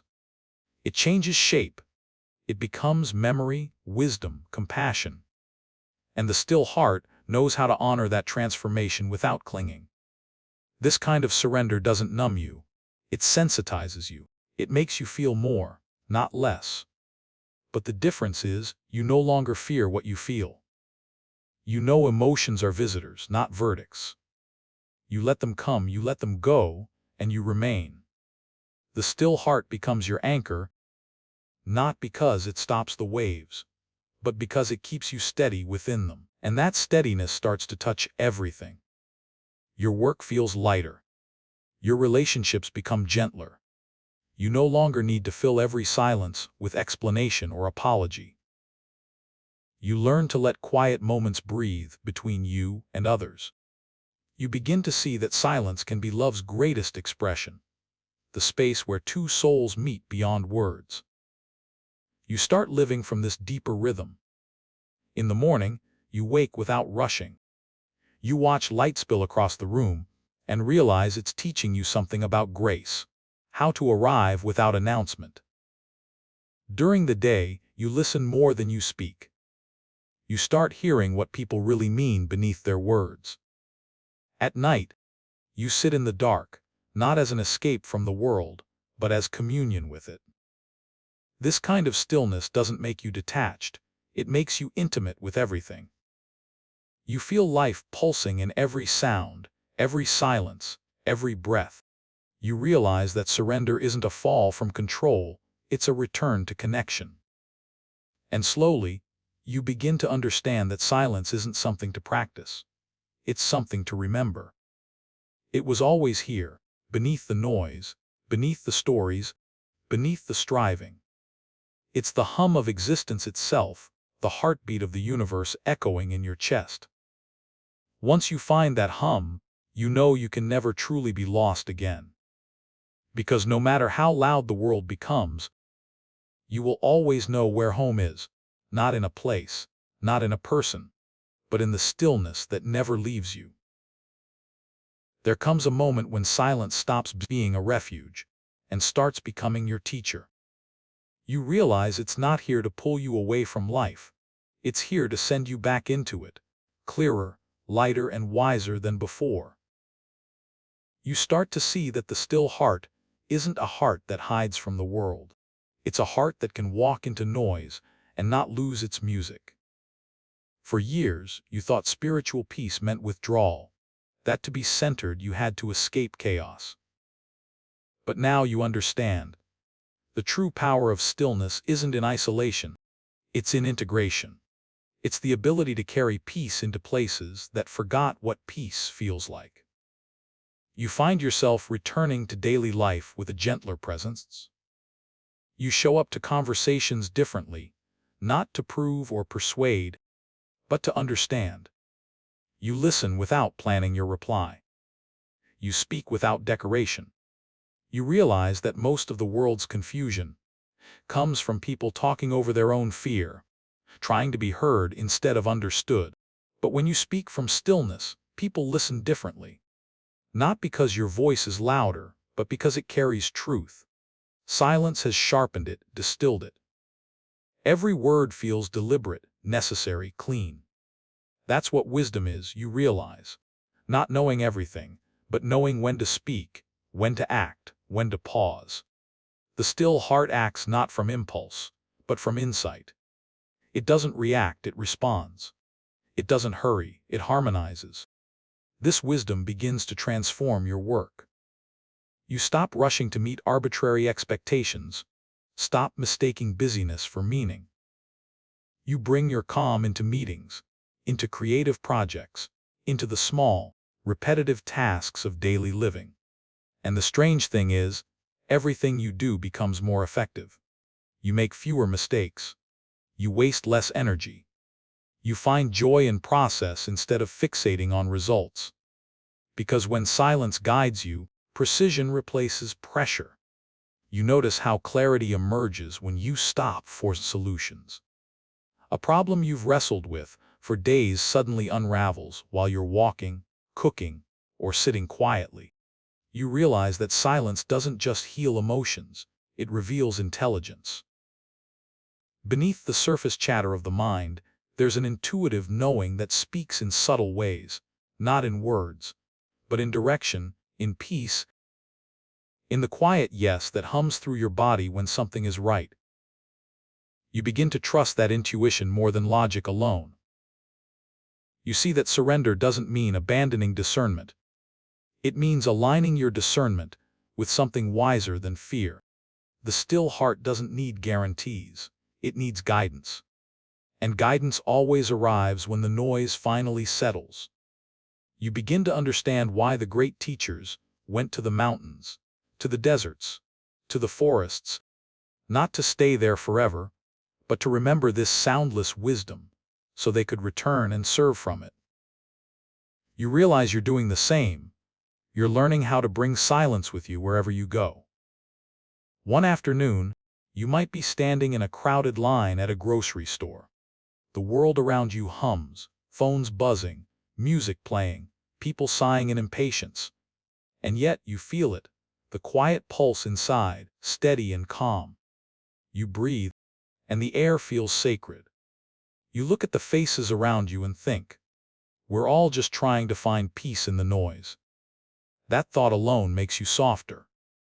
You smile, not out of politeness, but out of recognition. The still heart sees itself in everyone. You begin to realize that surrender was never meant to make you passive, it was meant to make you present. Because from presence, real action is born, action that doesn't come from panic, but from purpose. The still heart moves when it must, rests when it should, and trusts when it can't yet see. Its timing is impeccable, because it's aligned with life itself. You start noticing this rhythm in your own life, how things unfold naturally when you stop trying to force them. Opportunities arrive that feel effortless. Conversations align without planning. Even challenges come with a sense of timing, as if the universe is saying, "This is the moment you are ready to learn this lesson." That sense of readiness, that quiet knowing, becomes your compass. You no longer act to escape discomfort, you act to express truth. You no longer seek to control, you seek to contribute. Every action becomes an offering, not a demand. You notice that even your definition of success has changed. Success now means inner steadiness, not outer applause. It means doing your part and leaving space for grace to do the rest. It means knowing when to step forward and when to step aside. You stop trying to prove that you are enough because you finally understand you always were. Silence showed you that. In the still heart, you realize that worth is not earned, it's remembered. And this remembrance begins to transform how you see others. You start seeing their pain without judgment, their defenses without resentment. You sense the hidden silence beneath their noise, the same silence you once ran from. You realize that everyone, in their own way, is longing to come home to it. This realization births compassion, not as an effort, but as a state of being. You don't have to try to be kind, you simply are. You no longer react to others' storms, because you recognize that their chaos isn't personal, it's pain. The still heart doesn't take offense, it takes understanding. You find yourself doing less, but meaning more. You begin to move through the world like still water, calm on the surface, deep underneath. You no longer seek control, yet everything around you begins to align. The world feels less like an opponent and more like a dance partner. And in that dance, you rediscover joy, not the kind that shouts, but the kind that hums. The joy of knowing you're right where you're meant to be. The joy of being fully awake and deeply okay with not knowing what comes next. You realize that surrender is not about losing control, it's about gaining connection. And connection, in its truest form, is power. Not the kind that dominates, but the kind that heals. Because when you move from the still heart, you don't move alone. You move with everything. The universe moves through you. Life becomes a dialogue again, between your breath and the wind, your choices and the unseen forces that weave them into meaning. And when you live this way, every silence becomes strength, every surrender becomes guidance, every step becomes grace. Silence feels easy when the world is kind. It's effortless to be peaceful when life is gentle. But the true test of the still heart comes when everything begins to shake. It's easy to speak of surrender when the path is clear. But what about when the ground disappears beneath your feet? When the call you dreaded arrives? When the loss you feared becomes real? When silence stops feeling holy and starts feeling cruel? That's when the still heart must remember what it truly is. Not the absence of emotion, but the presence of faith. There will be days when you forget. When fear swells so large that it fills the room and you reach for anything to silence it. Distraction, certainty, control. But nothing soothes it. Fear doesn't want to be silenced, it wants to be seen. It's not your enemy. It's the trembling edge of your growth. So you let it speak. You stop running from it and sit beside it like an old friend. You listen to what it's been trying to say all along. I only wanted you to feel safe. And in that moment, something miraculous happens. The fear softens. Not because you conquered it, but because you listened. The still heart doesn't fight fear. It meets it. It knows that fear, like every other emotion, is temporary. That no feeling is permanent enough to define you. That what feels unbearable today will, one day, become wisdom if you let it. When chaos comes, as it always does, you no longer collapse into it. You stand inside it like a mountain in the storm. The wind roars, the rain falls, but your roots hold steady. You don't need to control the weather. You just need to remember your grounding. You begin to realize that peace isn't something life grants you, it's something you bring into life.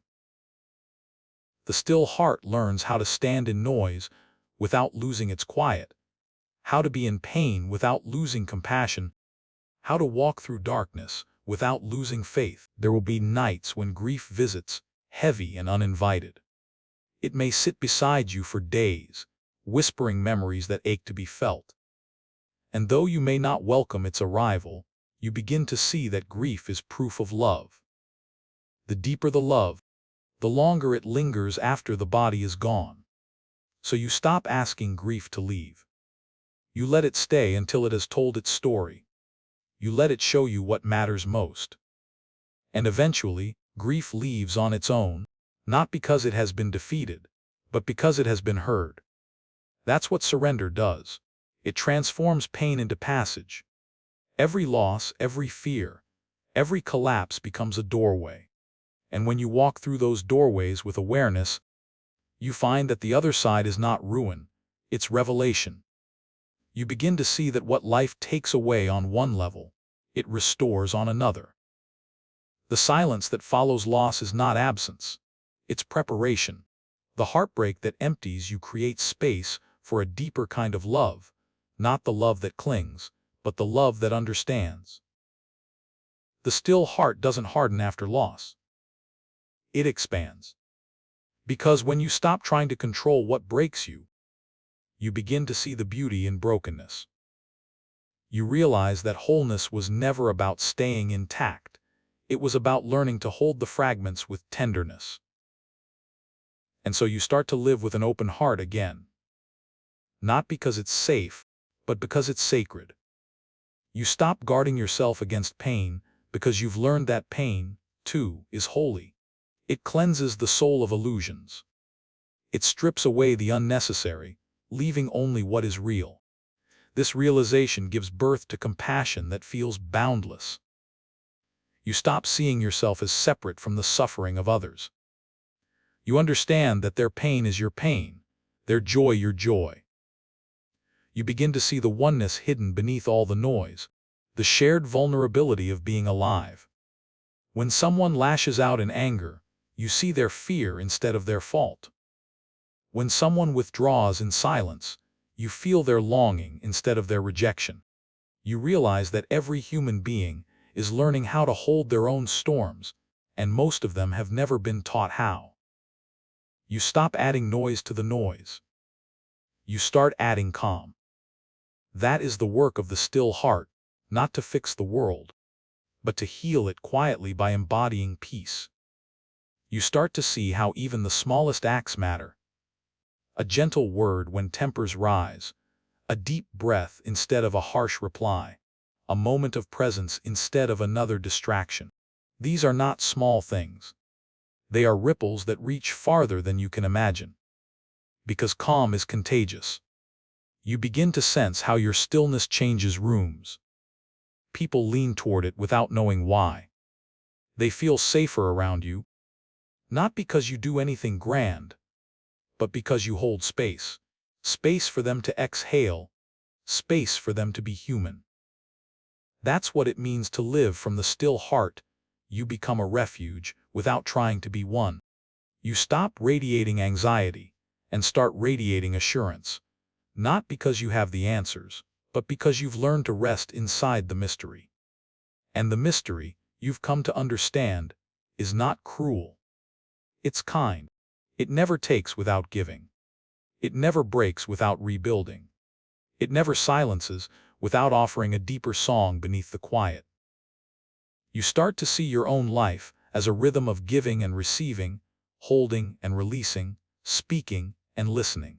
You stop fearing endings because you've seen how faithfully they lead to beginnings. Even when life hurts us, you no longer say, "We me." You whisper, "Teach me." And life does. Every storm leaves a seed of wisdom behind. Every silence holds a secret meant only for you.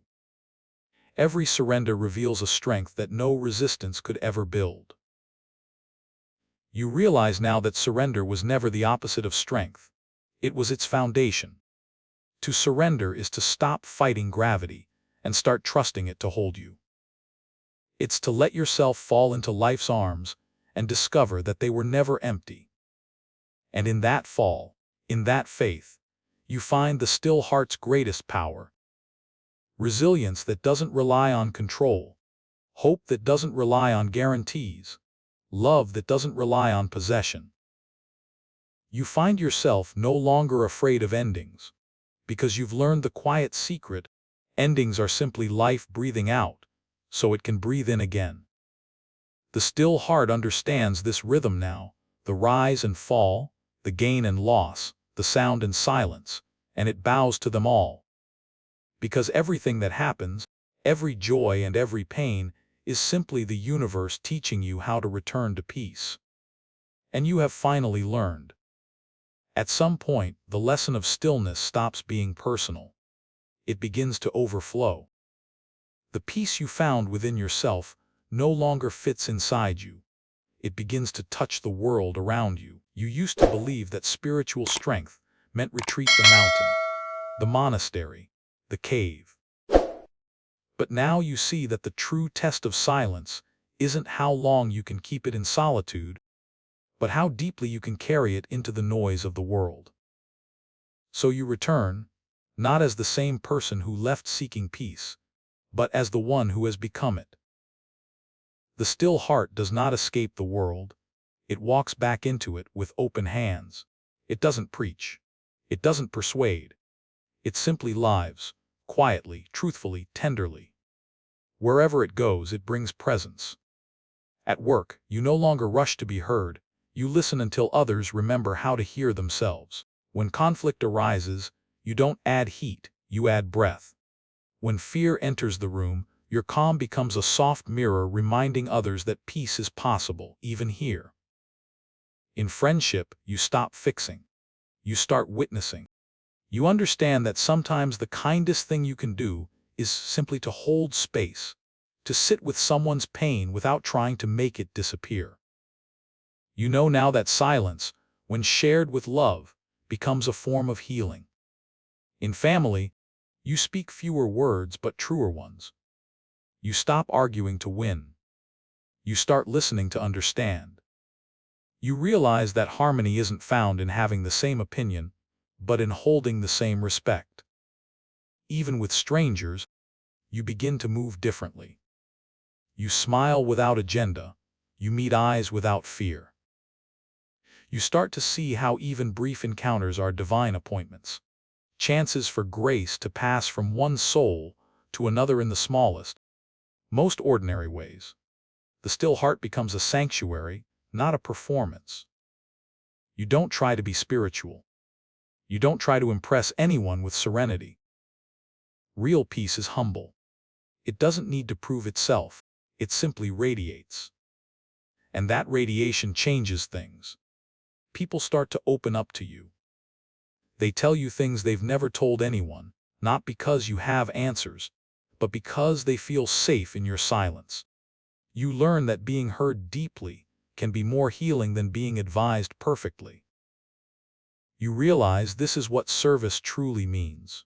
Not fixing, not saving, but being present enough for others to remember their own strength.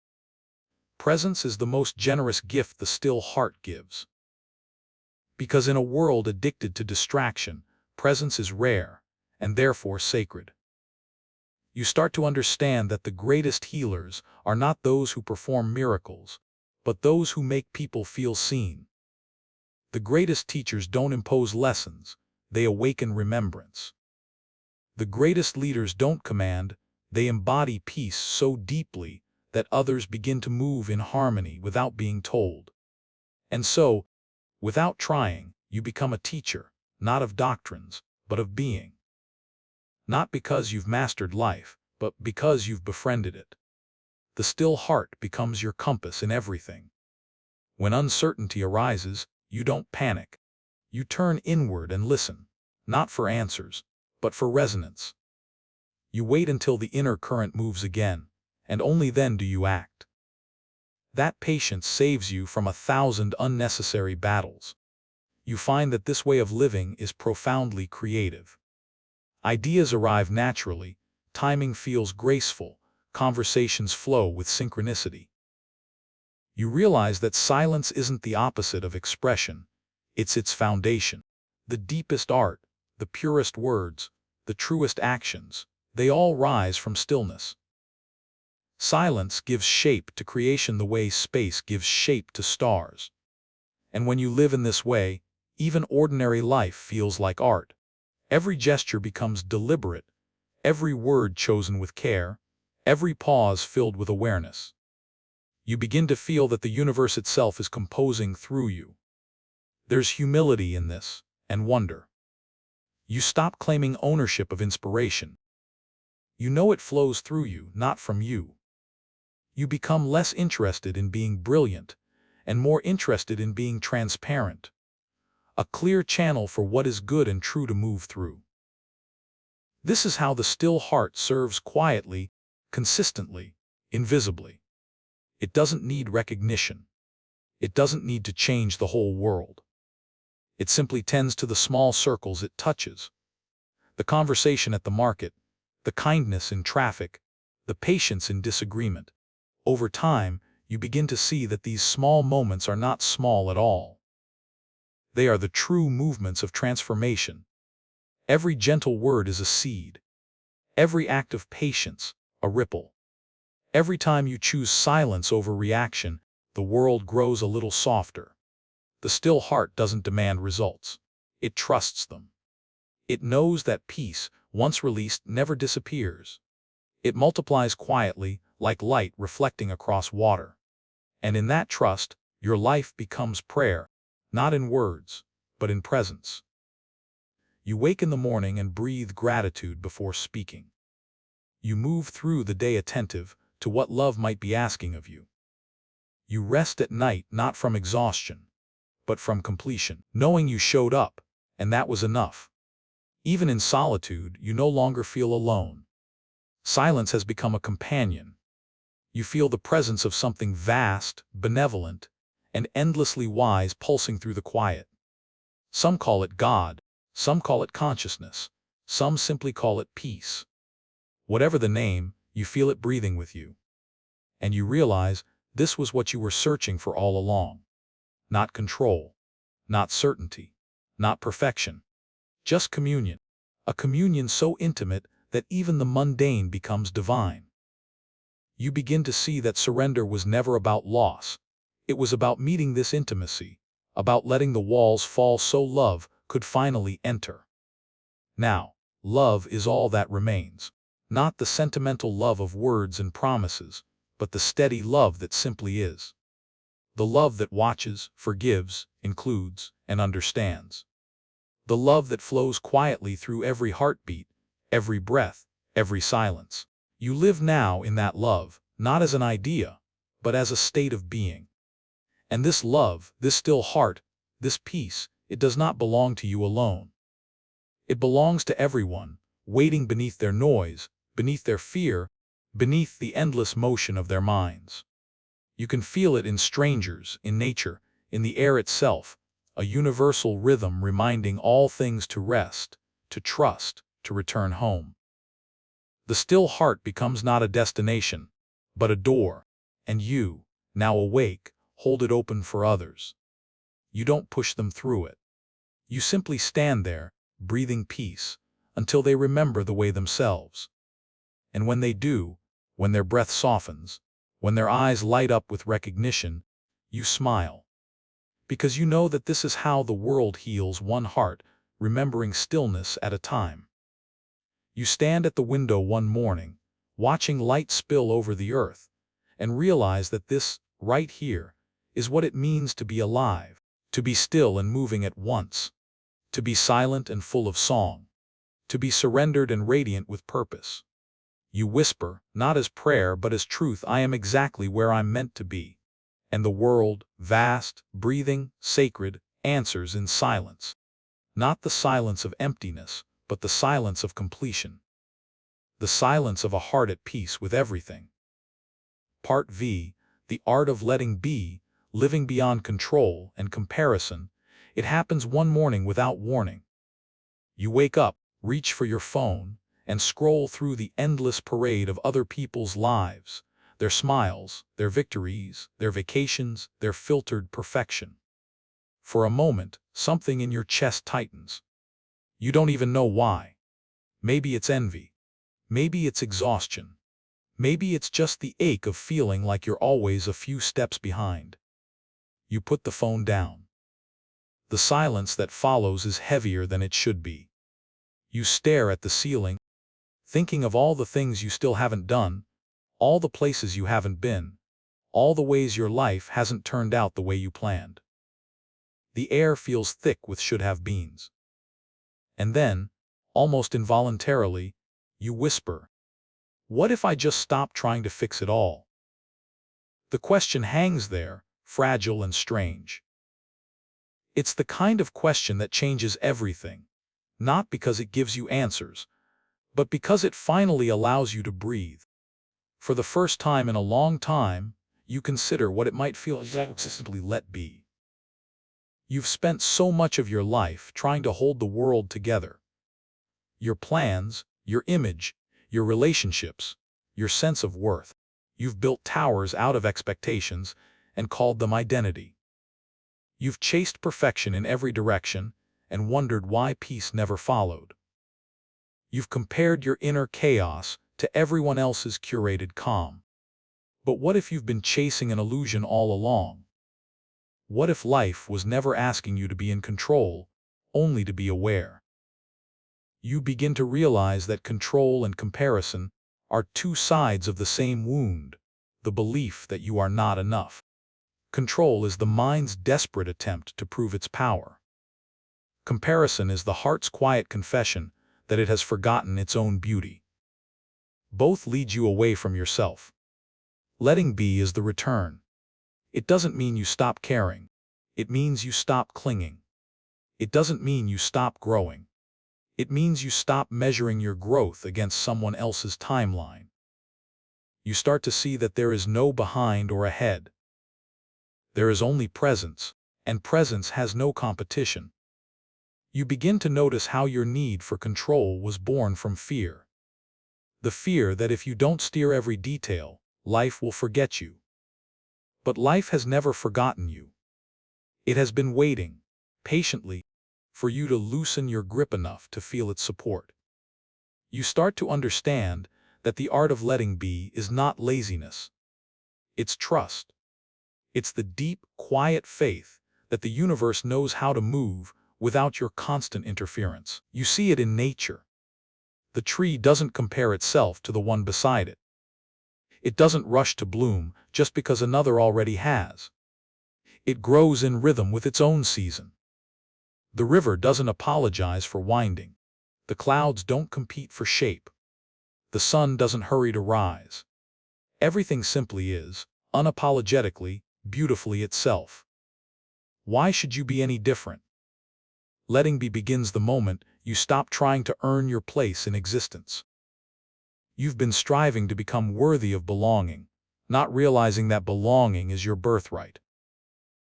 The sky doesn't ask the mountain to justify its height. The ocean doesn't demand permission to touch the shore. Everything belongs simply because it exists. So do you. You begin to see that every attempt to control life has been a small act of forgetting. Forgetting that you are part of something vast and intelligent, something that has never once needed your perfection to keep turning. Letting be is remembering. It's remembering that you don't need to chase what is already yours.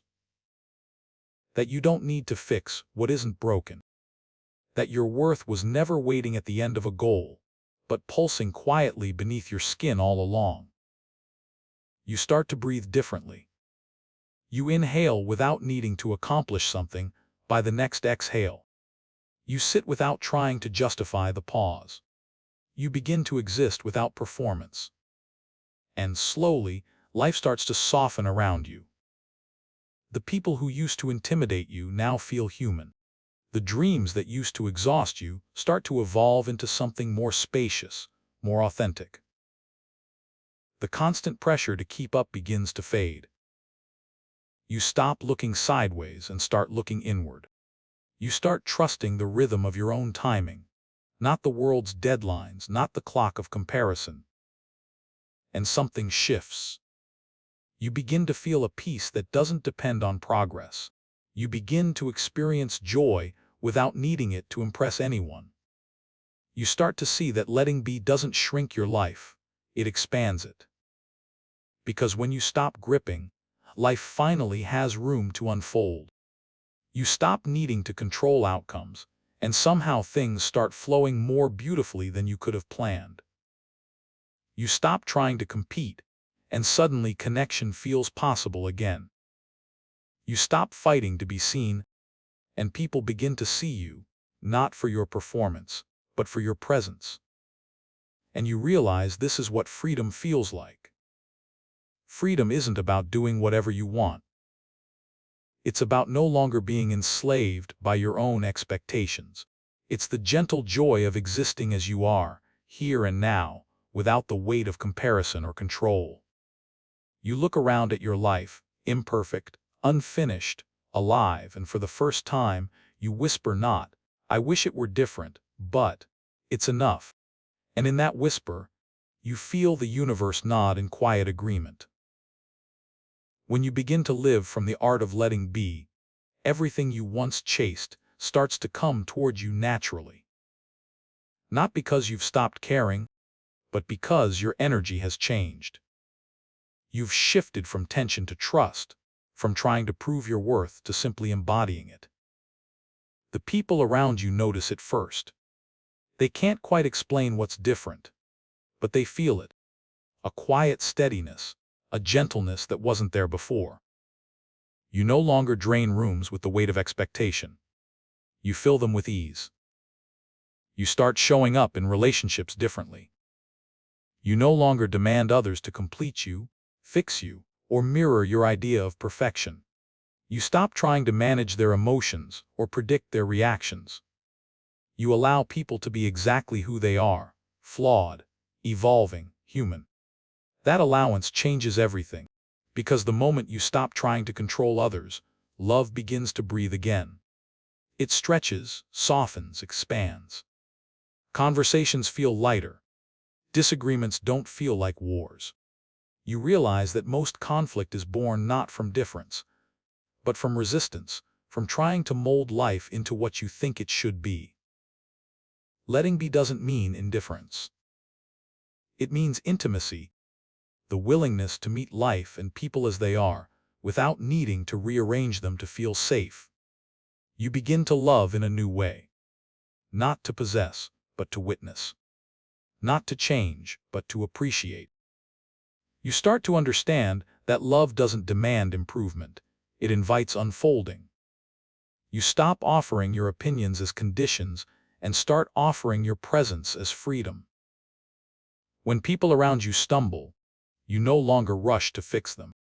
You trust their timing the way you've learned to trust your own. You understand that pain, too, is sacred ground, the soil where growth takes root. This kind of love doesn't make you weaker. It makes you wiser. You learn that compassion is not rescuing, it's respecting another's journey. You begin to listen differently, too. Not to respond, but to understand. You hear what people aren't saying. You sense the exhaustion behind their laughter, the fear beneath their anger, the tenderness beneath their silence. You realize that most people just want permission to exist without judgment, without pressure, without comparison.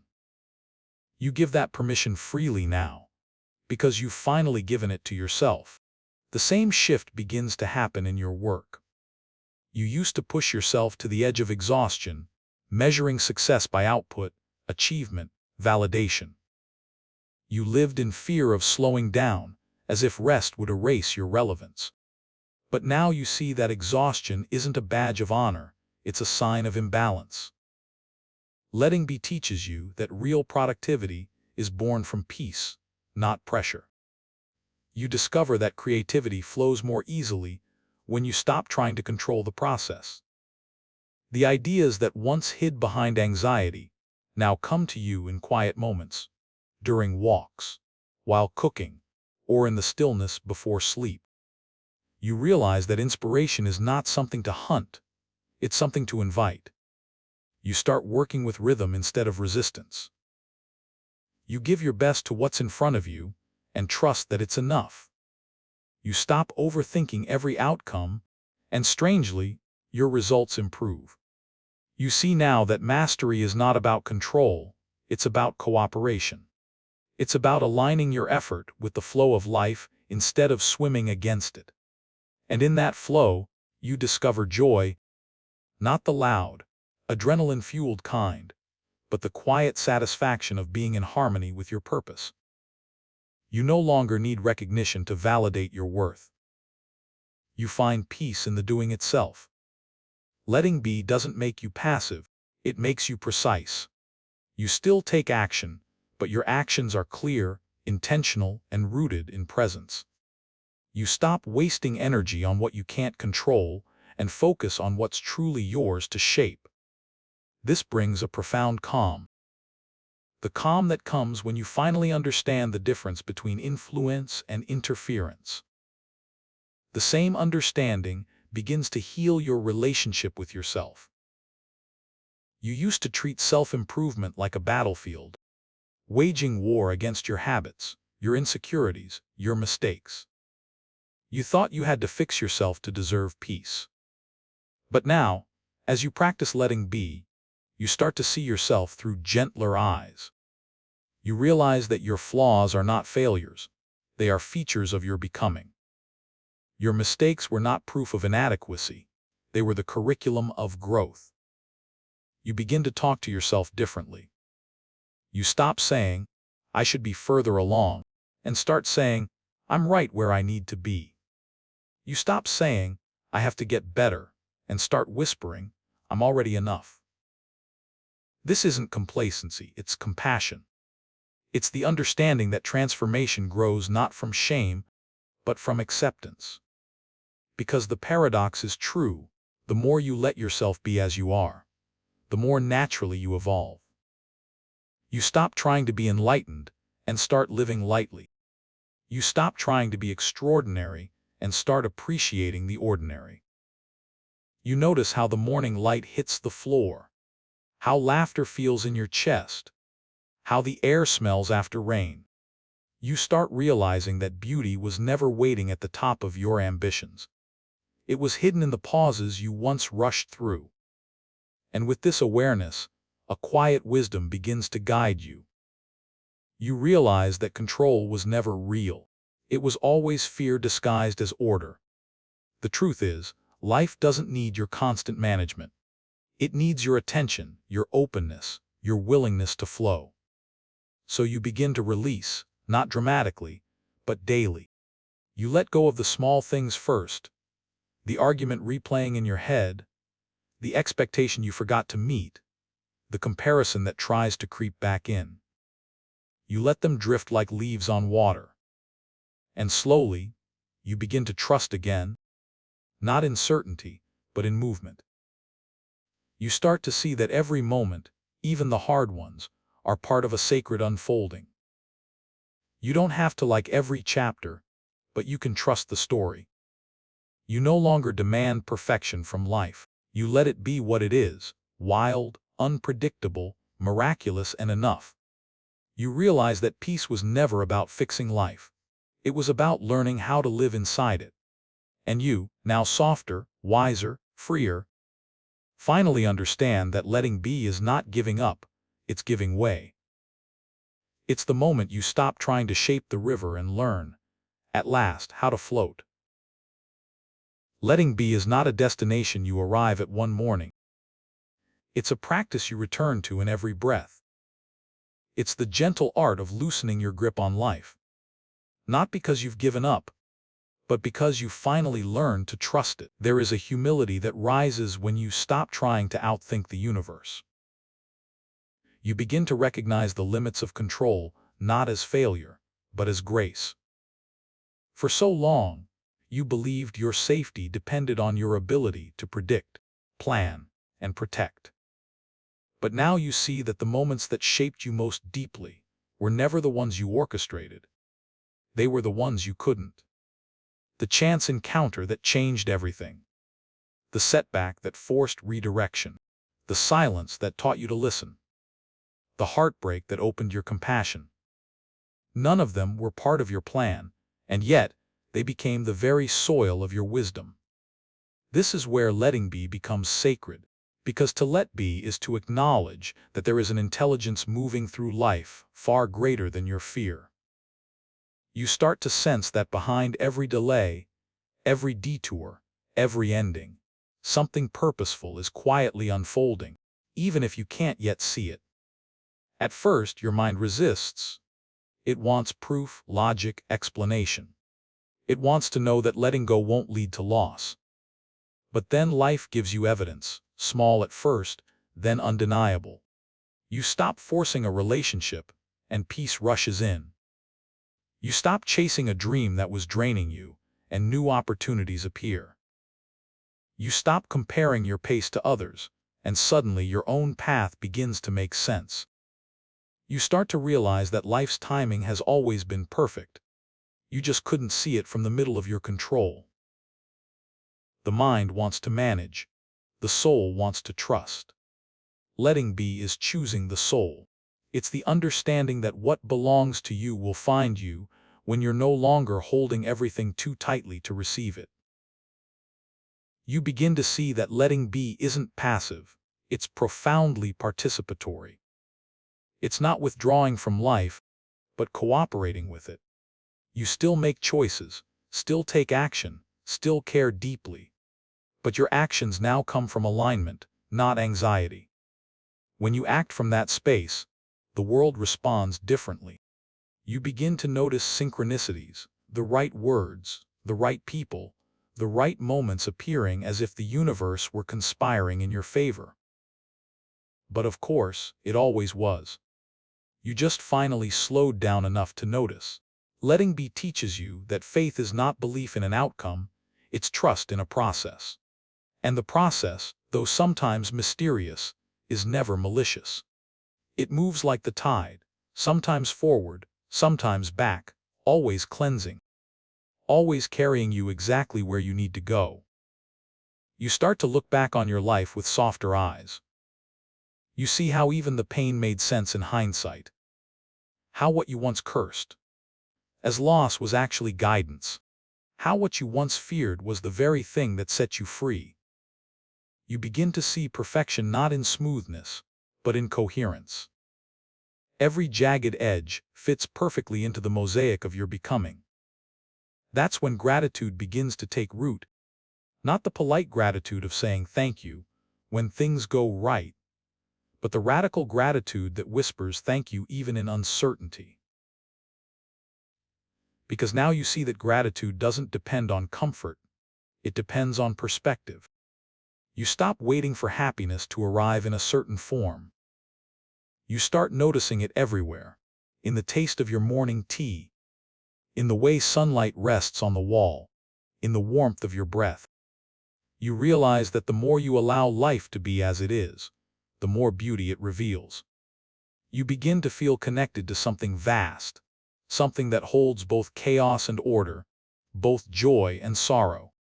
You no longer demand that life only give you the pleasant half. You embrace the full spectrum, knowing that the light only exists because of the shadow, that peace feels precious because of pain. And in that acceptance, a quiet freedom unfolds.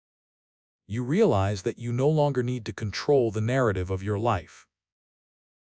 You can let it unfold in real time, trusting that the same intelligence that spins galaxies can also guide a single human heart. You start to laugh more easily, not because life is perfect, but because it's real. You cry without shame, not because you're broken, but because you're open. You speak truthfully, not because you want to impress, but because honesty feels lighter than pretending. Letting be becomes your way of loving the world. You stop asking, how can I make this different? And start asking, how can I love this as it is? And something miraculous happens when you ask that question. The moment softens. The tension dissolves. The very thing you thought you couldn't bear begins to feel bearable, not because it changed, but because your relationship with it did. You realize that peace doesn't come when everything is fixed. It comes when everything is welcomed. Even your flaws become sacred. You stop fighting your humanity. You stop pretending to be serene all the time. You allow yourself to be messy, to stumble, to grow imperfectly.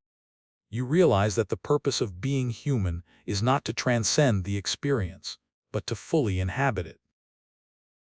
In that authenticity, life becomes luminous again. You stop searching for enlightenment as a destination. You start finding it in the ordinary, in washing dishes, in listening deeply, in forgiving yourself again and again. You realize that enlightenment was never about escaping the world. It was about seeing it clearly, loving it fiercely, and letting it be what it is. And when you live this way, awake, humble, surrendered, gratitude stops being an emotion and becomes a way of seeing.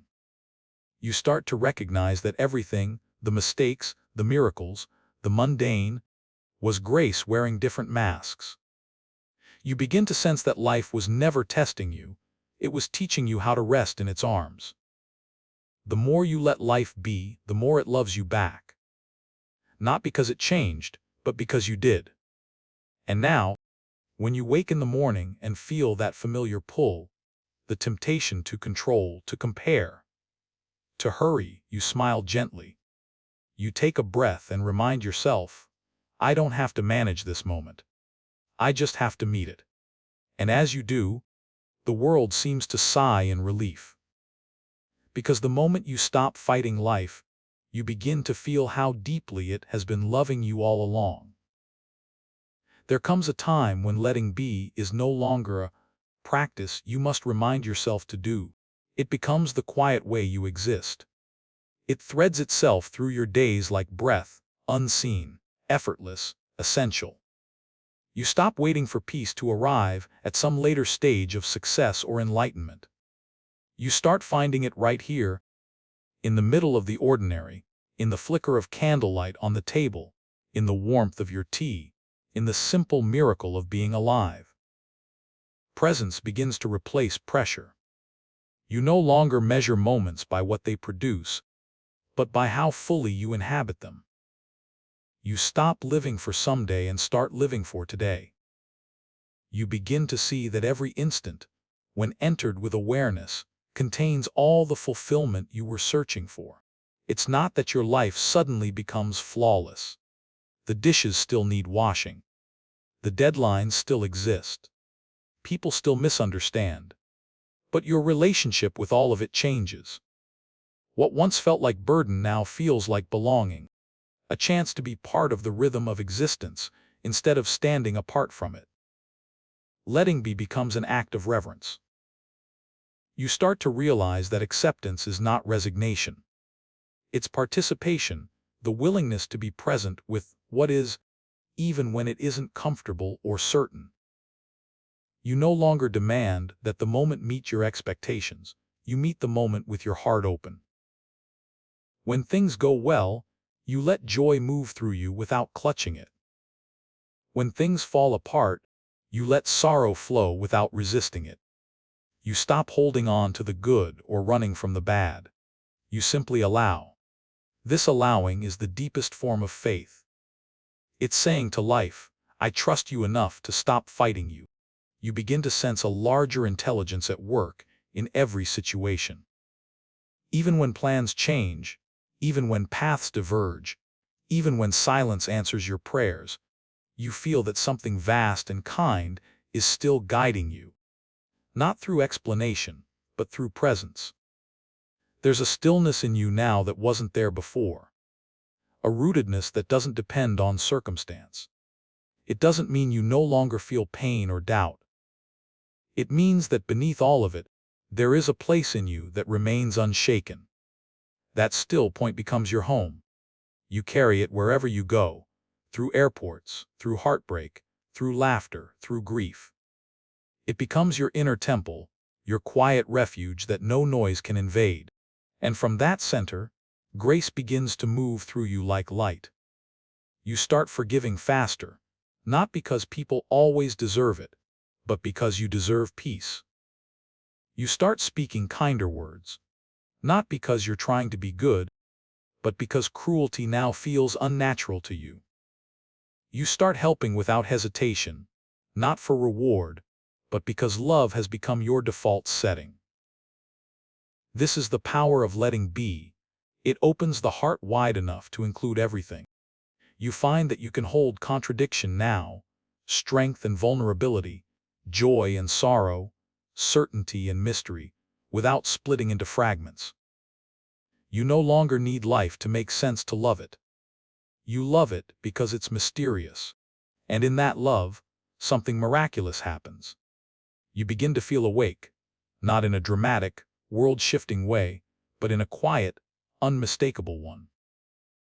You start to notice details that used to blur past you, the way sunlight touches leaves, the sound of footsteps on pavement, the rhythm of your breath.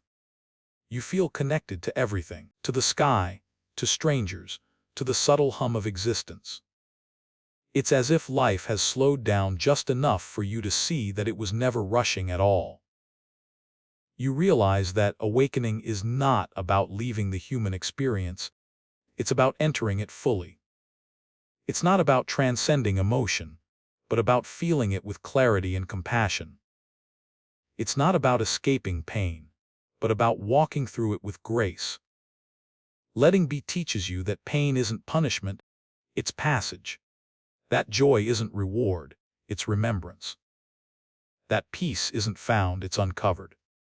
And that the real miracle isn't that you've stopped struggling, it's that you've learned how to stay soft in a world that keeps trying to make you hard.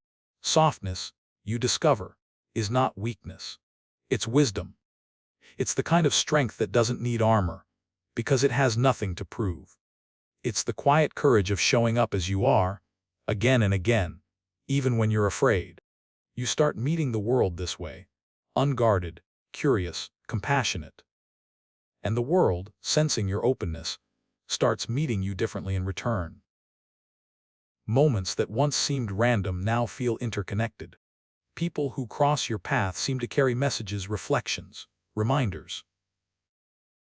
You start seeing how beautifully everything fits together when you stop insisting that it should be otherwise. You understand, now, that grace isn't something you have to earn, it's the natural state of a life aligned with acceptance. And you begin to notice that your presence, simple, grounded, kind, has a quiet effect on others. Your calm becomes contagious. People around you breathe easier. They may not know why, but something in them remembers what peace feels like just by being near you. That's the invisible ripple of letting be. It doesn't shout. It doesn't demand attention. It simply radiates. Because when you stop fighting life, you become part of its healing. And that, you realize, is the true purpose of peace. Not to escape the world, but to help mend it. You begin to understand that every act of acceptance, every time you choose patience over control, compassion over judgment, presence over distraction, you add a little more harmony to the world's song. And the more you live this way, the clearer it becomes. Life was never asking you to conquer it. It was asking you to accompany it. So you walk slower now. You breathe deeper. You carry gratitude like a lamp in your chest, letting it light the path, one step at a time. There's nothing to rush toward, nothing to prove, nothing to win. Just this moment, whole, complete, already enough. And as you stand there, in the quiet radiance of being, you understand at last letting be was never about letting go of life. It was about letting life in. At some point, the practice of letting be dissolves the very idea of practice.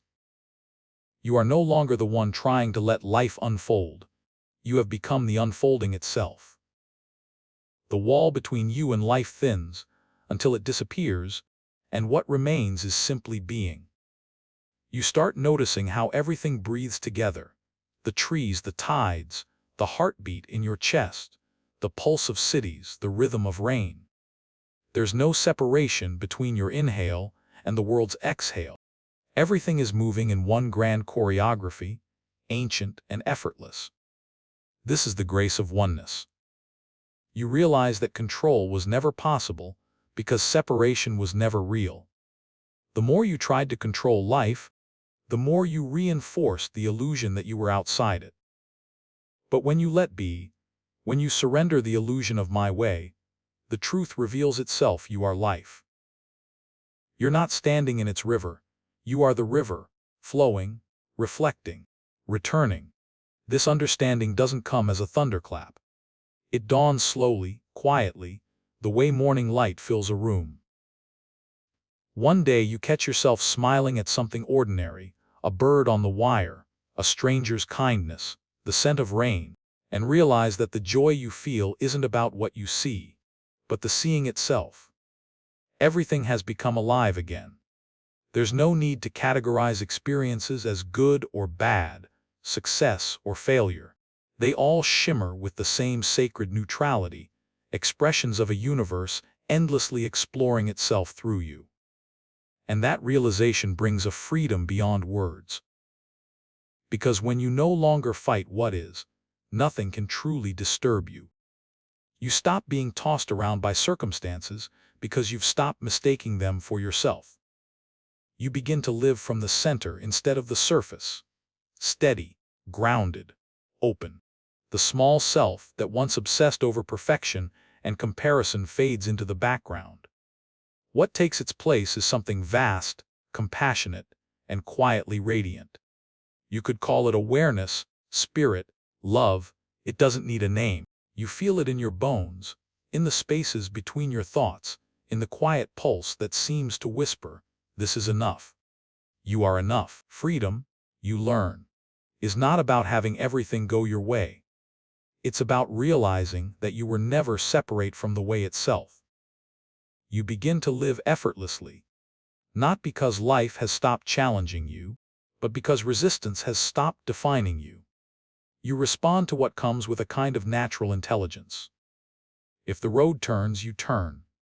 If the storm rises, you shelter. If the silence deepens, you listen. You don't have to think your way through every moment anymore.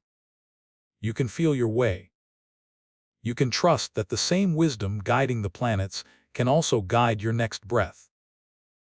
This is divine flow, not something you summon, but something you remember. You start realizing that everything has its perfect timing, not because it happens when you want, but because it happens when it's right. You look back at the things you once called delays and see them now as protection. You remember the dreams that didn't come true and see how they cleared space for something truer. Life begins to feel like a great compassion, not always comfortable, but always kind.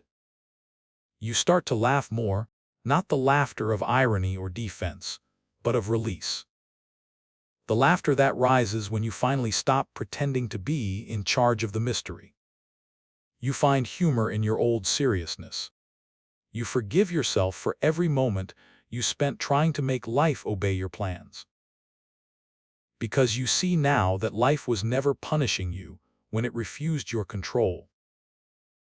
It was freeing you from the illusion that you ever needed it. And as you live from this space, love changes too. It no longer feels like a transaction or an attachment. It feels like an atmosphere, something you carry, something you are. You love people not for what they give you, but for the simple miracle that they exist at all. You begin to see everyone, even the difficult ones, as reflections of the same light, shining through different windows. You notice that you've stopped needing to win arguments, to prove your worth, to chase validation. You listen more than you speak, and when you speak, your words carry the softness of truth instead of the sharpness of defense. This is what it means to live free. The mind still thinks, the body still aches, the world still spins, but none of it shakes your core. You've learned to watch thoughts pass like clouds, to feel emotions rise and fall like waves. You've learned that nothing stays, and that's precisely what makes everything beautiful. The impermanence that once frightened you has become your greatest comfort. Because if nothing lasts, then no pain will either. And if everything changes, then every loss contains the seed of renewal. You begin to meet endings with gratitude instead of resistance. You start whispering thank you even as chapters close, because you finally understand that every closure is an opening in disguise. There's a serenity in you now that others can feel even before you speak. It's not a performance, it's presence. You've stopped seeking peace and become the space where peace naturally arises. You've stopped demanding clarity and started trusting the unknown. And perhaps the most beautiful part of all, you've stopped striving to be spiritual. You no longer chase transcendence or enlightenment as achievements. You realize that enlightenment was never about floating above life. It was about falling in love with it, exactly as it is. You no longer fear the mess of being human. You embrace it, the laughter, the longing, the loss, the love. You see it all as the divine playing through form. And so, you live lightly now, walking through the world as if it were a sacred garden. You tend to what's in front of you. You water what grows. You bow to what fades. You take nothing for granted, because everything is temporary and therefore infinitely precious. You are no longer chasing meaning. You are meaning, alive, breathing, aware. The art of letting be has become the art of being itself. You rise in the morning, feeling the sun warm your skin, and whisper to no one in particular, maybe to life itself, I trust you. The air seems to answer back, not in words, but in feeling that familiar quiet hum of belonging, the rhythm you've heard in every silence since you began this journey.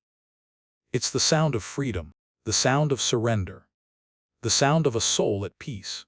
And as you walk forward, open, grounded, awake, you realize that nothing was ever missing. Life was never against you. It was always with you. It was always within you. You just had to stop controlling it long enough to hear it sing. Part 7.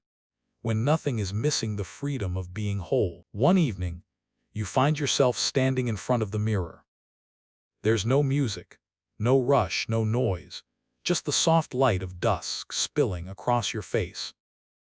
You look at your reflection, expecting to feel the usual flicker of discontent, the quiet inventory of what's wrong, what's lacking, what still needs fixing.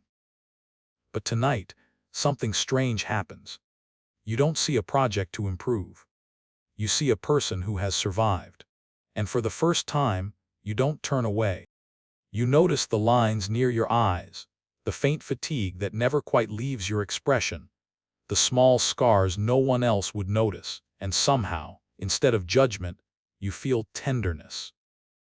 A warmth rises in your chest, unforced and unfamiliar, like love finally finding its way home.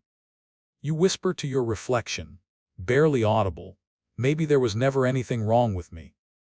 The silence that follows is not empty, it's holy. It's as if the universe itself exhales in relief, whispering back, finally, you remember. You realize, standing there in that quiet light, that the search you've been on your entire life, for purpose, for love, for peace, for approval, wasn't a journey outward at all. It was a slow circling back to the truth that had been waiting inside you all along. Nothing was ever missing. You were simply looking away. For so many years, you believed that fulfillment was something to chase, an award to earn, a relationship to secure, a version of yourself to finally perfect. You lived as if happiness were always somewhere else. One more milestone away, one more achievement, one more transformation. But every time you reached what you thought was the summit, the horizon moved again. The satisfaction faded, and the old hunger returned. You mistook the echo of not enough for motivation, never realizing it was the very thing keeping you from peace. Now, for the first time, you see through the illusion. Wholeness was never a destination, It was your nature. It was there when you were born, and it has been quietly holding you through every moment since. You don't have to become someone new to be whole. You only have to stop abandoning the person you already are. That realization lands like sunlight after years of shadow. It's not loud, not triumphant, just quietly undeniable. You start to understand why every external success, no matter how grand, eventually felt incomplete. Because no matter how much you achieved, if you were still divided inside, still rejecting pieces of yourself, peace could never stay. Wholeness isn't about perfection. It's about inclusion. It's about letting all the parts of you come home, the strong and the fragile, the brave and the scared, the hopeful and the tired. It's about recognizing that the same heart that once broke also learned how to heal. That the same voice that once trembled now speaks truth. That the same mistakes that once haunted you became the soil of your compassion. You begin to see that you were never incomplete, just unaware of your own completeness. And in that awareness, life starts to soften. The relentless striving gives way to quiet appreciation. The question shifts from what do I need to change to what if I'm already enough? You begin to see beauty in your own contradictions. You stop demanding constant clarity and start appreciating mystery. You stop needing every emotion to be pleasant and start honoring them all as teachers. You realize that peace doesn't mean you never break, it means you stop judging the breaking. Because even when life fractures you, it never destroys you. You remember the Japanese art of kintsugi, where broken pottery is repaired with gold, making it more beautiful for having been broken. You see now that your own cracks were never evidence of failure. They were invitations for light to enter. Wholeness isn't the absence of wounds, it's the presence of grace. And as you breathe into that truth, something in you unclenches. You no longer feel the same urgency to prove, to earn, to compete. You begin to move through the world with a gentler rhythm, one guided not by pressure, but by peace. This doesn't mean you stop growing. Growth still happens, but it no longer comes from the belief that you're broken. It comes from the joy of unfolding, the curiosity of discovery. You grow now not to fix yourself, but to express yourself more fully, because you've realized that the point was never to become someone worthy of love. It was to remember that you already are love. The idea that something was missing was the dream. Waking up is remembering the completeness that was never gone. And so you stand there, looking at your reflection, feeling the quiet truth settling in your bones. You are not a problem to solve. You are a masterpiece still in motion. You smile, not because everything is perfect, but because it doesn't need to be. You have finally made peace with being human, and in that peace, something extraordinary happens. Life begins to mirror your wholeness back to you. You start attracting people who meet you with presence, instead of projection, opportunities that align with who you truly are, experiences that feel like extensions of your inner state rather than replacements for it. Wholeness doesn't make life easy, it makes it honest. You stop chasing completion and start living in communion, with yourself, with others, with the universe itself. You realize that freedom doesn't come from having everything. It comes from knowing you already have enough. Once you begin to live from the awareness that nothing is missing, everything changes, not because the world rearranges itself, but because you finally meet it without the lens of lack. You start to see how much of your suffering came from the quiet belief that something, or someone, outside you could complete the unfinished story within. Every attachment, every chase, every comparison was rooted in that ache. If I could just get this right, maybe I'd finally feel whole. But now you know. There's nothing to get right, only something to remember. That remembrance begins to touch your relationships first. You no longer approach others from a place of hunger. You no longer reach for them as lifelines, or mirrors, or measurements of your worth. You reach for them simply to connect, not to fill a void, but to share the overflow. Love, when it comes from wholeness, feels different. It isn't frantic or possessive. It doesn't beg for validation or bargain for attention. It doesn't keep score. It doesn't grasp. It breathes. You begin to love people for who they are, not for what they can give you. You stop needing to be chosen, because you've already chosen yourself. You stop trying to be understood, because peace no longer depends on anyone else's approval. That doesn't make you cold or detached. It makes you real. You can love freely now, without the silent contracts that used to define your connections. You can give without depletion, receive without guilt, and walk away without resentment when the time comes. This kind of love is pure, not in the moral sense, but in the spiritual one. It's love without transaction. It's love as presence. And when you love this way, something remarkable happens. The people around you start feeling freer too. Your wholeness gives them permission to remember their own. You no longer try to fix anyone. You no longer see them as problems to solve or puzzles to complete. You see them as whole, even when they've forgotten it, and in that seeing, they begin to heal. Wholeness is contagious. It moves quietly, like sunlight through an open window, illuminating what was always beautiful but forgotten. You become that light, not through effort, but through authenticity. You no longer need to do peace, you simply are peace. This same transformation begins to ripple into how you relate to yourself. You used to measure your worth by outcomes, by how productive, attractive, accomplished, or spiritual you appeared. You were constantly running toward a better version of yourself, convinced that the current one wasn't quite enough. Now, you look at yourself the way a loving parent looks at a child, not with criticism, but with compassion. You don't demand that every thought be wise or every action be perfect. You understand that being human means being in process. You forgive yourself faster now. You laugh at your mistakes. You give yourself permission to rest, to feel, to be imperfect without punishment. You've stopped trying to earn the right to be kind to yourself. You realize that self-love isn't a reward. It's the natural expression of knowing who you are. And who you are, you now see, is not the story your mind tells. It's the awareness beneath the story. The quiet observer that has watched you rise, fall, try, fail, love, lose, and begin again, without judgment, without end. That awareness is constant, like the sky.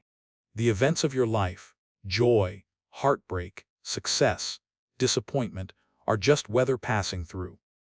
They don't define you, they reveal you. From that recognition comes the deepest kind of freedom, the freedom to participate in life without mistaking it for your identity. You can succeed without arrogance. You can fail without collapse. You can love without fear. You can let go without loss.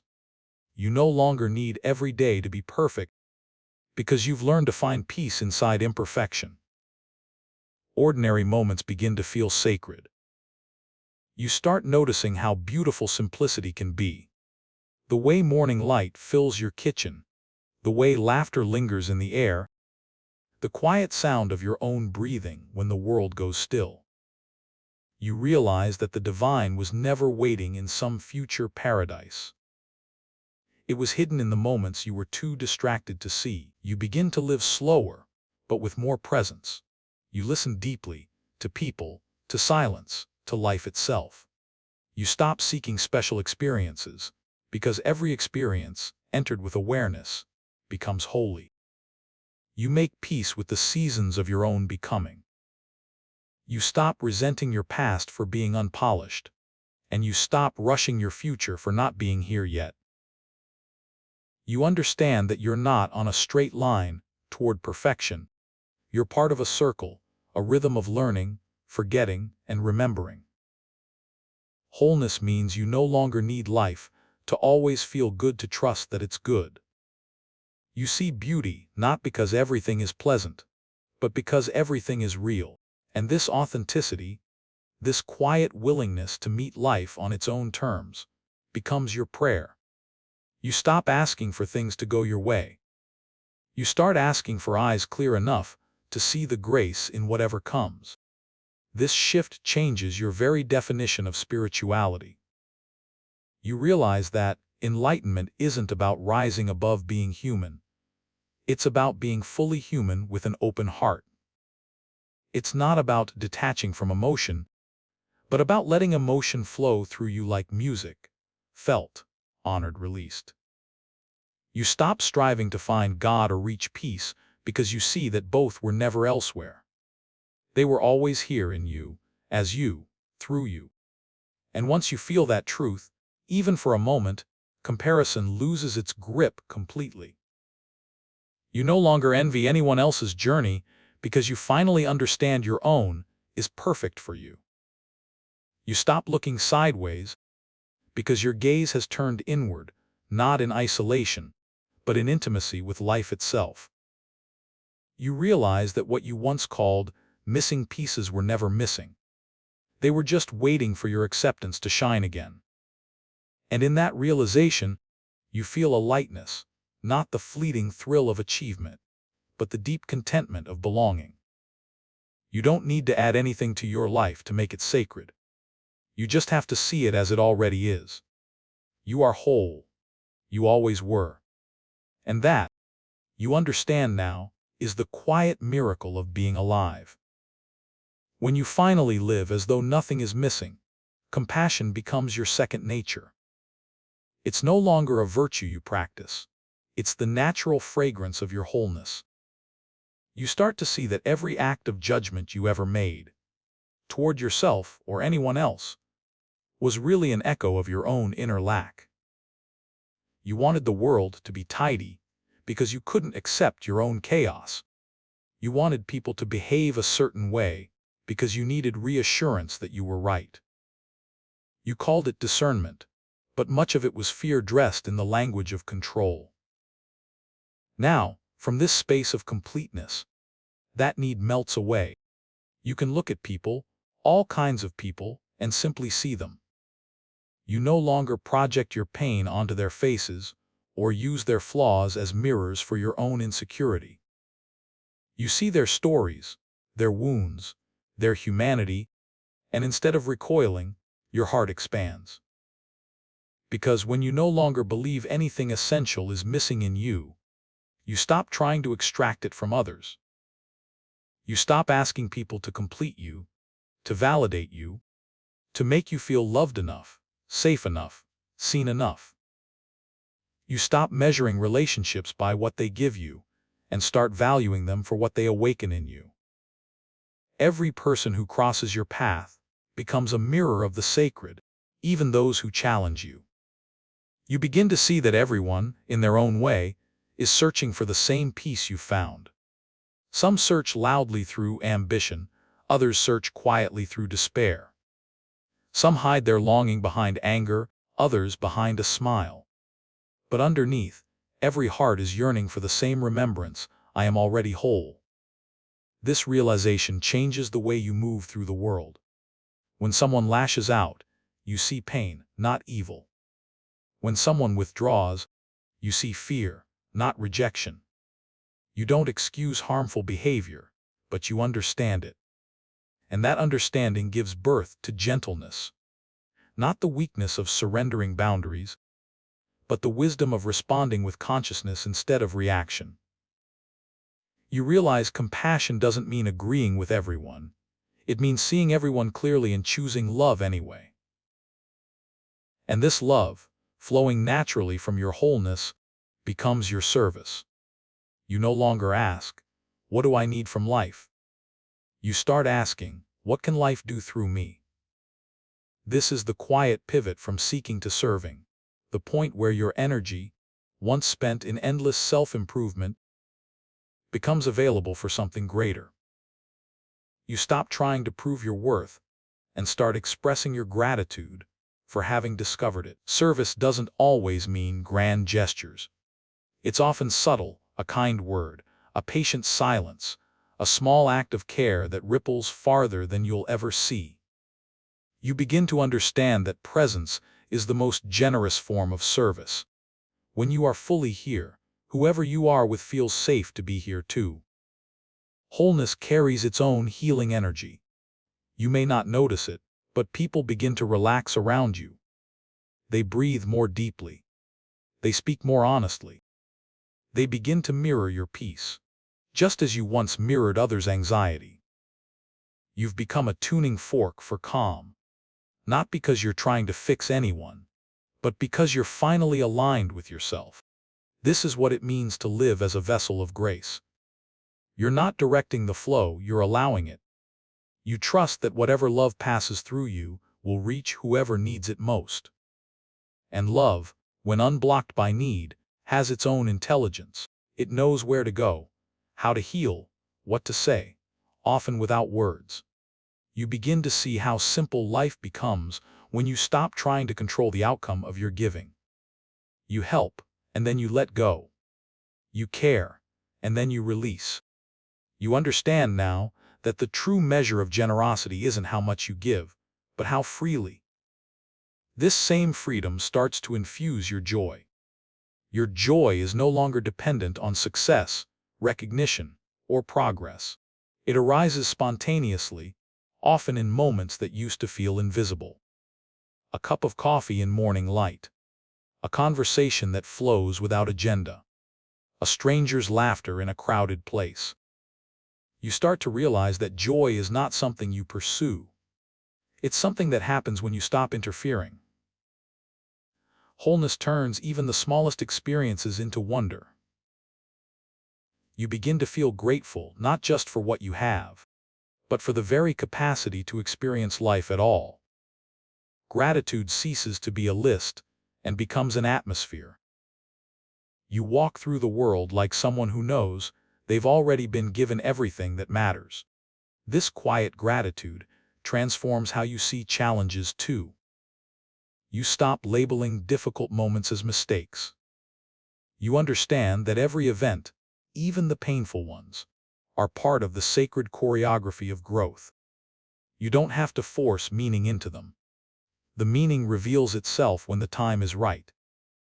You remember how, years ago, you begged life to go a certain way, and how grateful you are now that it didn't. You start to laugh at your old certainty. You realize that every wrong turn was part of your map. Every detour was the direct road to here. Here, this moment, this breath, this awareness, where nothing is missing. You begin to walk through the world lightly, aware that the same perfection that holds the stars together is holding you too. You stop rushing. You stop grasping. You start trusting that even when you don't understand, you are still being carried. And the more you trust, the more grace reveals itself, in synchronicities, in timing, in the way everything seems to unfold just when it should. You no longer need to call it luck, or fate, or coincidence. You simply call it life, and you bow to it with quiet awe. You realize that joy and sorrow, gain and loss, rise and fall, all of them are expressions of the same divine balance. There's no hierarchy between them anymore. The good and the bad are both holy. The light and the dark both belong. This is the true freedom of wholeness, the ability to hold everything, to reject nothing, to meet life as it comes with open eyes and an open heart. And when you live this way, joy becomes your natural state, not because everything is easy, but because everything is sacred. You've stopped chasing happiness. You've started recognizing holiness. And that changes everything. Because now you no longer need to have a perfect life to feel alive. You just have to be here, fully, freely, fearlessly. And that, you realize, is the essence of wholeness, not the absence of longing, but the presence of love. You are not chasing completion anymore. You are living it. You walk through the world like an answered prayer, not because you got everything you wanted, but because you finally remembered, you already were everything you needed. You begin to notice that the deeper this sense of completeness settles in you, the quieter time becomes. The future loses its urgency, the past its gravity. Moments no longer line up like points on a straight path. They open like petals of the same flower. You find yourself standing in the same world, yet everything glows differently. The trees look older and younger at once. The wind no longer just moves through the air. It moves through you.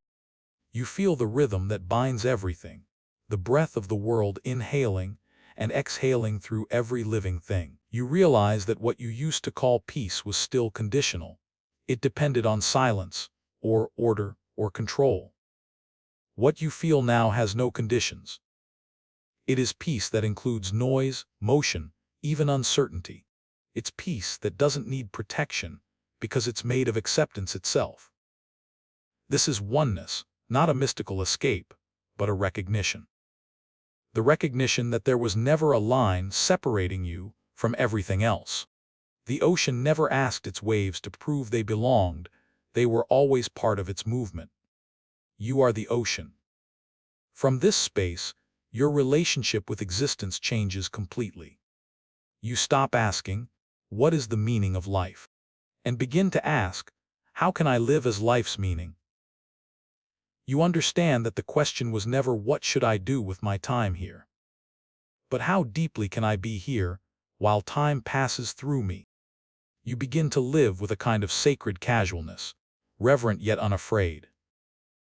You no longer need to cling to spiritual experiences to feel connected. Washing your hands becomes as holy as prayer. Watching dusk fall becomes meditation. Every sound, every sight, every breath becomes a thread in the same tapestry. You see divinity everywhere, not in grand miracles, but in the precision of the ordinary. A leaf floating on water, the laughter of a child, the way sunlight finds even the smallest crack to pour itself through. You realize that awareness itself is the miracle, that consciousness looking out through your eyes is the same consciousness gazing back through another's. You begin to feel this truth physically. When you hold someone's hand, it's as if the boundary between palms disappears. It's one heartbeat passing through two bodies. When you look into another's eyes, you no longer see me and you. You see we, the single pulse of being experiencing itself in dual form. And yet, this unity doesn't dissolve your individuality. It perfects it. You still have preferences, quirks, dreams. But they are no longer cages. They are colors through which the same light shines. You express, you create, you love, not to prove identity, but to celebrate it. You start understanding why the sages laughed. They weren't mocking the world. They were marveling at how simple it all is once the struggle ends. The truth they saw was never hidden, only overlooked. You, too, begin to laugh, softly, spontaneously, at the old seriousness that drove your searching. You laugh at how hard you tried to find what was already inside you, how much energy you spent seeking a door that was never locked. This laughter is not cynical. It's liberation. Because once you realize nothing was ever missing, you stop chasing completion in external forms. You start creating, giving, living for the sheer joy of participation. Life becomes play again, not childish, but sacredly light. You notice that even pain changes texture. It still arrives, but without the echo of resistance. You feel it, honor it, let it move through, and it dissolves naturally. You no longer add suffering to pain by arguing with it. You know that pain, too, belongs. It's the heartbeat of transformation. You learn that joy and sorrow are not opposites. They are two currents in the same river. Each gives depth to the other. And in that depth, you begin to sense eternity, not as endless time, but as timeless presence. You remember moments of deep stillness, watching snow fall, sitting beside a sleeping loved one, walking under stars, and realize those moments weren't fleeting glimpses of peace. They were the truth revealing itself beyond the illusion of hurry. That truth has never left. Even now, when the mind stirs or the body tires, you can touch it with a single breath. You close your eyes, feel the rise and fall of your chest, and remember this is it. This is the whole universe breathing me. And as you rest in that awareness, gratitude expands until it fills you completely. Gratitude not for something, but for everything. Gratitude for being allowed to witness existence at all. You realize that to be alive, truly alive, is the rarest miracle.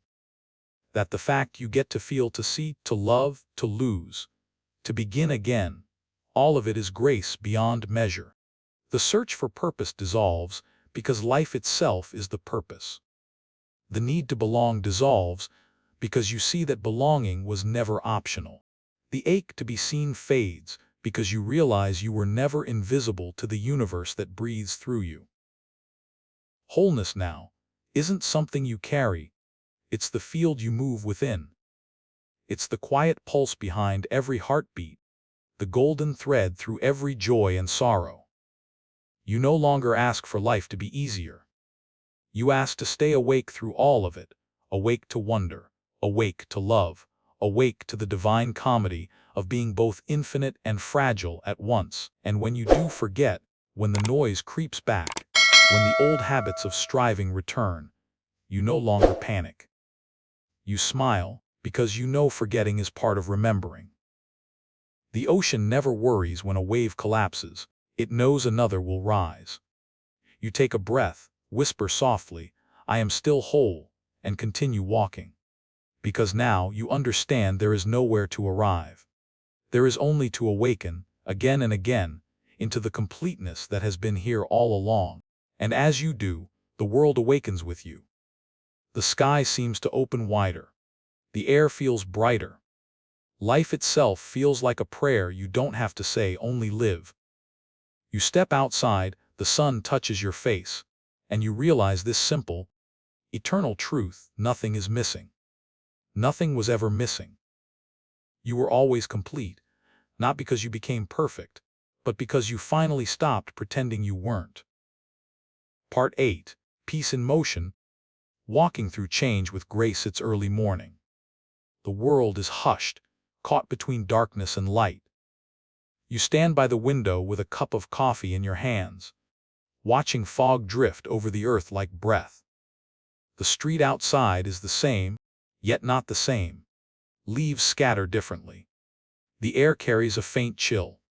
Even the sunlight feels gentler, like something inside it has aged overnight. And in that quiet moment, it hits you. Everything is changing again. You can't quite say how or when it began. Maybe it was the subtle shift in the way someone looked at you. Maybe it was the silence after a conversation that used to flow. Maybe it was just the realization that you don't fit as easily into the old rhythm anymore. Change never announces itself. It arrives disguised as ordinary days, small restlessness, tiny endings that seem inconsequential until they aren't. And as you stand there, watching the light unfold, you feel it, that mix of awe and ache that always comes when life begins to move on without asking for permission. You've been here before, haven't you? At crossroads where something familiar ended and something unknown began. At thresholds where part of you longed to stay while another part whispered, "It's time." Change has always been the quiet teacher you resisted. The one who speaks in language you only understand in hindsight. It asks you to loosen your grip, to trust what you cannot yet name, to walk forward with no guarantee but faith. And yet, no matter how many times you've faced it, each change still feels like a small death. The death of who you were, of what was known, of what felt safe. But if you stay still long enough, you begin to sense something beneath the fear, a pulse, a promise, a whisper that says, "This is not the end." It's the turning of the page. Because everything that grows must change, and everything that changes is an invitation to grow. You begin to realize that peace is not found in stopping change. It's found in walking with it. For most of your life, you fought it, clinging to routines, to identities, to people and places that gave you a sense of stability. You told yourself that consistency meant safety, that permanence was proof of success. But the truth is, nothing alive is ever still. The trees shed. The tide retreats. The moon fades and returns. Even your own body renews itself cell by cell. To resist change is to resist the very nature of life. So you begin to ask different questions now. Not how do I stop this? But how do I move through it with grace? And grace, you discover, doesn't mean floating through change untouched. It means learning to bow to it, to honor it, to let it rearrange you without bitterness. Grace means standing in the middle of uncertainty and saying, I trust the unfolding, even when I can't see the destination. It's not blind faith. It's embodied wisdom, the quiet knowing that every ending carries a seed, every loss hides a lesson, and every moment of dismantling is making space for something new. You start to see that peace is not a fixed point at the end of change. It's the way you travel through it. It's how softly you breathe when things fall apart. It's the kindness you extend to yourself when you stumble. It's the courage to keep your heart open when everything in you wants to close. This is what walking through change with grace really means, letting life shape you without hardening you. You remember the times when you fought the inevitable, how resistance only deepened your pain, how clinging to what was gone made you blind to what was arriving. You remember how peace returned only when you finally surrendered, when you whispered, okay, I'll trust this too. Surrender doesn't mean you stop caring. It means you stop arguing with reality. And in that surrender, you begin to see beauty even in the unraveling. You notice how grief and gratitude often arrive together. How every goodbye is also an acknowledgement that something mattered deeply. You begin to see that the ache you feel during change isn't proof of loss, it's proof of love. Because if you didn't love the chapter, it wouldn't hurt to turn the page. So you stop trying to rush your transitions. You start giving yourself permission to linger in the spaces between. The in-betweens where life is neither the old nor the new, where everything feels uncertain but pregnant with possibility. That's where grace lives, not in control, but in presence. You begin to notice that every transformation, even the painful ones, has its own rhythm. Seasons change slowly, trees blossom in silence, healing happens in layers. You realize you don't have to force your becoming. You only have to stay open long enough for the new pattern to reveal itself. And as you let life move through you, something remarkable begins to happen. You stop seeing change as something that happens to you and start seeing it as something that happens for you, and eventually, through you. You start feeling less like a victim of change and more like its collaborator. And in that collaboration, peace returns, not as the absence of change, but as its companion. You take a sip of coffee, look out the window again, and smile. The fog is lifting. The light is different now, but beautiful still. You realize that maybe that's what grace truly is.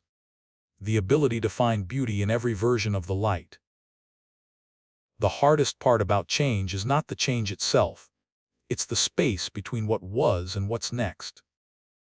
That stretch of uncertainty, where the old world dissolves, but the new one hasn't yet formed, feels like standing in fog.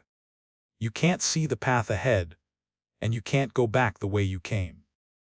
In that in-between, everything in you wants to act, to fix, to hurry, to fill the silence with plans. But the deeper part of you knows this is a sacred pause. A season designed not for doing, but for listening. This is where the art of adapting begins. Because grace doesn't mean gliding through change without fear. It means learning how to breathe in the middle of it. It means staying still enough to hear the small voice beneath the noise, the one that whispers, "You are safe, even here." At first, you may not believe it. You've built your life around knowing what comes next, around goals and maps and deadlines. But change has its own timing, and the universe has its own curriculum. You start to realize that every period of uncertainty is not punishment, it's preparation. The old skin must soften before it sheds. The soil must break before the seed can rise. The heart must empty before it can receive. This in-between is where transformation takes its first quiet breath. You learn to stop demanding clarity and start practicing trust. You realize that clarity doesn't come from overthinking. It comes from surrender, from allowing life to reveal itself one moment at a time. You begin to see that your task is not to control the rhythm, but to stay present to it. Like a dancer learning to follow a partner's lead, you start feeling for the subtle cues, the invisible pull of timing. You stop asking, "Why is this happening?" and start asking, "What is this teaching me?" And the answers begin to surface, not all at once, but gently, like dawn spreading over the horizon. You see how every ending you faced was actually a beginning in disguise. The job you lost that led you toward your true calling. The relationship that ended so you could learn self-respect. The failure that forced you to find courage you didn't know you had. You start realizing that life doesn't take without giving. It simply trades what you think you want for what you actually need. That shift changes everything. You no longer grip the steering wheel so tightly. You begin to meet uncertainty with curiosity instead of panic. You understand now that not knowing is not a void, it's a doorway. It's where all creativity, all possibility, all new beginnings live.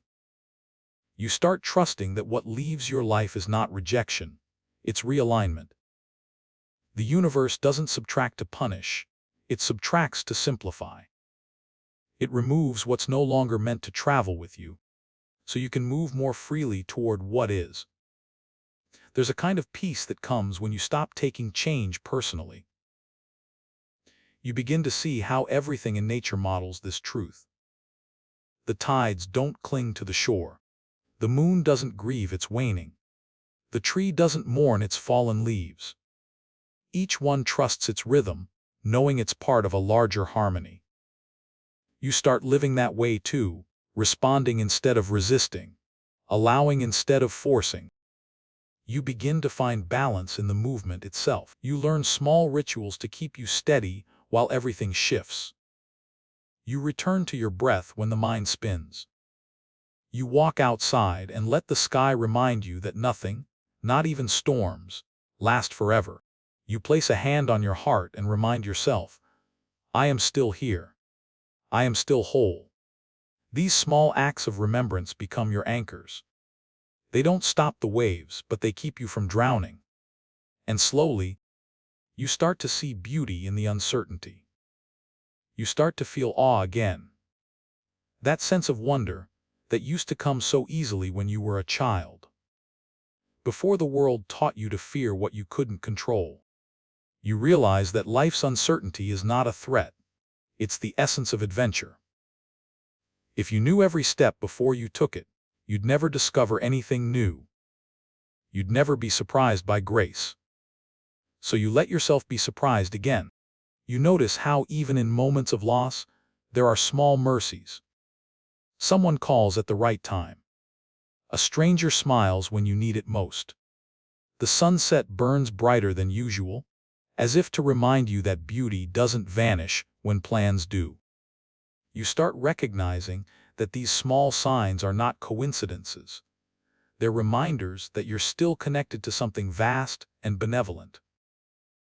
And you begin to understand that adaptation is not about becoming someone else, it's about returning to your natural flexibility.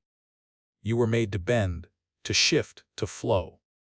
Life is motion, and peace is learning how to move with it. You begin to live like water, gentle but powerful, adaptable but grounded in essence. You find ways to flow around obstacles rather than break against them. You trust that every detour is part of the river's course.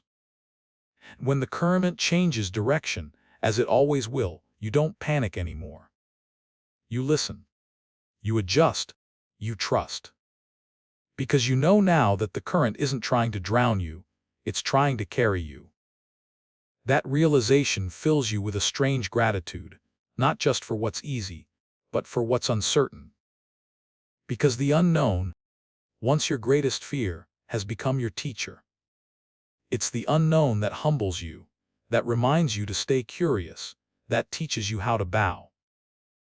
And as you bow, not in defeat, but in reverence, you finally understand, peace isn't the absence of movement. Peace is the grace of moving without losing yourself. You take a breath, feel the pulse of life beneath your skin, and smile. Everything is changing again, and somehow you're okay with it. Because now you know, change doesn't break you when you move with it. It shapes you into someone who can hold both motion and stillness, both uncertainty and faith. Someone who no longer fears the flow, because you've become part of it. There comes a day when you stop wishing for things to stay the same. Not because you've become indifferent, but because you've finally understood nothing beautiful was ever meant to be permanent. You look back on the moments that changed you, the friendships that faded, the dreams that dissolved, the seasons that vanished, and instead of mourning their loss, you begin to bless their impermanence. Because each of them, in their own way, prepared you for this peace. Everything that once broke you also built you. Every ending carved space for something truer. Every loss stripped away what you were never meant to carry. And through it all, life kept teaching you the same lesson, that peace is not found in holding on, but in learning how to hold with love and release with grace. You start to realize that impermanence is not cruelty, it's kindness in disguise. It's what keeps life tender. It's what keeps love awake. If everything lasted forever, nothing would move you. Nothing would matter. The sunset would lose its magic if it never faded. The song would lose its soul if it never ended. The embrace would lose its meaning if it lasted forever. You begin to see that change doesn't take beauty away. It gives beauty its edge, its urgency, its depth. You start meeting each moment with more gratitude, knowing it won't come again. Gratitude becomes your way of loving what you cannot keep. You stop asking life to be predictable, and you start thanking it for being alive. That shift transforms how you experience everything. When you wake up in the morning, you no longer rush to the next task. You pause to feel the quiet, to sense the miracle of waking, of breath, of heartbeat. You understand that each day is not guaranteed, and that awareness turns even the smallest routines into sacred rituals. You wash the dishes slowly, aware of the water's warmth. You listen to someone speak without planning your reply. You let your laughter linger longer than before. You live as though you know time is precious, because you finally do. Gratitude anchors you through change. It reminds you that even in loss, there is always something left to love, and that love, steady, unshaken, becomes the root of resilience. You realize that resilience isn't toughness. It's tenderness that learned how to breathe through change without closing. It's the strength to stay open, even when life cracks you wide. Resilience doesn't mean you never fall apart. It means you trust that falling apart is part of falling into place. You remember the times you thought you'd never recover, the heartbreaks that felt terminal, the failures that humiliated you, the griefs that hollowed you out, and yet, here you are. Changed, yes.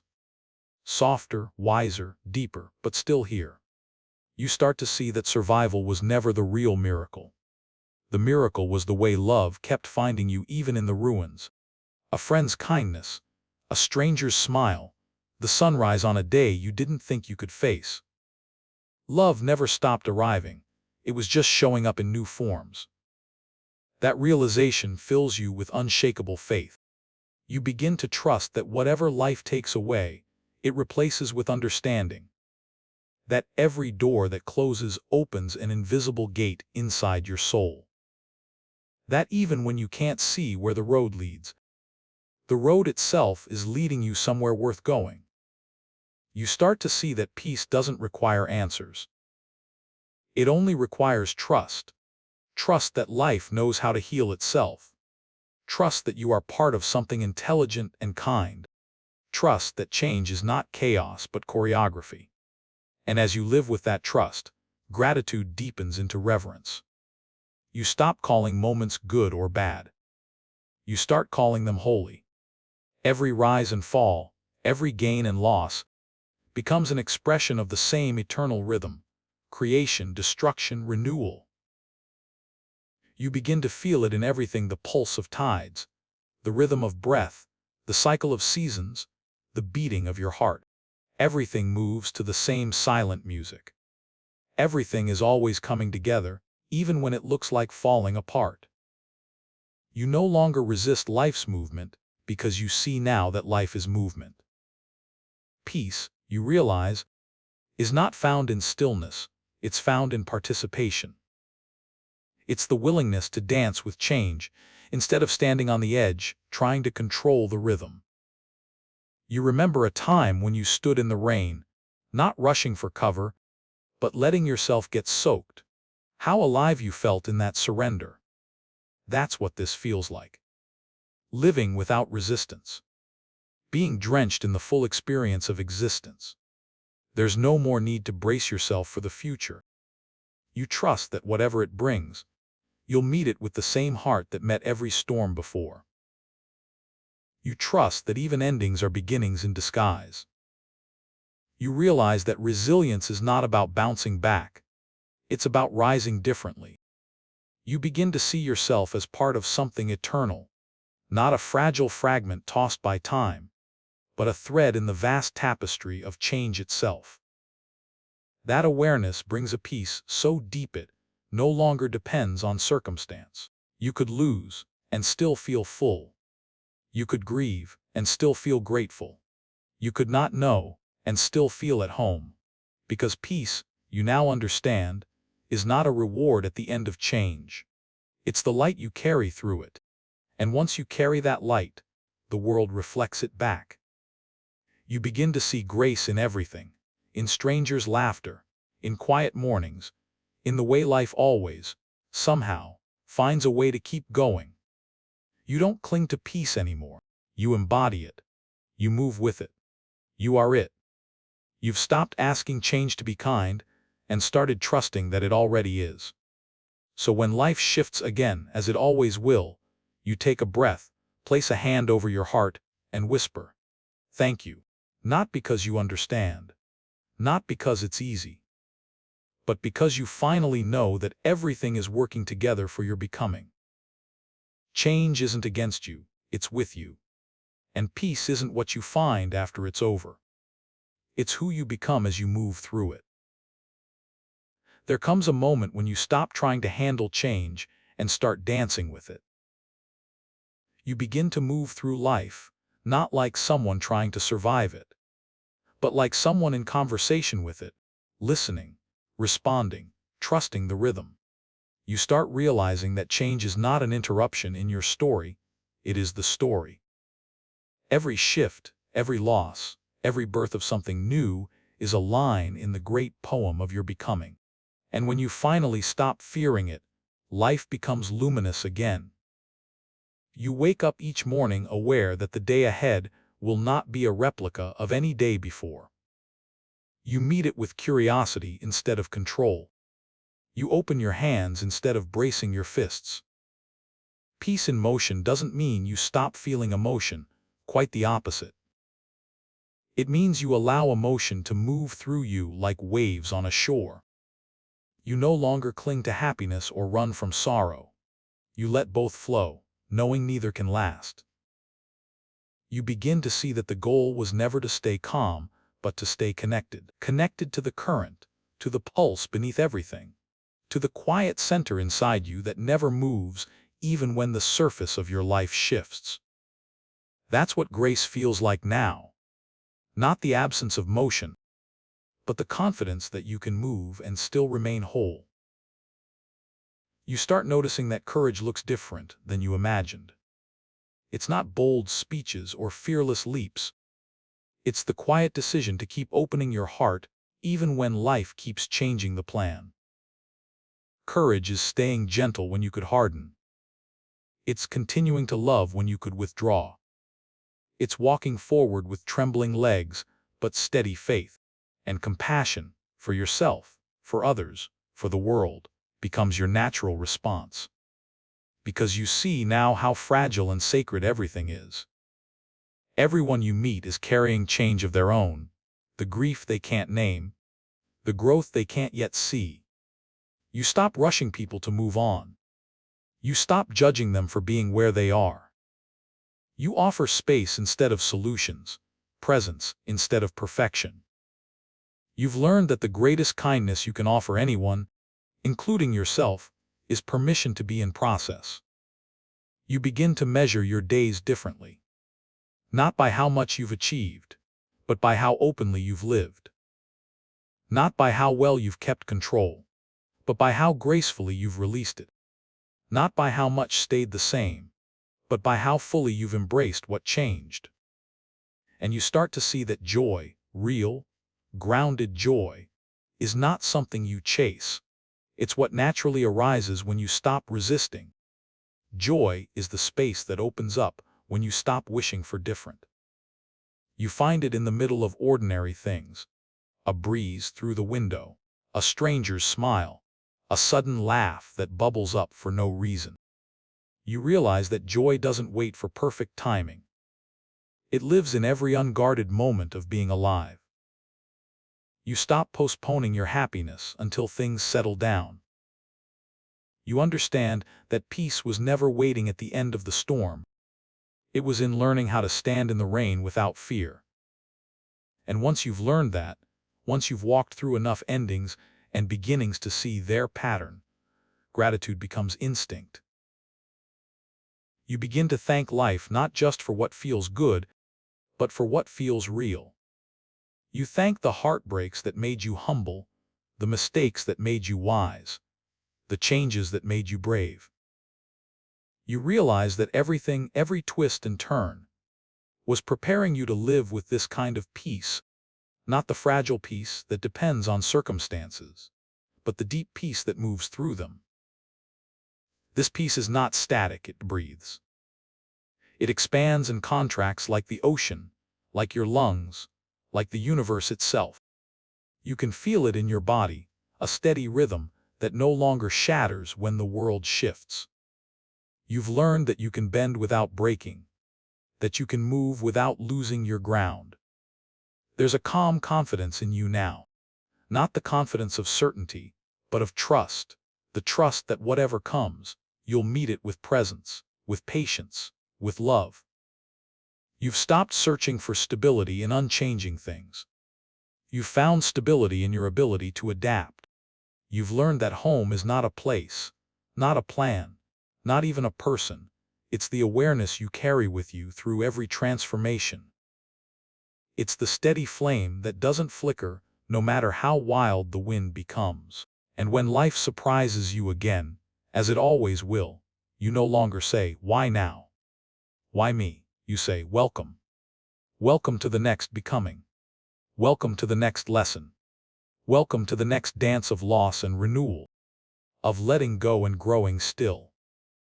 Because peace in motion isn't about escaping the movement. It's about remembering that you are the movement, life flowing, evolving, awakening through form after form. You begin to live as though every change is divine choreography, every uncertainty sacred timing, every ending a bridge to new beginnings. And that awareness, quiet, luminous, unshakable, becomes your sanctuary. You move slower now, but not out of fear, out of reverence. You speak softer, not out of restraint, but because you've learned the power of quiet. You live lighter, not because you've lost, but because you've finally learned to carry only what's real. And in that lightness, you feel joy not as an emotion, but as a state of being. The joy of knowing that you and life are not two things. You smile, maybe for no reason at all, and whisper to the ever-changing sky, "I am not afraid of the wind anymore. I know how to move with it." The wind answers, not in words, but in feeling.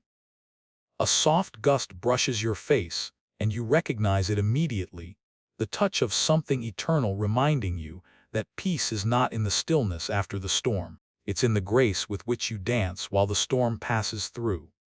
And with that understanding, you walk on, open, alive, unhurried, no longer asking life to stop changing, but thanking it for never standing still. Part 9. The light you leave behind, living with purpose, presence, and legacy. It happens in a quiet moment you didn't plan. You're walking home one evening, and the sun is sinking low, painting everything gold. The air feels tender, as if the world itself has paused for breath. You pass a park bench, where an old couple sits hand in hand, not saying much, just existing together. A few children chase the last of the light, their laughter echoing like wind through leaves. And then, without warning, a thought rises one day, "I'll be gone too." It's not morbid, not even sad. It's gentle, almost sacred. You stand still for a moment, watching the light shift across the faces of strangers, and you realize how fragile and precious all of it is. Every breath, every glance, every connection. You wonder, what will remain of me when I'm no longer here? The question doesn't ask for fame or monuments. It's simpler, deeper. It asks what kind of presence you've been in the world. What kind of warmth you've left behind in people's hearts. What kind of light you've shared without even knowing it. You think of the people who shaped you, not through grand gestures, but through quiet consistency. The teacher who believed in you when you didn't.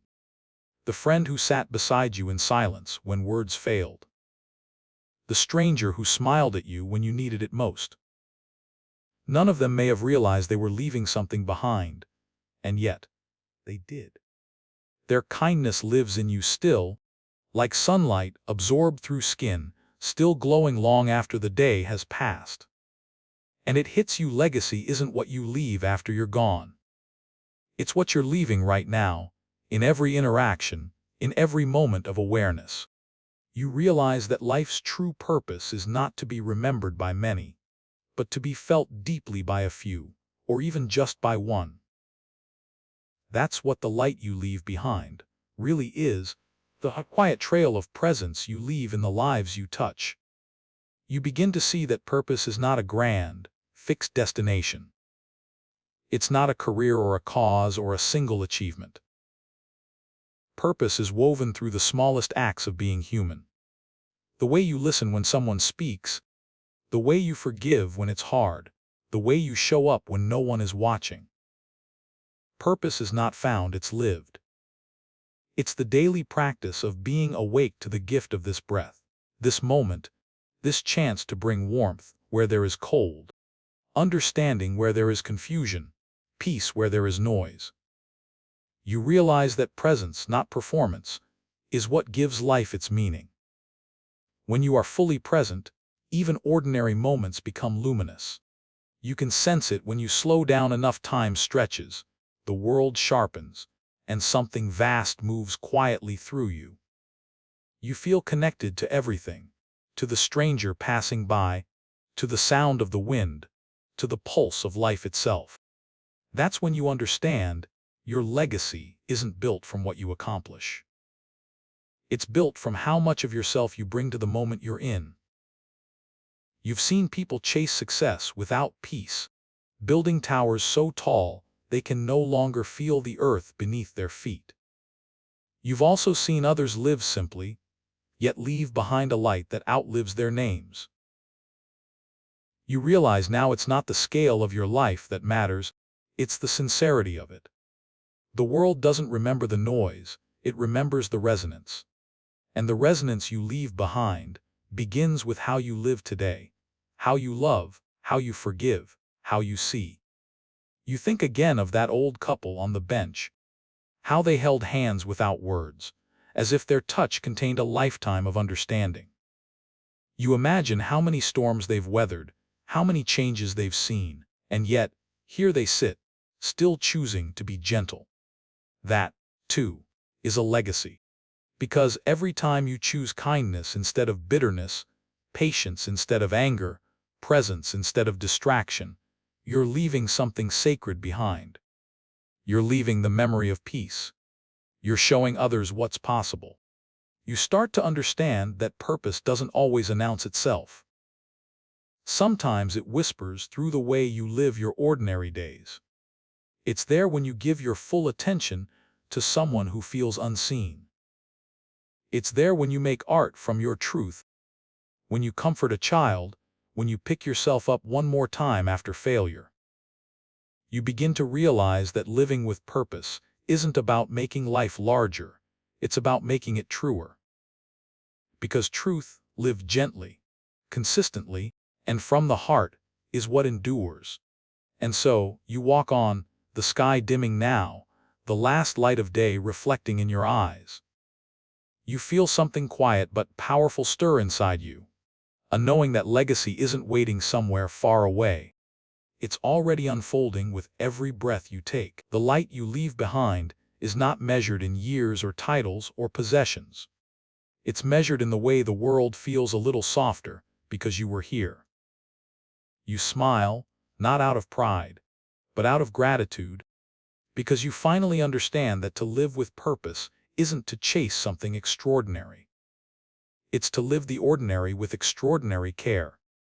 And that, you realize, is enough. When you begin to live with the awareness that every breath is part of your legacy, something subtle but profound changes in the way you move through the world. You stop rushing to get somewhere. You start arriving where you are. You realize that purpose is not something the universe hides from you, waiting for you to earn it. It's revealed each time you choose love over fear, awareness over autopilot, depth over distraction. You've met people who radiate this understanding, people who don't need to announce their goodness or declare their goals. Just being near them feels like stepping into sunlight. You feel calmer, clearer, safer. You can't always explain it, but you know it's real. Their presence changes you. You begin to understand that this is what true legacy looks like. Not noise, but resonance. Not monuments, but moments. Not the story people tell about you, but the way people feel because of you. And you start to wonder, what does my presence say when I walk into a room? Do I bring anxiety or ease? Do I rush others with my urgency, or invite them to breathe with me? Do I speak to impress, or do I listen to understand? These questions aren't meant to guilt you, they're meant to wake you. Because every moment of presence, every decision to be conscious instead of reactive, shapes the energy you leave behind. You realize that kindness, far from being weakness, is one of the most powerful legacies you can leave. Because kindness doesn't just heal others, it heals the space around you. It's contagious in the best possible way. One soft gesture can ripple through days you'll never see. A small word of encouragement whispered to someone at their breaking point. A smile shared with a stranger who thought the world had forgotten them. A quiet apology that breaks a cycle of blame. These aren't minor acts, they're seismic ones in the unseen world of hearts. You begin to understand that compassion is a form of wisdom, the kind that recognizes everyone is carrying invisible battles. You stop needing to fix everyone. You realize that offering judgment was never your duty, offering presence is. Because when you are truly present with someone, when you listen without agenda, when you look at them with curiosity instead of expectation, something shifts in both of you. The walls drop. The masks fall. The truth breathes again. And that truth is what connects us all. You start to notice that the more authentic you become, the more naturally you inspire others to do the same. People open around authenticity because it gives them permission to be real too. You stop hiding behind roles and stories. You don't need to pretend to be wiser than you are. You don't need to have all the answers. You learn that vulnerability, the courage to show your humanity, is itself a form of light. The more you show up as yourself, the more others remember who they are. And that, you realize, is the heart of legacy, not perfection, but presence. Not performance, but sincerity. You recall the people who shaped you most. They weren't flawless. They were real. They admitted their fears. They made mistakes, but they kept showing up. Their love wasn't polished, it was patient. And that patience taught you more than any sermon or speech ever could. You begin to see that your purpose isn't something grand you have to invent. It's something humble you live out each day, one choice at a time. It's there when you choose empathy over ego. It's there when you let go of being right so peace can return. It's there when you decide that love matters more than winning. You start to understand that being purposeful is less about what you do and more about the quality of consciousness you bring to whatever you do. You can wash dishes with reverence. You can write an email with care. You can meet a stranger's eyes and make them feel seen. Everything becomes sacred when it's done with presence. And from that sacredness, purpose begins to bloom, quietly, steadily, like a light that no darkness can extinguish. You begin to feel it moving through you, that quiet current of something larger, wiser, and infinitely kind. It doesn't ask you to strive. It asks you to surrender to your natural compassion. Because when you act from love, the act itself becomes prayer. You stop waiting for perfect timing or recognition. You understand now that every moment you live with awareness is the legacy you're building. You start to measure your success not by what you've gathered, but by what you've given. Not by how high you've climbed, but by how gently you've touched the world while climbing. And somewhere along the way, you realize you've already begun to leave light behind. It shows up in the people who breathe easier after talking to you. In the small kindnesses you've forgotten, but they remember. In the hearts that carry a little more hope, because they met you once, maybe just for a moment. Your life becomes a quiet constellation of such moments, points of connection shining long after you've moved on. That's what it means to live with purpose, to be a light that doesn't burn out, but keeps multiplying through others. And the most beautiful part? You don't have to plan this light. You just have to live close to love. The love that forgives, the love that listens, the love that stays. You realize now that legacy isn't something you leave when you die. It's something you live while you're alive. It's the echo of your kindness in the world, the way your presence becomes someone else's peace, the quiet reminder that gentleness is still power. And as that awareness settles in, you smile softly. Because you know the truth now, you don't need to become someone extraordinary to leave an extraordinary impact. You just need to be wholly, humbly, human, awake, aware, and willing to love while you're here. And that, you realize, is enough light to last forever. As the years pass, you start noticing how your life is made up not of milestones, but of moments. It's not the grand victories you remember most, it's the quiet ones. The night you stayed to comfort a friend, the time you forgave instead of fought, the morning you woke up and chose hope again, even though no one was watching. You realize that these small, sacred choices, is how legacy is really built. Not through thunder, but through light that lasts long after the sound fades. You begin to see how the world subtly carries the fingerprints of those who lived with love. The teacher who sparked curiosity in generations. The neighbor who shared what little she had. The artist whose work continues to speak to souls they never met. The parent who taught kindness without words. Their light didn't disappear when they did. It simply changed form, becoming part of the invisible warmth that holds the world together. You realize that your life, too, will one day join that light. Every act of kindness, every sincere word, every moment of awareness will ripple beyond your knowing. You may never see the full impact, but it will be there, living quietly in someone else's courage, someone else's gentleness, someone else's peace. That's the secret beauty of legacy. You never get to measure it, and yet it matters more than anything measurable. You begin to sense that life is not a straight line from birth to death, but a vast web of connection, each soul touching others in ways that can't be seen or undone.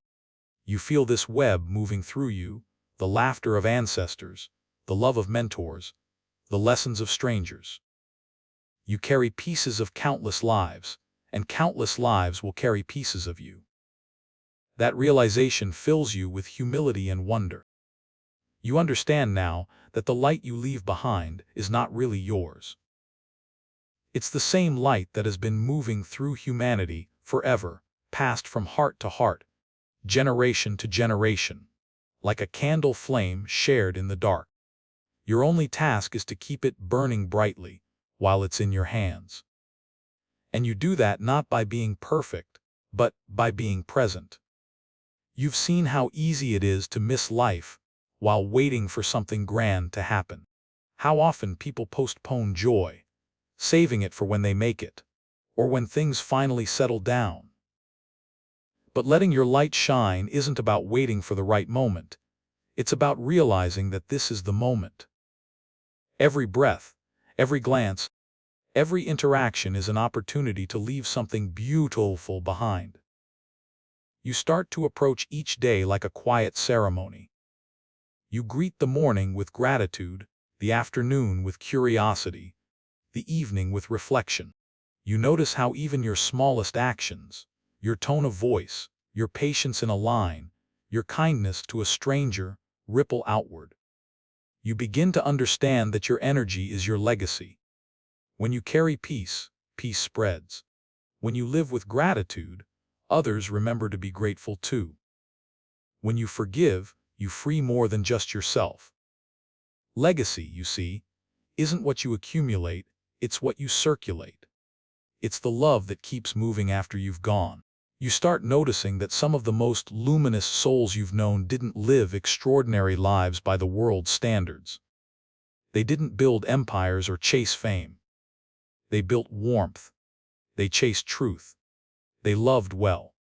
And in doing so, they became unforgettable, not for their achievements, but for their authenticity. You remember the way they made you feel, safe, seen, enough. And you realize that's the light you want to leave too, so you live slower now. You listen longer. You love without the armor of expectation. You forgive faster. You say thank you more often, not as a habit, but as a form of reverence. Gratitude becomes the rhythm of your days. You stop seeing your life as something to manage and start seeing it as something to marvel at. You stop saying I have to and start saying I get to. You get to love. You get to serve. You get to be here for a little while, and that, you realize, is everything. You begin to notice how gratitude keeps the light bright. It's impossible to be grateful and bitter at the same time. Gratitude dissolves the smallness of the ego, the heaviness of complaint. It shifts your focus from what's missing to what's miraculous. And the more you live in that awareness, the lighter you become, not in body, but in spirit. People start to feel it around you.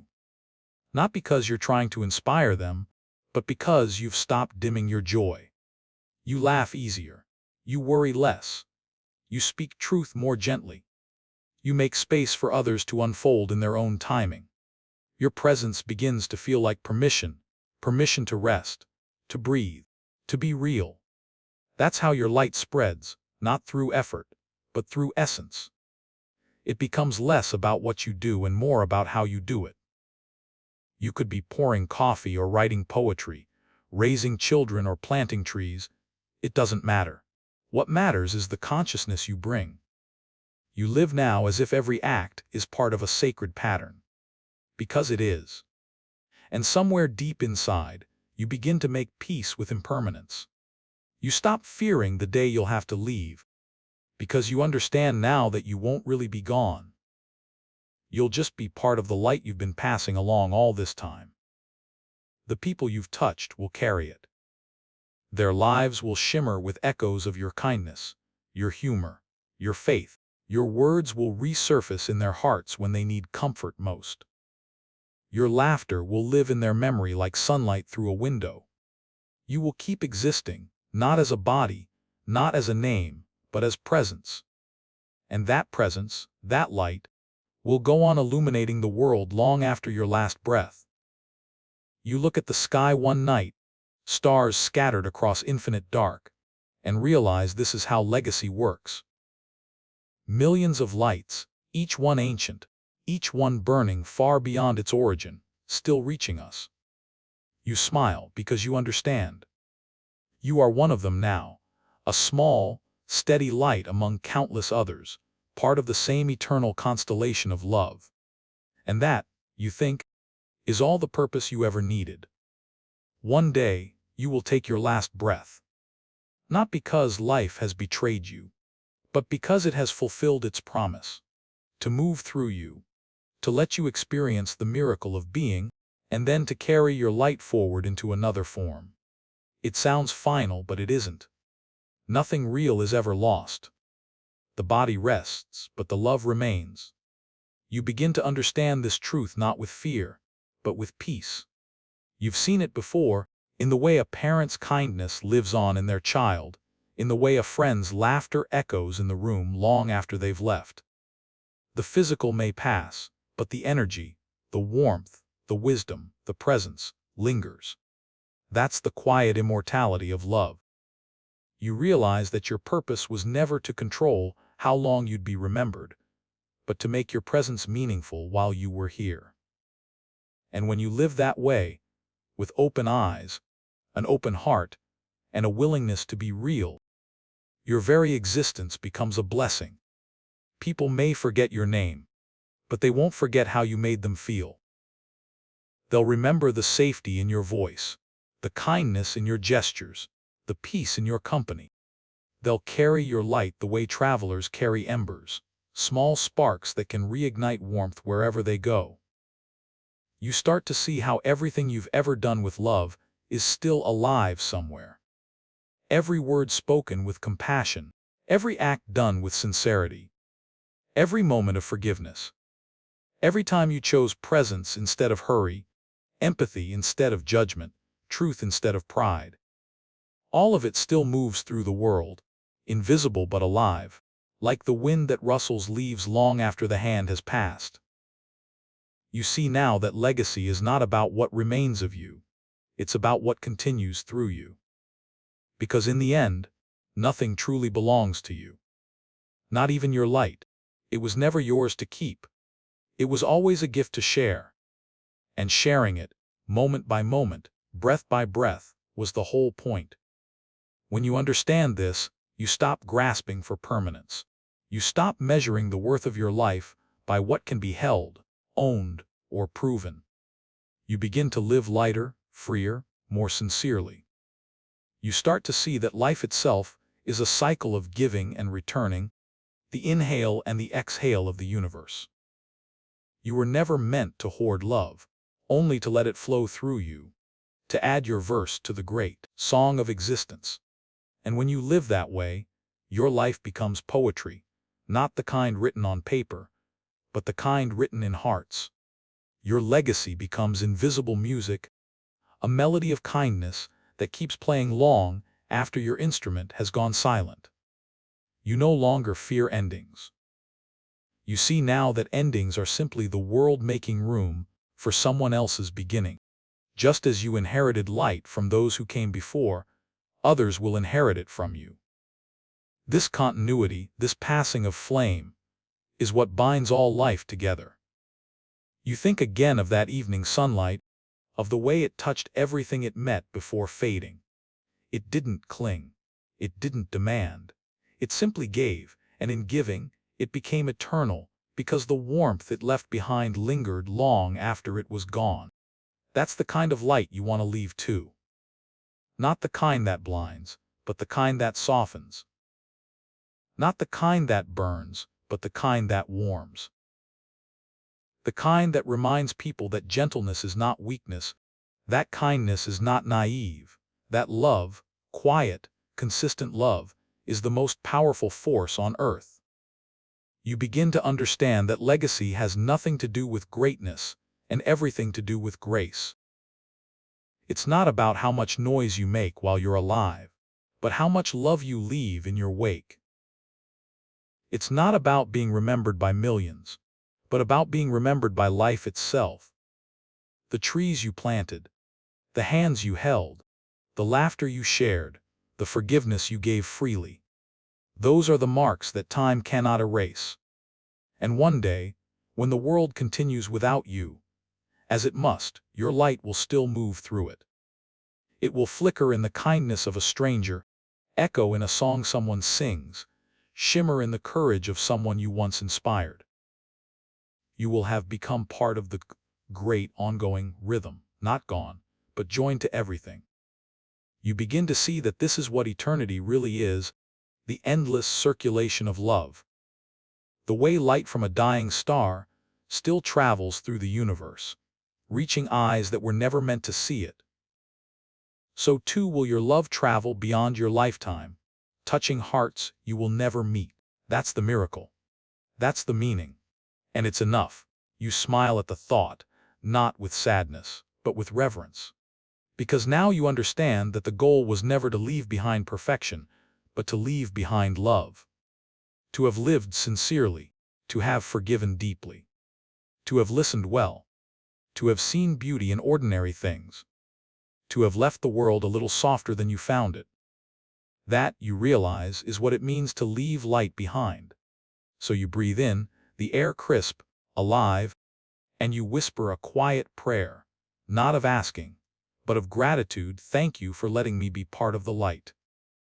And as you exhale, it feels as if the universe breathes with you, a shared rhythm, an eternal flow, because life has never been about what you keep. It's about what you give, what you pass on, what you illuminate while you're here. You don't need to be remembered forever. You just need to shine fully, right now. The rest will take care of itself. Part X, trusting the infinite, returning home to the flow of the universe. It's just before dawn. The world is still half asleep, wrapped in silver light. You stand at the edge of the ocean, the air cool and alive against your skin. Waves rise and fall in slow rhythm, ones erasing the footprints you left a few moments ago. You watch as the horizon softens, that sacred line between night and day. And suddenly you feel it, that quiet, wordless awareness that you are not standing in front of the universe. You are standing inside it. The ocean breathes. You breathe. The tide moves. Your heart moves. For a moment there is no separation, no you and it. There is only this vast, pulsing unity that has always been here, waiting for your surrender. You close your eyes and feel the wind brush against your face like a whisper from something eternal. You don't need to name it. You don't need to understand it. You only need to let it carry you.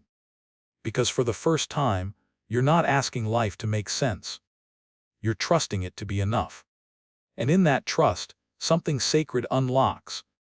A quiet joy that doesn't depend on reason, a peace that doesn't depend on certainty. You realize this is what you've been seeking all along, not control, not answers, but belonging. Belonging to everything. You remember all the times you fought life, all the resistance, the plans, the prayers shaped like demands. You remember the exhaustion of trying to manage what was never yours to hold. And now, standing here with your feet sinking into sand, you finally understand life never needed your control. It needed your cooperation. The waves were never against you. They were teaching you how to float. This is what it means to return home, not to a place, but to a knowing.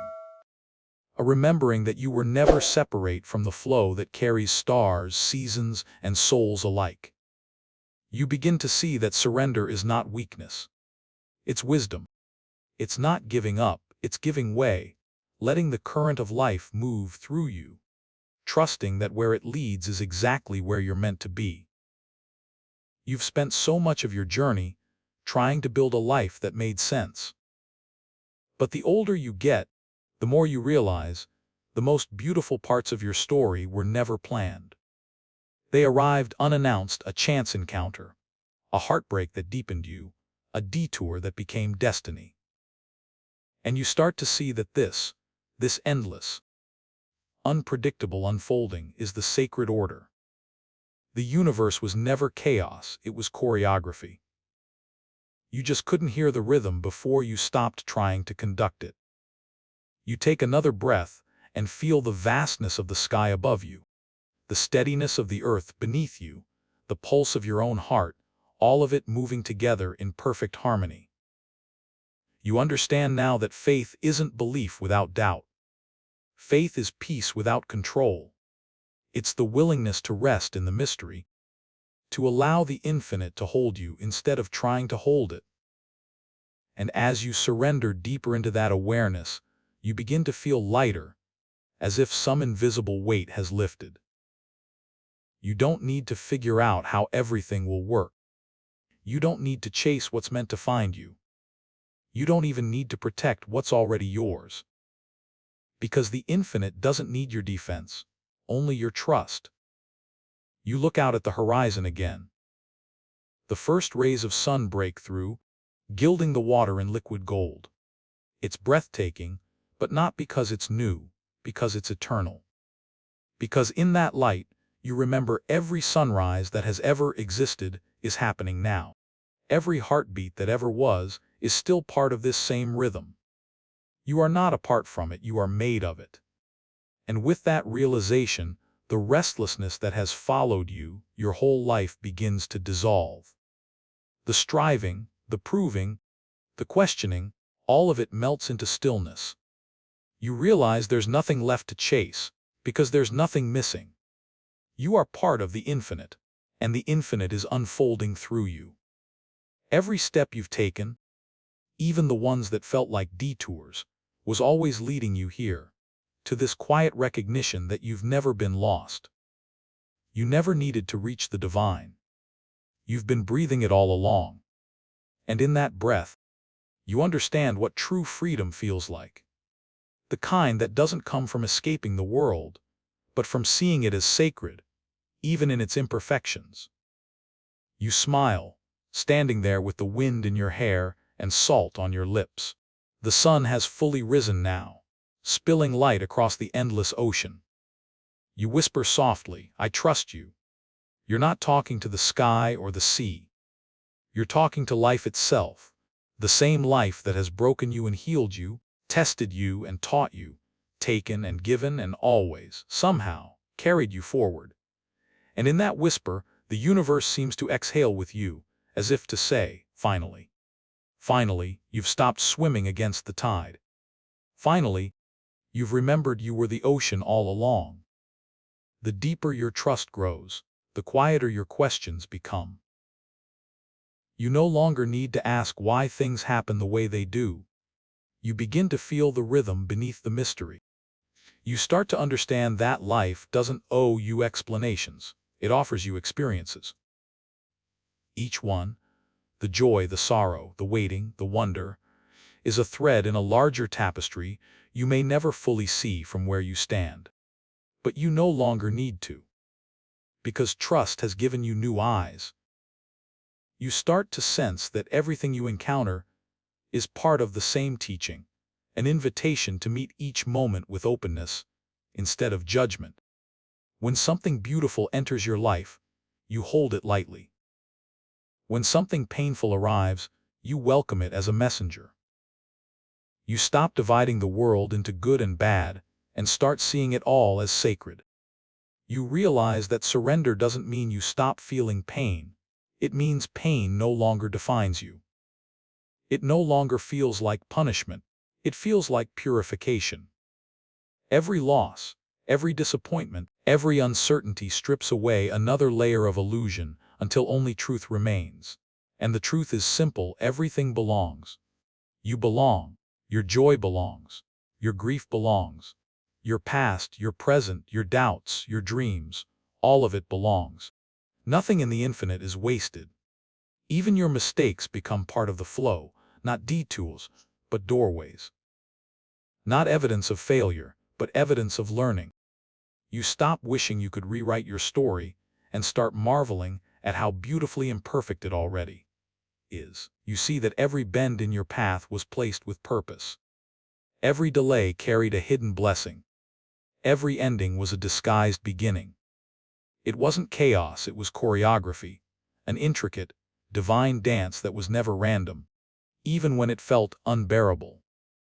You've spent so much of your life trying to understand love.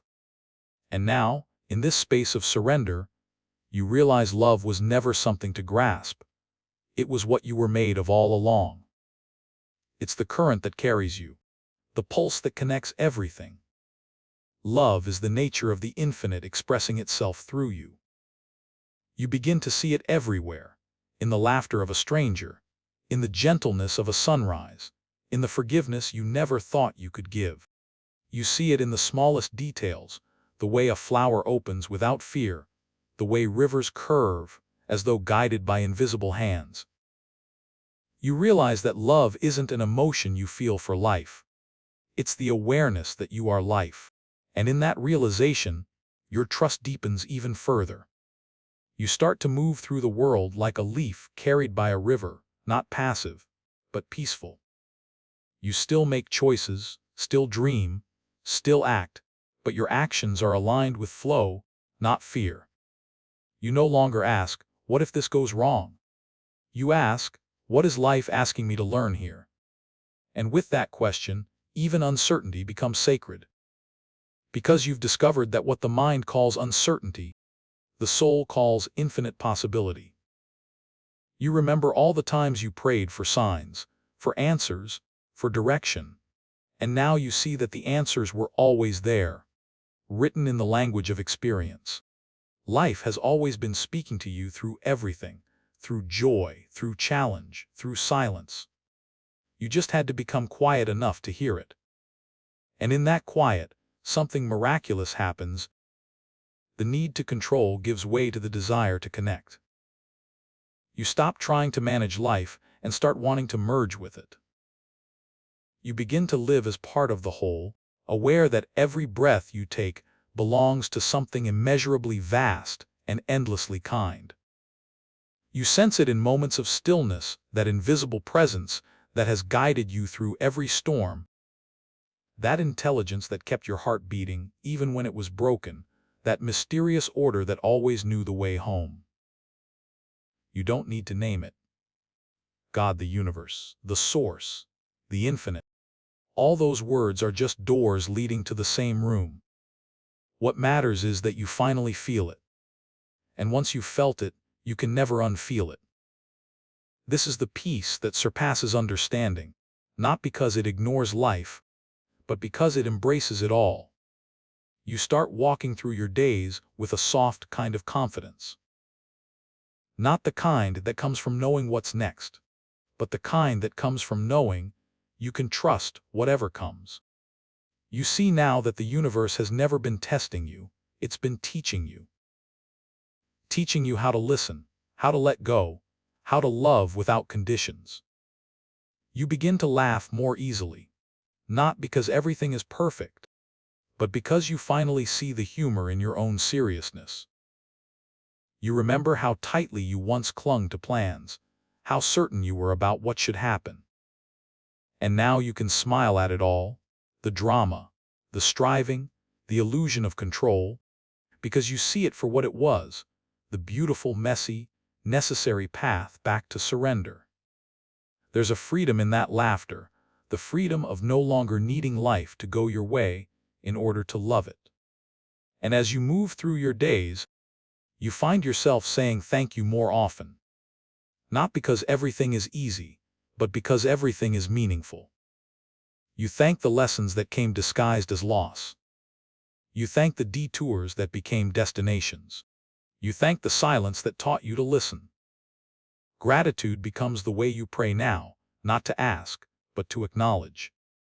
Because to live in gratitude is to live in harmony with the infinite.